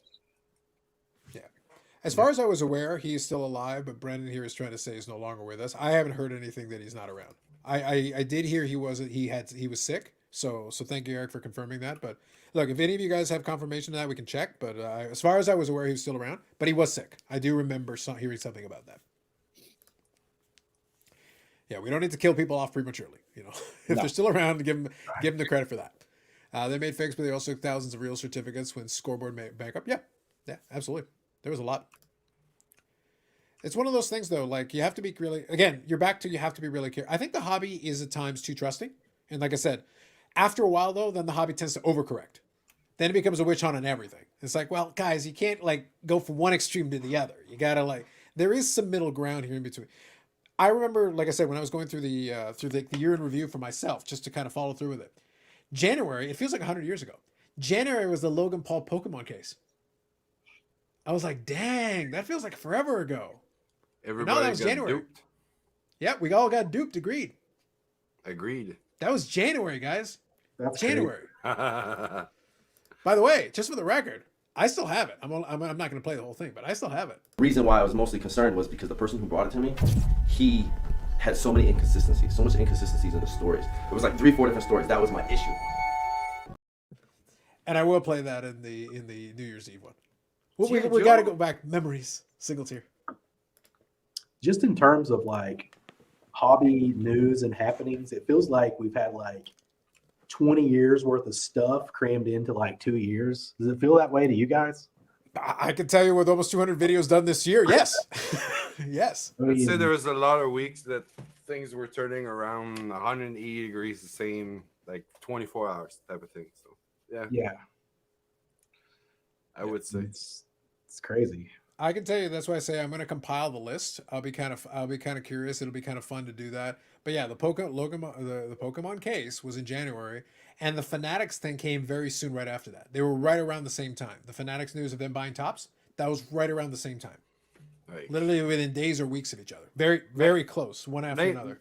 name, I don't know. Let's say just 3 different drama from 2022. Go. Yeah. Yeah, the You know? 86 Fleer box, the first one, the second 86 Fleer box. You had the Logan Paul one, because remember, the first was Logan Paul. There's questions about the case. Then there is they open the case and it turns out to be no good. So those are 2 separate incidences with a little bit of a gap in between. Very close together, but still a gap in between. And then, so those are 2 beginning of the year. And then Max Card. What's that? Max Card. Yeah, Mark's Cards. Yep. Mark's Cards Card. was another Mark's one. Card, yeah. The card breaking show with in Vegas with the showgirls that became like a thing. Oh yeah, It was a disaster. Many Ken Golden attempts at a live stream that he struggles with. Him and Drake struggling to do a live stream. And then my favorite part, Andy, you remember this because we were messaging back on Instagram at that time. So they screwed it up, and then Card Porn's feed was still going, showing them open the stuff. And then later on, towards the end of the year, they're like, wait a minute. Card Porn knows Ken Golden. Card Porn was literally there doing a live stream during the stupid thing. they were filming. Card Porn was in the room. Yeah, Does Ken Holding Golden the know phone. who Card Porn is? Yes, Ken Golden knows who at least one member of Card Porn is. I mean, yeah, he's been obviously in the same room with them. That's what I mean. Like, it's stuff like that. And then it comes around. It's like, yes, Ken Golden has at least a connection to Card Porn. We know this because he was live stream. We have video evidence. We know. I don't know, man. If you could attend any sporting event, past or present, what would it be? I'm leaning towards the 86 Masters, Jack Nicklaus's last major. Interesting. Any event, sports event, past or present. That's a good one. I like that one. Have to think about that one for a minute. You got one, Eric? Anyone? Any time of any of the Boston Bruins Stanley Cups they lost? 88, 1990. Thank you for reminding me of those. Absolutely. I really would like to prefer to watch 86 World Series. No, I prefer to watch Bobby Orr fly through the air. If I could go back and do that and be there, that'd be awesome. There you go. Andy, you got any that you would follow? Probably the Cubs World Series in 2016. Like that would probably be it for me. Okay. Just being a lifelong Cubs fan. I mean, I of course, I wasn't watched aware them. you were a Cubs fan, and that was huge. That was a big deal. That one. Well, I was a Cubs fan because as a kid, WGN, like it was kind of like you were either a Cubs or a Braves fan because that's who you got to watch on TV, Yeah. TBS or WGN. So, yeah, I started becoming a Cubs fan like in 1987. Sandberg, Dawson, all those guys, and that's who I got to watch after school each day. So that's who I became a fan of. That's not bad. That's pretty good. Yeah, in 2016, I remember it was historic because it was, I think it was the Cubs and Indians, right? And then, so it's Cubs and Indians. So somebody has to win. I remember the joke when it's like, somebody has to win. It's like, you can't end this in a tie, right? You can't end this in a tie. Somebody has to win this. I figured they'd manage somehow, though. Look, I thought it was in play right up until the end. And then it goes to game 7. So I'm like, all right, we are getting a winner, right? There has to be a winner. And as a Cubs fan, I mean, you absolutely did not feel confident until that last out. I mean, If I was a Cubs fan, I wouldn't feel confident until 2 weeks past the last out. Right. It's like they can't overturn this, right? They can't overturn it, right? Yeah, like replay, Yeah, they that can't was go back. something. But it was. I think that's a good one. I think that's a really good. They came back from like what 6-0. It was such a fun game, and then they, like a year or two later, the team's completely dismantled. Like they have nobody from that team. It was very Florida Marlins esque. Yeah, Got dismantled pretty quick. Yes. That was a weird one. There you go. So Will Chamberlain's 100-point game. That we did reference that earlier tonight. That would be a historic one for sure. I'm just trying to think, like, what would be a fun thing? You know what? I got to be honest. I'll go with this. I'll go with the easy one for me. I'd like to visit Game 6 of the '99 Stanley Cup, where there was absolutely no shenanigans with any creases, no skates, no creases, complete legitimacy. And I'd be there to point it out right at the start. It's like, oh, that was an incredible goal. That was amazing. God, that Dominic Hasek is overrated. He's 2000. Stupid rule. He's trash. We're going to enforce it for the entire season, for the entire playoffs, right up until the last minute. When they came to their senses and realized, God, this rule is dumb. Screw this. We're not doing it. And it is the dumbest rule ever. And they got rid of it immediately after. By the way. Yes, but you had this rule that they enforced with an ironclad hand through the entire 82 games. Well, I think it was like 80 games back then. The entire playoffs, the entire Stanley Cup Finals, right up until the last 60 seconds of the game. And then Let's go. Yeah, that rule was stupid. We never should have. Let's just forget about it. Give me a break. I saw nothing wrong with that. Listen, I watched that entire game. I watched all the triple overtime, the whole bit. It was like plain as day to me. And that was 99. We had beautiful standard def television, the best of standard def TV. And let me tell you, it was crisp and clear. Dominic Hasek, I think, was in the 14th row. Like I don't know what happened. Maybe he was off eating a hot dog or something. Like he was distracted. No Dallas fan saw anything wrong with that goal. I saw absolutely nothing wrong. I know. Nothing wrong at all. I know. Andy, Patriot State of Shadiness. I'll take it. Sorry, Buffalo. My apologies. I still love you. Anyway, so Mike would like to see if Ruth called his shot. So I think that's the 33 series, I believe. If memory serves me. Yeah, and I was just thinking, like, to what Mike said there, like, to me, it would be so cool just to see any baseball game from that era. Sure. Yeah, because of the atmosphere, but then also to see, just how good were these guys? Like, I would just love to see, like, a Babe Ruth or a Ty Cobb or one of those guys, a Walter Johnson or somebody like that. I just want to see, like, how good were they compared to everybody else? Like, they just, like, dominate them. Like, they just make them look silly. I just want to see it in person. I'd like to, if I was going to go that route, fast. If I wanted to go that route, I would like to see a couple of the classic ballparks, like the old school classic ballpark. Yeah. I'd like to see the Polo Grounds when a real game is going on, like a good game, like a classic game at the Polo Ground, because that was a unique stadium. The way they did that configuration, you're not seeing any of that today. It was a completely different setup in the whole thing. And I'd also like to see a game in Brooklyn. Like when the Dodgers are having a big game in Brooklyn, it'd be, if you're talking baseball fan, that's like a classic thing. Yeah, that was a unique period in time, very very specific to that niche, because you got the three New York teams in their heyday, in their apex, right there in the 50s. Yeah, go get yourself go check out a World Series game between the Dodgers and the Yankees, and they're in Brooklyn. You can have Mickey Mantle, and you got the whole 9 yards. You got Jackie Robinson. Let's go. That's basically back when Major League Baseball was just basically on the East Coast for the most part. Mm-hmm. Go to your apex. That's what started it going west, right? Yeah. So here, Mark says the USA win over Russia in Lake Placid. There you go. Classic sports moment. Personally, go with the 41 All-Star game. So many greats ending with Ted's walk-off home run. Look at you. Look at you, Dom. Look at you. I got a game would have been cool to be. It was 2002, the gold medal game, hockey, Salt Lake City. Oh, sure, the golden goal. Well, which one you want to count? Like the first one or the 2010 one? But yeah. Mm-hmm. Well, I think for me, yeah, for me. Sorry, you said 2002. So that'd be the one in Salt Lake. That's Salt Lake City, and Yeah, 2010 was Sidney Crosby in Vancouver. I think between the two, 2010 was more interesting. The golden goal thing, like it was big because I remember watching that one on TV live. Yeah, I saw both live. Yeah, that was a big one. Pretty big deal on this side, anyway.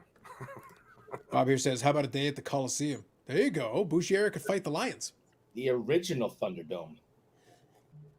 I see nothing wrong with that. I like it.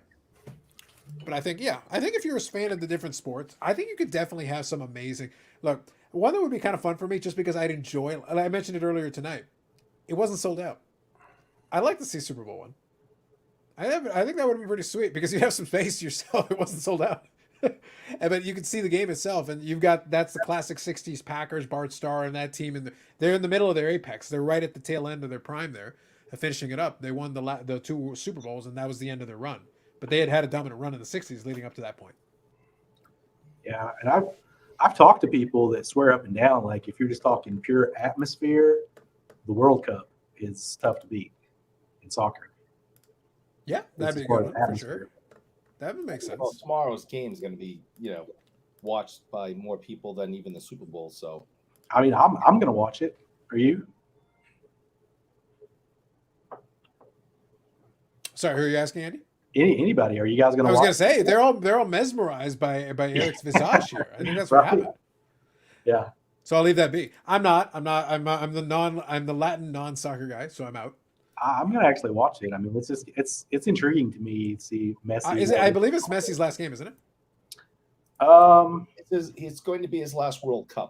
Yeah. Sorry, his last World Cup game for sure. Yes. Because he's not coming back in 4 years. So for him, this would be his last attempt to win, which is a big deal, no doubt. I've just never been a soccer guy, so for me, then you have Mbappe on the other side, who's true. The young up and comer. Okay, serious question. I'll play it into the classic. So, by the way, thank you, Yannick. I appreciated that one. I'll invoke that one later on. I think Yannick wanted to take off, so I'll leave it to you. Yeah, Yannick, I'm gonna sign out for tonight, guys. So, Sounds thanks good. for having me again. Take it easy, guys. See you, man. See you later, buddy. Easy. So we'll chat on a couple of things, and then we'll start winding her down. Right now, it's been a good time. But thank you, and thank you, Andy, for joining in. I appreciate you, as always. Absolutely. So real quick, I'll read this one here. Implies he beat the raccoon. My betting ticket says a win for the raccoons. He thinks the raccoon wins in the return. I like it. Interesting. Isn't it crazy how many of the most memorable games in MLB history were actually irrelevant? Bobby Thompson wins the pennant, but they lose the World Series. That is true. Carlton Viss defeats eventual World Series champion Reds in Game 6. Sid Bream sliding safely in the NLCS in 92 and advanced to lost the World Series in Toronto. That is true. A lot of big moments didn't quite result in what they were looking for. Yeah. It's fair. Can't wait if the names show up as the show is ending. That is his MO lately. So that is the thing for him. He better not. I swear to God. If you're listening right now, you just stay hidden. I don't even want to hear from you. You just stay hidden. That's it. Don't come out of the woodwork at the end. You just sit there quiet. Keep to yourself. I'm not interested. Oh, bougie Eric. Picking more fights with more people. What if name turns out that name figures out how to run Photoshop? And once again, you violate the rule. Not good. Do that. Not good. No, I was going to ask. So, in all seriousness, talking about the World Cup thing, I've had so much fun talking about the World Cup topic, where not World Cups necessarily, but the soccer thing, because obviously there's folks that keep pitching for the idea of soccer, and it really hasn't translated. Like, it hasn't moved anything. However, at a smaller level, it could still do something. You've got Messi and the opportunity for him to maybe win a World Cup. You've also got, to your point, Mbappe, young guy who is the opportunity to add to his legacy. So that could be pretty good. So if one of the other wins, does that do anything for their cards and stuff? Do we actually see some movement on that based on a win in the situation? I mean, I'm through trying to guess that stuff, because I've seen like guys win and their cards still lose. So, I think people are like cashing out on those guys probably leading up to it. You know. That'd be my guess. So, but I just wanted to pose a question. That would be my guess, is that I think it's already baked in. I don't think, like, I guess if I had to pick an answer, I would think that they probably won't spike for whoever wins. Right. No one's going to care about soccer cards in 2 weeks. I was out in 2 minutes, but yeah, I think at 2 weeks at the most. I really think it's about 1 week, and then by the end of 2 weeks, dead, done. I think like soccer as a sport, just from seeing like at the lower levels, like I see a lot more kids that are interested in playing it, but I don't think that that's really translated over to like collecting cards. Yeah, and that's been the struggle with the pitch that they have done. Pitch, pun intended. The pitch that they've done on this is that the idea is so many people watch the sport. Yeah. People participate in the sport, but I keep saying that doesn't translate into wanting to buy a piece of cardboard. Yeah. It doesn't necessarily. You can still like playing a sport, and not necessarily be interested in cards. Yeah. And that's always been kind of the thing. I understood their argument, but like, I don't think it holds water. I think it's the untapped market thing. I did a video literally where I said it's like the untapped market theory. Guys, we're going to tap into this market. So really this specific time is going to be even though you failed so many times to successfully implement this untapped market. It's like it can translate, but that doesn't mean that it has to, because soccer's been the biggest sport in the world for a long time. Like it didn't, it's like it's new that it just became huge. Well, that's why I kept trying to push. Like, it's not like soccer got popular last weekend. Right. Yeah. My mom doesn't care about sports at all. She will watch the World Cup. She is a fan of Pele. Like, if you talk about some of the classic soccer players from when she was a kid, yeah, she was following them, but she wouldn't collect the card to save her life. Right. It's you can have the fandom for the thing and still not translate over to the other thing. Yeah, there's like Pele and Maradona, some of those guys, like they're super popular as players, but like I don't know if it's ever really going to translate the way some people think it will. It could, but I like this one, Bob. I wonder how many dollars those buffoons made trying to sell cards to cheap wrestling fans. Facts. Wrestling fans are cheap though. That is true. Like it's kind of fun. I do kind of enjoy it. Yeah. Look, I can't complain. That AEW box I opened, I pulled that autograph. It's like, I got the offer sitting on the table. I'm probably going to accept it. I may be sending that card to Puerto Rico. So that may be where it's going. So congratulations, Puerto Rico. For the holidays, you're getting a young buck. Congratulations. But yeah, and considering that one more than covered for the box and probably part of the other box, and I'll get some money out of it, that's a win. I like it. But anyway, so we'll see. I don't know who the person is you're even talking about. Oh, it's one of your favorites, man. Trust me. I'll explain it to you later. Like he's basically the kind of guy that you would be if you were a professional wrestler. Basically, everyone hates them. Oh, I can relate to that. Yeah. So basically, they're assholes. It's just everyone hates them, and like it turns out, like basically what we get in the chat, you are like one of the young bucks, except you're old. You're like old buck. You're like about to die buck. You're like, we're gonna take you in the back and shoot you buck. Any minute now. Any minute now. Hurry up and do it, please. I know. I was thinking the same my wife thing. every night to smother me with a pillow when I wake up every morning. And I said, "Still, really?" The problem is that the rigor mortis kicks in and your arms are there. She's actually trying to smother you with the pillow. The stiff arms are actually holding it up, preventing it. We've added so much canon to this to tonight's show. I appreciate it. I enjoy it. It's been interesting. Andy, I'm never shy about including it all. Yeah, it's part of the fun. Cover all bases. Oh yes. Oh, without question, without a doubt. I believe it is Nick Jackson. So kind of answer that question. It is yes, Nick Jackson. That is the one. Oh yeah, he's my good favorite. one. The one that sells nothing. I'll leave it to you. That's Nick Jackson. I would argue he's got some pretty good moves. He's got some pretty good moves. The part of the reason, like, it's cool because it's probably the toughest card I've ever pulled out of a pack. But at the same time, I'm not going to be precious about it because they actually still sell for good money. And the other thing is, I'm not actually, the Young Bucks are probably as popular as they're going to be. They have fans and they got folks that will buy the cards, and there are probably folks working on that insert set with the autograph set. So there are fans that will buy those cards.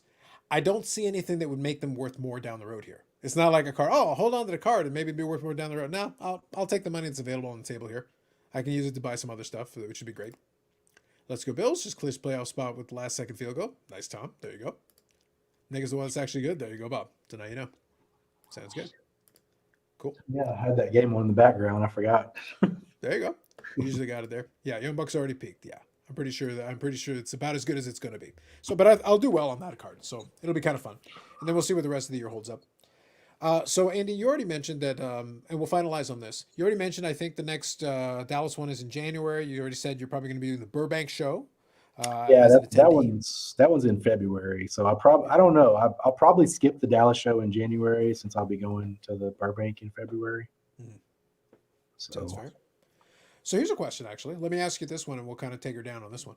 Obviously, we joked about it before, so we're pretty much 99% chance that we'll be going down to the national. Like I said, got the hotel and whatever. I'll finalize the rest of the arrangements, figure out what I'm doing. Um, Between now and then, though, when do you actually start like preparing in earnest? You know, putting money aside or whatever it is you do to prepare for the national. When do you actually start that process for yourself? um I mean, in a perfect world, I would start doing that probably in January. Mhm. And I always have intentions of doing that, and I'll start doing it. But then, along the lines, there'll probably be something that catches my eye, so I'll probably, spend some of that money on something else. But typically, January is, and it really just all depends on how much, you want to take or plan to take, and all that stuff, because it's different for everyone. But I think that's fair. Eric, Yes. I think you're going to be heading down as well. So when are you starting to put aside the money? You know, the $50,000 for Beckett slabs you're going to be buying. So when do we start setting that money aside? I have, as of right now, I have no plans of going to national. There's nothing there that I want. I The started. opportunity to hang out with your favorite Yannick? Nope, screw him. He's dead to me. Mm. So as soon as I got home, I started saving up, for the expo again. So, looking forward to going back up there, and I think I'm gonna try to shoot for a Phyllis Esposito rookie card the next time I come up. Phil Esposito rookie card. Interesting. I think that's the next big get when I come up there. So I saw that comment. Is it only 87? I thought you bought something around 89. I feel like that's unduly harsh by Carlisle. I bought this just like I don't know, a month or two ago. Oh, so that's a I reason. buy stuff. I don't show everything I buy. Mm. Well, that is true. Yeah, that's true. The video production now. Are we getting the little podcast thing though? Or is that coming back or? I don't know. I mean, there's so much stuff out there. Like I really struggle with like I'll think of a topic and then I'm like, do I really even want to talk about this? Do I really want to talk? Look, maybe you should steal. Maybe you should steal the idea that I gave to Bob Lewis because Lord knows he's never going to do it. I think you should just do an episode where you talk about ideas you had and didn't actually do. Like just explain the idea. The video is you explaining the idea of videos you were going to do but haven't done or aren't going to do. That's probably a good idea because I think of stuff all the time throughout the day and I'll write it down. And then I'll be like, I'll get home and be like, should I do this? And I'm like, I don't really want to talk about that. I mean, it's a good idea, but I just wish somebody else would talk about it. I could just listen. You want to be a consumer now. It's like you basically. I give up. I don't even want to try. I mean, I think I'm more like of a content idea guy. Like I could be somebody's idea guy. I could give somebody ideas of things that they could do videos on and they could talk about. Mm-hmm. I think they're good ideas and good stuff, but I just don't want to do it. Great, fair enough. I appreciate your honesty. Like I'll say, in contrast to he who doesn't actually do his own intro. At least you're telling us the truth. I appreciate that. I mean, I'm just being honest. Like I have some ideas, but it would be so much better, I think, if somebody else did them. I think Andy, I got an idea now. Andy, I've got an idea. Hold on. Before you interrupt Bouchier, before you interrupt this with ruin this great moment, Andy. I think if they're going to do the Hobby Palooza thing again, Right. I think you should invite me back again, and we will do the live stream where we'll talk about your ideas of videos you did make. I think that's what we should discuss. Yeah, because I mean, I'm going to have a lot of them by then. That's what I mean. Like literally, you could just have a list and just be like, and then just explain to me these ideas, and we'll sit there and talk about these ideas you had, videos you didn't make. Because I'm going to have tons of ideas and probably very few videos between now and then. I think it's perfect. I think it is literally the thing Hobby Palooza needs. It's like, guys, if Andy was making videos, he could have made a video on this. He could have made a video on that. He could have made a video. It's like, and we'll discuss them all. Right. I mean, I don't know. Like, and sometimes like the ideas that I have, like, I'm just like, I just don't think I can pull this off. I think this would be good for somebody else. Like I think they should do it, but Now, is there a specific thing? Because I've talked about the video that is infamous in the annals that we've discussed in the past, and I said there are people that can pull this off. I feel like Dave Blue Jacket 66 could have pulled off said video. So based on the way his style, the way he presents his stuff, I go his style would suit this video concept perfectly. So is it a situation like that where you're thinking like, this is a cool idea, but this is the person who could deliver this and take it home? yeah, sometimes. And then there's sometimes just like what I said, like earlier, like what I said, I'm just like, I just don't want to do it. Like, it's just like, I'm like, I know if I said these things that I'm thinking, you know, there'd be a lot of people that like come after you or whatever. Do I even really want to deal with any of that stuff? Like, if I just come out there and tell people what I really thought, like, is it even worth it to like deal with the backlash? I mean, like, I want to encapsulate this segment, Eric, as being like whenever those back pages talked about it, it's like, just make content. And then I just literally play Andy's rebuttal. Is it even worth the backlash, guys? I mean, seriously, like sometimes Just like, say wow. It'd be great. I think it'd be phenomenal. See, Andy, I have this problem too. Like this year I've only made 198 videos. Like I'm struggling for ideas out here. It's tough out of these streets. It's tough out of these streets. you've made 198. I've made probably like 8 or 9. Well, listen, my attempt is that I want a ratio at basically 100x Bob Lewis. So I think I'm like right there. I might be close. I don't know if he made a third video. If he made a third video, it's going to screw my whole plan because I don't know. I don't know if I have enough time for that. Maybe YouTube Shorts, because that'd be about the only way this is going to happen. Yeah. So we'll have to see. I don't know. I don't know what to tell you. But that's fair. I like I said, I appreciate the honesty. I just thought it was funny. I was like, I like the way you put this. Like, I don't even want to do it. I mean, like, You're giving the response that I give for the set builder guys. When I chat, I was like, I just don't want to do it.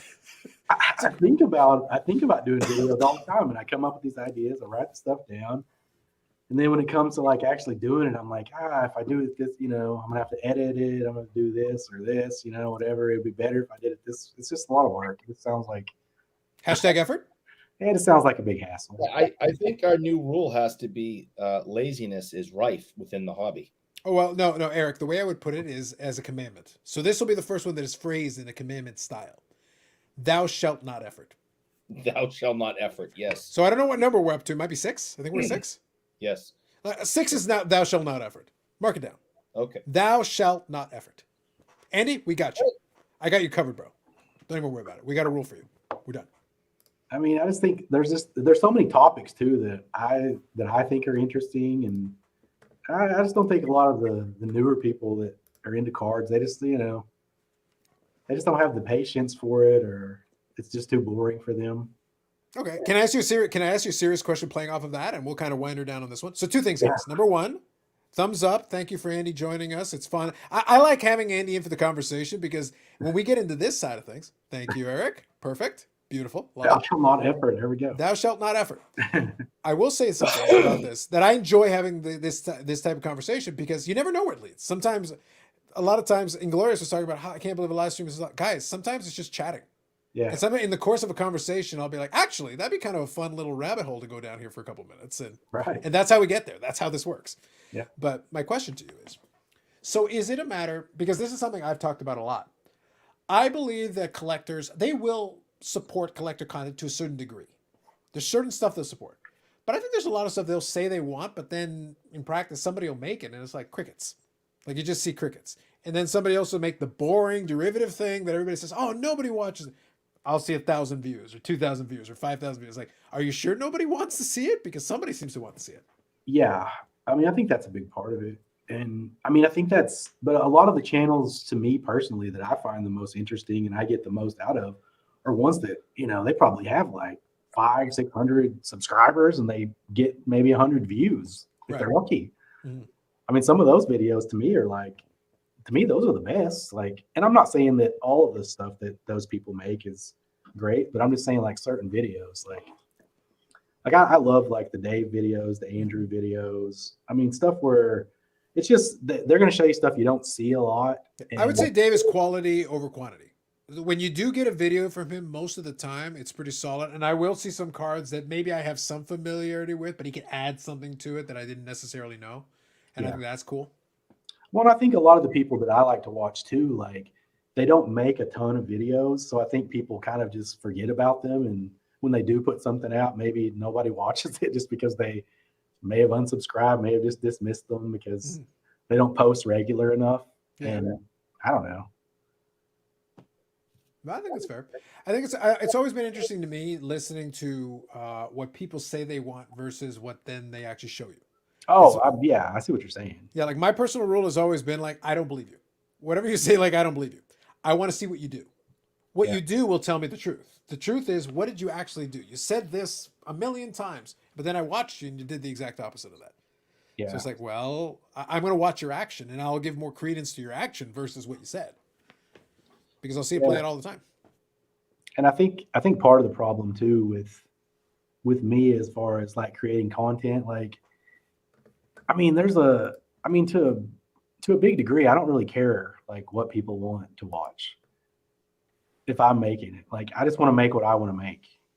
And, it's like, I don't really care what people want. Like, if they don't Maybe like we should it, leave with that. That's a great intro. Right? I mean, It's really, like, to begin with, I don't care what people want. So here's what you get.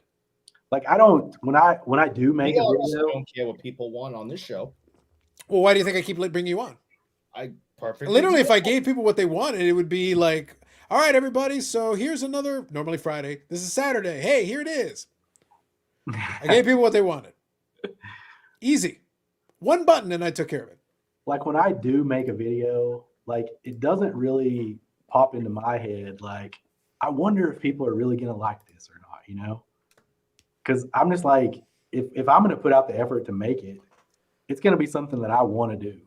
Like, I'm not into like putting out stuff just because I think it'll do well. That's fair. I think the great irony is that I think it can work, but it is always going to be a little bit of a niche. I have fun poking fun at a lot of the guys that I do chat with who do make stuff, and a lot of them have successful channels. They've done very well for themselves. Yeah. But a lot of it is like it's very accessible. The phrasing I use is accessible, and that's the nice way of saying like it's really basic. What you're not really going in the weeds anywhere, but it's very consumable. It's easy to consume. It's like junk food. You'll eat it, but you'll be hungry 5 minutes later because it didn't really fill you up at all. There wasn't too much there. Yeah. I laughed because one of the guys mentioned I left it because I don't like to promote those channels, but there was a guy who made a video talking about one of the videos I did recently and complaining about it, but like he completely missed the point, which is what made me laugh about it. That's why I don't promote him. But at the same time, what made me laugh is that he complained about the delivery and all the rest of it, which is funny enough what a bunch of other people liked about it. And it was, the video itself was, I took something innocuous. I had received an album from one of the bands that I have some albums for. And the point wasn't the album. I don't care if somebody likes the music or not. That wasn't the point. The point was the type of album they made. And I said, well, they remastered and remixed their own work, derivative and repetitive content. And I go, well, I wanted to talk about this anyway. It gave me an excuse. It was my prompt to be like, actually, I want to talk about derivative and repetitive content. And this is them remastering their own work and doing it in a certain way. That's the perfect analogy for me. And it came in from Amazon. I was like, oh, actually, this is perfect. I'll use this. And I opened this box. And while I'm opening this box, I'm talking about opportunity costs and I'm pulling out Blu-rays. It's like, these things do not necessarily coincide, but it gives me a good excuse to be. And in the meantime, I'm opening a box while I'm talking about the thing. You don't have to do it like that. That's a weird way of doing it. Like, why don't you just make the video where you're just explaining the thing or do the video where you're doing the box break? Why don't I do both instead? Yeah. And I just think that over the last couple of years, there's so many more channels and there's so many more people that they're putting, actual time and effort into making their videos. And they're just flat out better. I mean, people are just better at this than they were like 2 years ago. Like it's, you're not gonna just like throw something together like in 10 minutes anymore and,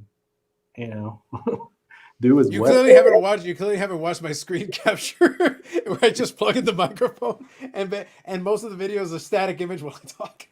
Yeah. I mean, I'm just saying there's a lot more competition in the space for for views basically. And, Bob Lewis is basically like a black hole that absorbs all the viewership of everyone. So we're all in Bob's world. We just live in it. That's true. like, I don't know. I just feel like at this point, like I'm just better in settings like this where you don't have to like, you know, do a lot of like editing and stuff like that, and just production value doesn't, you know, you don't have to put together intro, you know, just stuff like that. Because you just, I think you have to do stuff like that to a certain extent anymore if you know, if you want to have a relevant channel. I think it helps. It's an interesting discussion. It's like it's one I always enjoy that because different people have different theories, and it's hard. I don't think there's a right answer. I think I've seen enough versions of this tried where different people have had success, but I think a lot of folks are trying to figure out. Like Carlisle says it here, kind of in a humorous way. I did enjoy this comment, but it's like I don't know what people want. And I don't even claim to. And I've been around this now long enough where I've seen enough stuff. And sometimes I'll watch something super popular. I was like, I don't get it. Yeah. I don't see the appeal. I don't understand. But it works. Like I'll watch it. It's like it works. And you made 10 versions of the same video and it's the same thing over and over and over again. And people watch it every single time. And it's like, okay. But my goal was never to have the biggest channel. It's like, I'd rather the people who do watch it get something out of it and listen. That's good enough. As long as they get something out of it and I hear, oh, actually, we were listening to what you were saying. Okay, cool. That's good enough for me. But there are a lot of people now that do care about those things, very much so. And they will put out the effort. They'll put out the money, the resources, whatever they need to do to have one of those, you know, to have those top channels. And I mean, I'm not saying that I could do that even if I had the money and the time and the resources, whatever, but I just don't want to. Like, that was never my goal when I created a channel. Would it help if Eric paid for the like button on your channel because he's volunteering? Nah, he loves paying for the like button. Andy, I got 5 shows. I cannot do a 6. So when I created a channel, like my goal was just to like kind of like meet people and just become a part of, you know, this group of people, basically make friends and connections and all that stuff. Like I never really wanted to have like a voice in the hobby per se. Like, you know, I don't even like the term like influencer and stuff like that. What do you think Eric is here for? That's literally what his life is based on. He has no other value in life other than being a card influencer. This is literally what he does. This is it.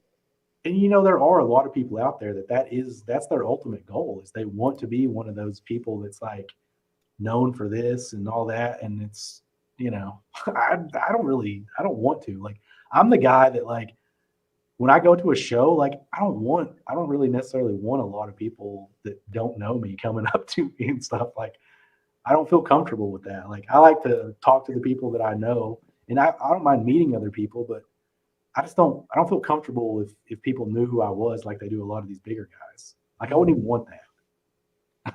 So what you're saying is that your autograph rate is too high.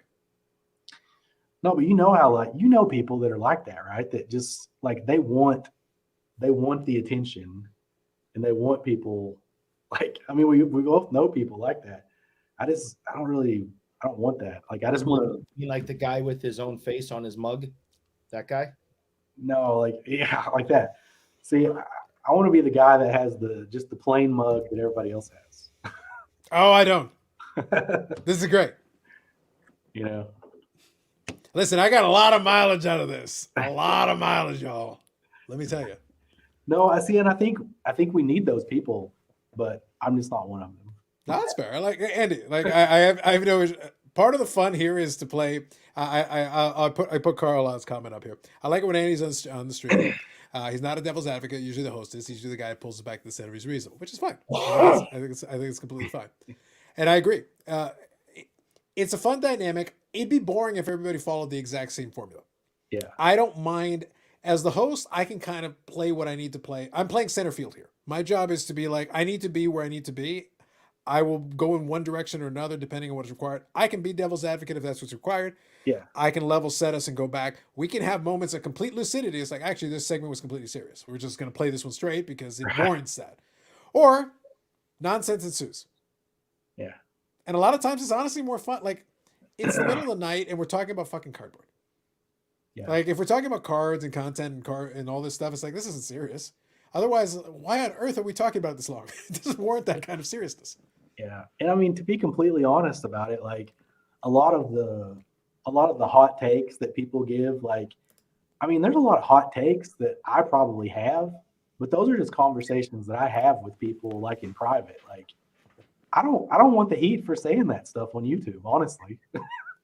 Like I'll have that conversation with somebody like off YouTube, but I don't know. I'm not looking for like controversy or stuff like that. There you go. So you don't want to come out and attack a, top 4 slab company on a weekly basis and point out that they are just an embarrassment to their business practice. PSA, SGC, I mean, CSG, I Rare have Grading, those. KSA, MNT, Poopy Pony Grading. Right. Don't forget that. Wait, so what top 4? I'm already at like 8. Yeah. I was probably being generous. I was gonna maybe top 10. Maybe we can get at the bottom of the I top think 10. they have fallen past top 10. It might be. Might not be good. See, Eric, I'm more the type of person that like I have those talks with people all the time, but the live button up here is not on. You know what I mean? I guess maybe I'm probably just too much of a private person for like The hottest of hot takes. You wouldn't even fight Geoff in Thunderdome, and it was offered. It was offered on numerous occasions. I mean, Thank you, Jay. I think that's a fair I point. I don't know him. He's probably actually a good guy. I don't like his. Look, my joke is that for all the crap that Geoff gets, realistic, if you just chalked him for 5 minutes, you'd probably be fine. Like honestly, I don't look. He's not going to suddenly like spit in your face or like insult your mother or whatever. He's probably just going to have a quick conversation with you and then kind of go on about his business. That's about it. That's all that's going to happen. I've been around him and spent time talking to him, and he seems like a really down-to-earth, pretty nice guy. Doesn't seem very full of himself. Doesn't think he's the most important person in the room. He's just seems like a pretty relaxed, good guy. Yeah, that's the thing is like when you meet a lot of these people in person, they're not as polarizing as what people make them out to be, or maybe even what they want to be. They're just not. Like most of them are just pretty boring people for the most part. Except for Mr. Bougie Eric down there. Well, yeah. We got stories from the expo. They're still pending restraining orders and legal cases pending. We got questions. I might not be able to come back into Canada for a couple of years. Might be. Yeah. Yeah. Just saying, there might be a national mandate here. We might have to have a discussion about that. Just saying. Anyway, nope, that's perfect. Thank you guys. This is a fun conversation. I kind of wanted to talk about that a little bit at the end because it is it's not a straightforward conversation. Everybody is in it for a slightly different reason. I think Andy's reasons are reasonable. But that's always what I've always said. It's funny. Like I said, I poke fun at Eric and the whole not everybody wants to. Not everybody's comfortable with it. Some people start it, and it's actually a tough grind. That's why I've been asked before, like, what advice would you give? It's like your first couple videos are going to suck. And by couple is first couple of dozen, first maybe 100, whatever it is, depending on how long you want to stick it out. It might take a while because you got to figure out what the hell it is you want to do. You want to figure out if you actually want to do it. The stuff I do, I actually want to do it. I like the way I do it. Like, I mean, and I go back and forth on it too. Like, you could ask me the same question like next week, and I may like feel totally different about it. But that's just kind of where I'm at today. Yeah. But as long as you're honest about that, then that's fine. Yeah. And as long as there's no, financial gain in switching your answer that you're keeping from people, that's what people get upset about, in the hobby that we're so protective of. If you just decide to change your mind and that's what you came out and told everybody, hey, I've had a week to think about this and I had this experience and I see it from a different point of view, people will totally respect that. Yeah. I mean, go for it. I've never made a penny off of YouTube. That pumping and dumping, and that's why you changed your mind, because you got some things up for sale. That's when they cut you down at the knees. Yeah. And that's the thing. That's another thing too. Like, everybody, like, even if you're just showing like your mail days and stuff anymore, it's like everybody thinks you're pumping and dumping. Like, that's unless you're like a person that's like never sold a card before. Yeah. I would totally sell this. I literally said I would. I'm just saying, y'all want to overpay for this shit. Knock yourself out. This is for sale. I'm not pretending, y'all. I'm not pretending. Literally, my plan is to I sell. mean, to me, like, I mean, I obviously think there is some pumping and dumping that goes on. Oh yeah, for sure. But I think a lot of times people, I mean, they're pumping up the cards they have because they like them. That's why they bought them. Yeah. Well, look, jokes aside, and we'll kind of wind her down on this because you're bringing up a very good point. I think we reached a point. Remember what I said a little bit ago? I said it a couple times, but I'll repeat it one more time here. We had the situation where people got burned and then they overcorrected. And in that same vein, they got so gun shy about people like talking about things that they liked that everything became pumping.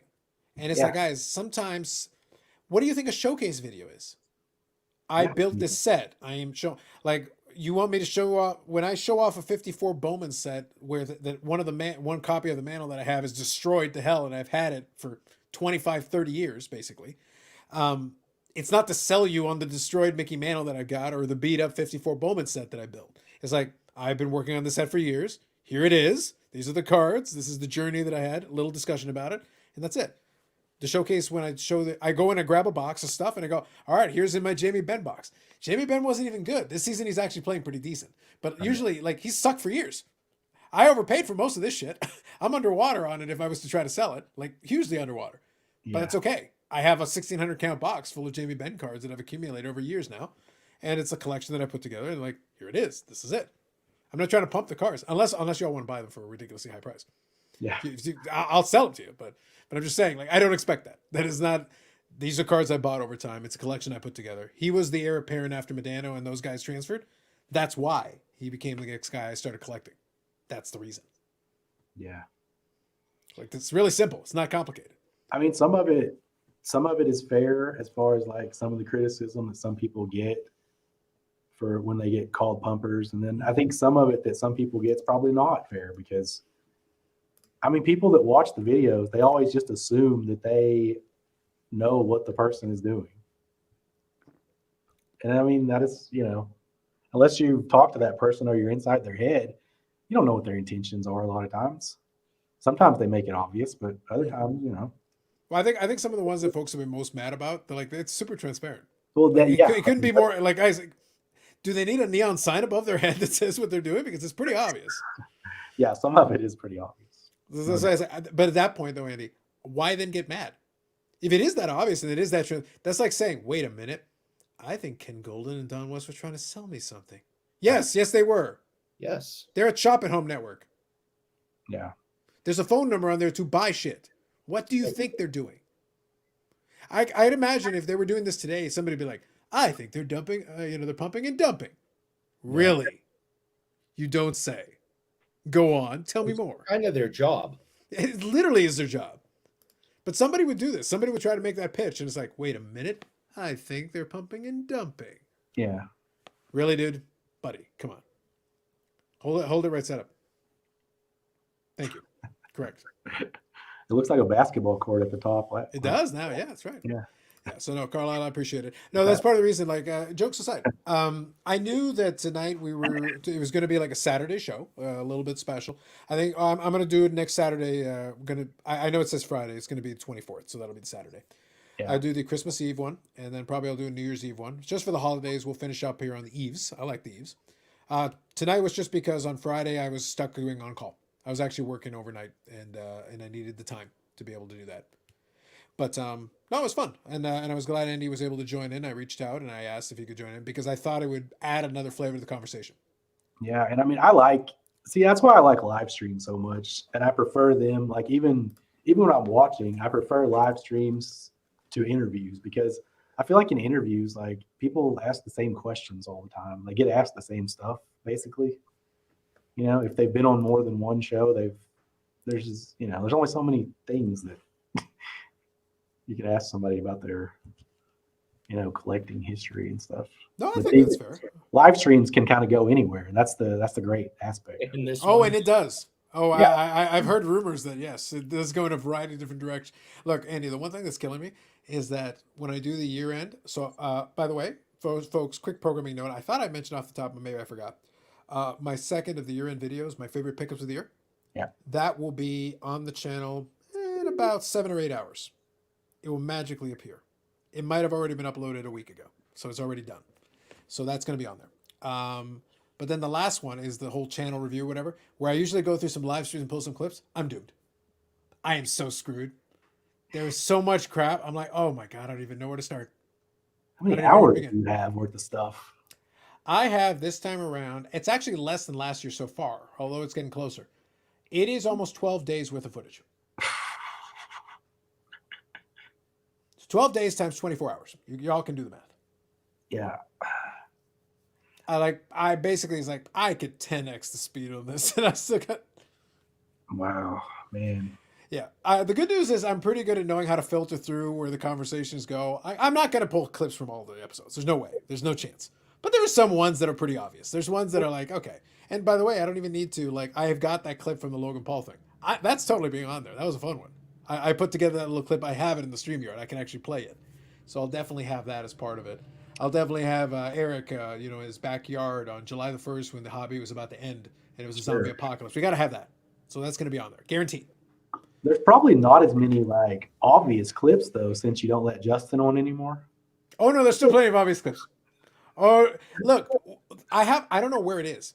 I got to figure out where we first added the cannon of the chocolate stick.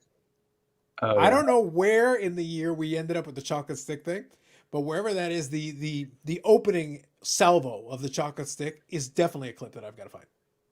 And then there was when Eric, frankly, like verbally demolished Floating Head, and I've got that clip. I've already pulled that one up. Don't worry, I've got that one. Oh, there's Eric so incriminated many. himself. There's so many, but there's just like there's so much stuff to go through that I mean, there's no way that you won't miss some of the. Oh, Andy, I'm going to miss like 98% of it. Yeah. This is the longest running episodic, whatever the hell this is, because the episodes actually continue. The raccoon jokes are from 100 years ago now. This is episode 115 of whatever this crap is. You're gonna have to like start taking notes like during each live stream, like timestamp stuff. Like for Andy, what do we talk about team no effort? I'm on team no effort, bro. I developed a system. I mean, where I'm pro. I've got a cable. I've got a cable to the microphone. I can plug this in, and I do the screen share thing. Oh, yeah. Because I'm sorry. we've got a commandment on it, Andy. We can't do that. That's new. Trust me, I have lived that life. I have lived that life. Yeah. It isn't new to me. It isn't new to me, my friend. Real quick, I'll get through a couple of these comments here. Someone make the pitch. Moving on. You haven't graded that yet? Yep. Thank you very much, Dom. I'm looking everywhere. Don't have something to do a cold hide. Okay, sure. I seem to watch every week, but I haven't the slightest idea what you guys are talk about. There you go. Neither do we. I know. Most of the time, you don't have it. So what happened? Yeah. So it's There's interesting. no other show on the internet where somebody on the show says, "You people are stupid for watching this. Stop doing it." This is the only one. It's literally YouTube is programming that's free, and you can't be canceled unless you just do something crazy. So Eric has tried. Lord knows Eric has tried. We're always right on that edge. We're right on the precipice. What else I have to do? We're right on the precipice. The man accosted a pastry, Andy.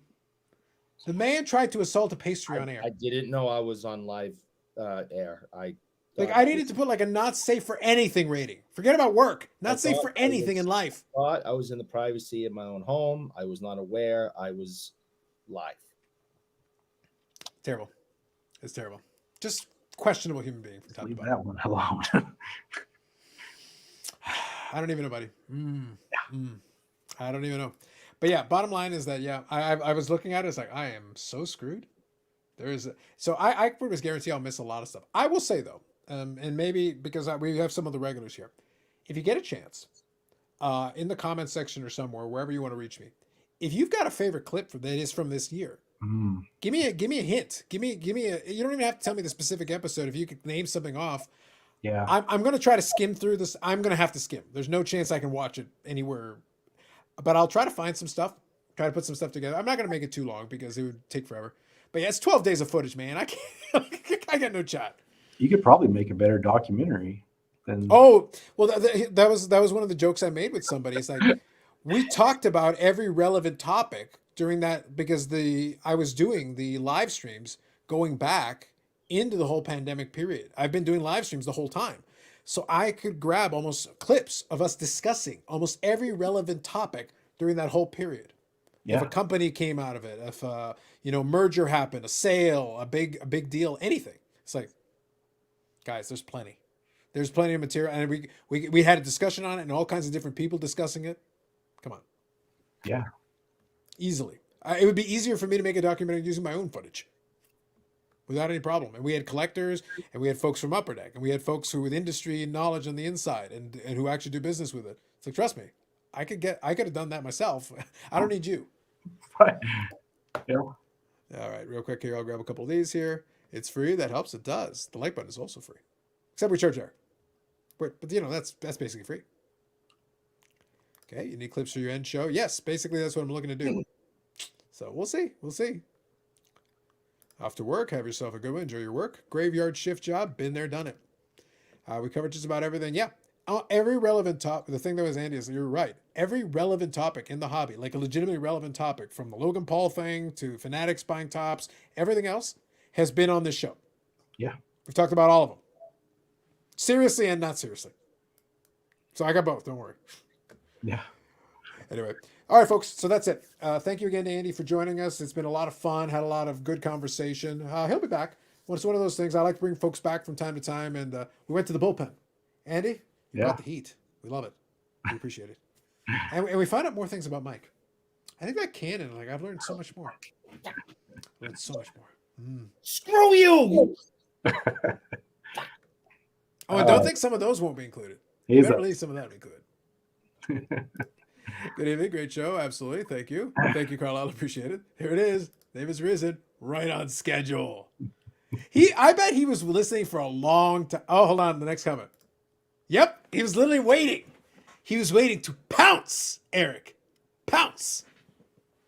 It's dedication. I love it. That's Andy, that's the kind of commitment that this audience brings. And I appreciate it. Yeah. I appreciate it. They committed to the bit. And this is the chat. The chat committed to the bit. Oh, I mean, the show's not the same without them. It is true. Thank you all, as always, in the chat for hanging out. A lot of the regulars and the newer folks and everybody in between. Always appreciate you. It'll be back next Saturday again. No, it won't. It'll be Christmas Eve. Hold on, Eric. I think somebody was calling him. His mom was calling him. Anyway, so it'll be back next Saturday. We'll do the Christmas Eve edition. I think it'll be from the homestead, and like I said, there may be a Carlos Senior appearance. So we'll see if that plays out. So that probably will happen. We'll see how it works, and then I'll do the New Year's Eve one once again because we got to have that. And I'm gonna try to invite a whole cast of characters. We'll see. I'll see if I can get a stray Bob Lewis hanging around somewhere. There's a couple other folks that I want to reach out to, but we'll make some plans. I don't know yet. Big Scott did mention to me that he might want to do the live stream tomorrow. He's doing the live stream tomorrow, but he said he might want me to come on and do it with him. We'll see. I told him if he's good, send it over and we'll take care of it. Yeah, that'd be good. Yeah. So if that's the case, then I'll join him. And if once it's confirmed, I'll give a little message to let everybody know. And part 2 of the year in review will be coming up, like I said, in the morning. So check it out whenever you get a chance. Grab a coffee, enjoy it. Those are my favorite pickups, by the way. Not most expensive, not rarest, favorite. So whatever criteria it is, I'll do that one. Other than that, we'll have the best of clips. I can hope in the next week I could cobble together something. I'm probably screwed. It'll basically be me making fun of Eric. That'll probably be most of the clips. Eric loves it. He appreciates it. He does. His mom will hit the like button from multiple accounts. I know that for a fact. I guarantee that. 100%. Yep, Eric knows Yannick can kick his ass. Facts. Okay, Yannick is way younger than me, and he was in the military. If he can't kick my ass, he should be ashamed of himself. True. Eric, what would you do if you learned how to make chocolate sticks? Ooh. I'd gain a lot of weight. Probably facts. Imagine if Dane was really sending Yannick the Photoshops and Yannick says it was him. Ooh. I wouldn't even doubt it. I like that. Have a good night. Good night. Good night, everyone. Even Eric. Damn right. Whatever. Thank you, name. Only thing I've seen regarding that Medano proof is a random insert 7-Eleven packs in Canada. Yes. And that'll be included in the favorite pickups, so you know that.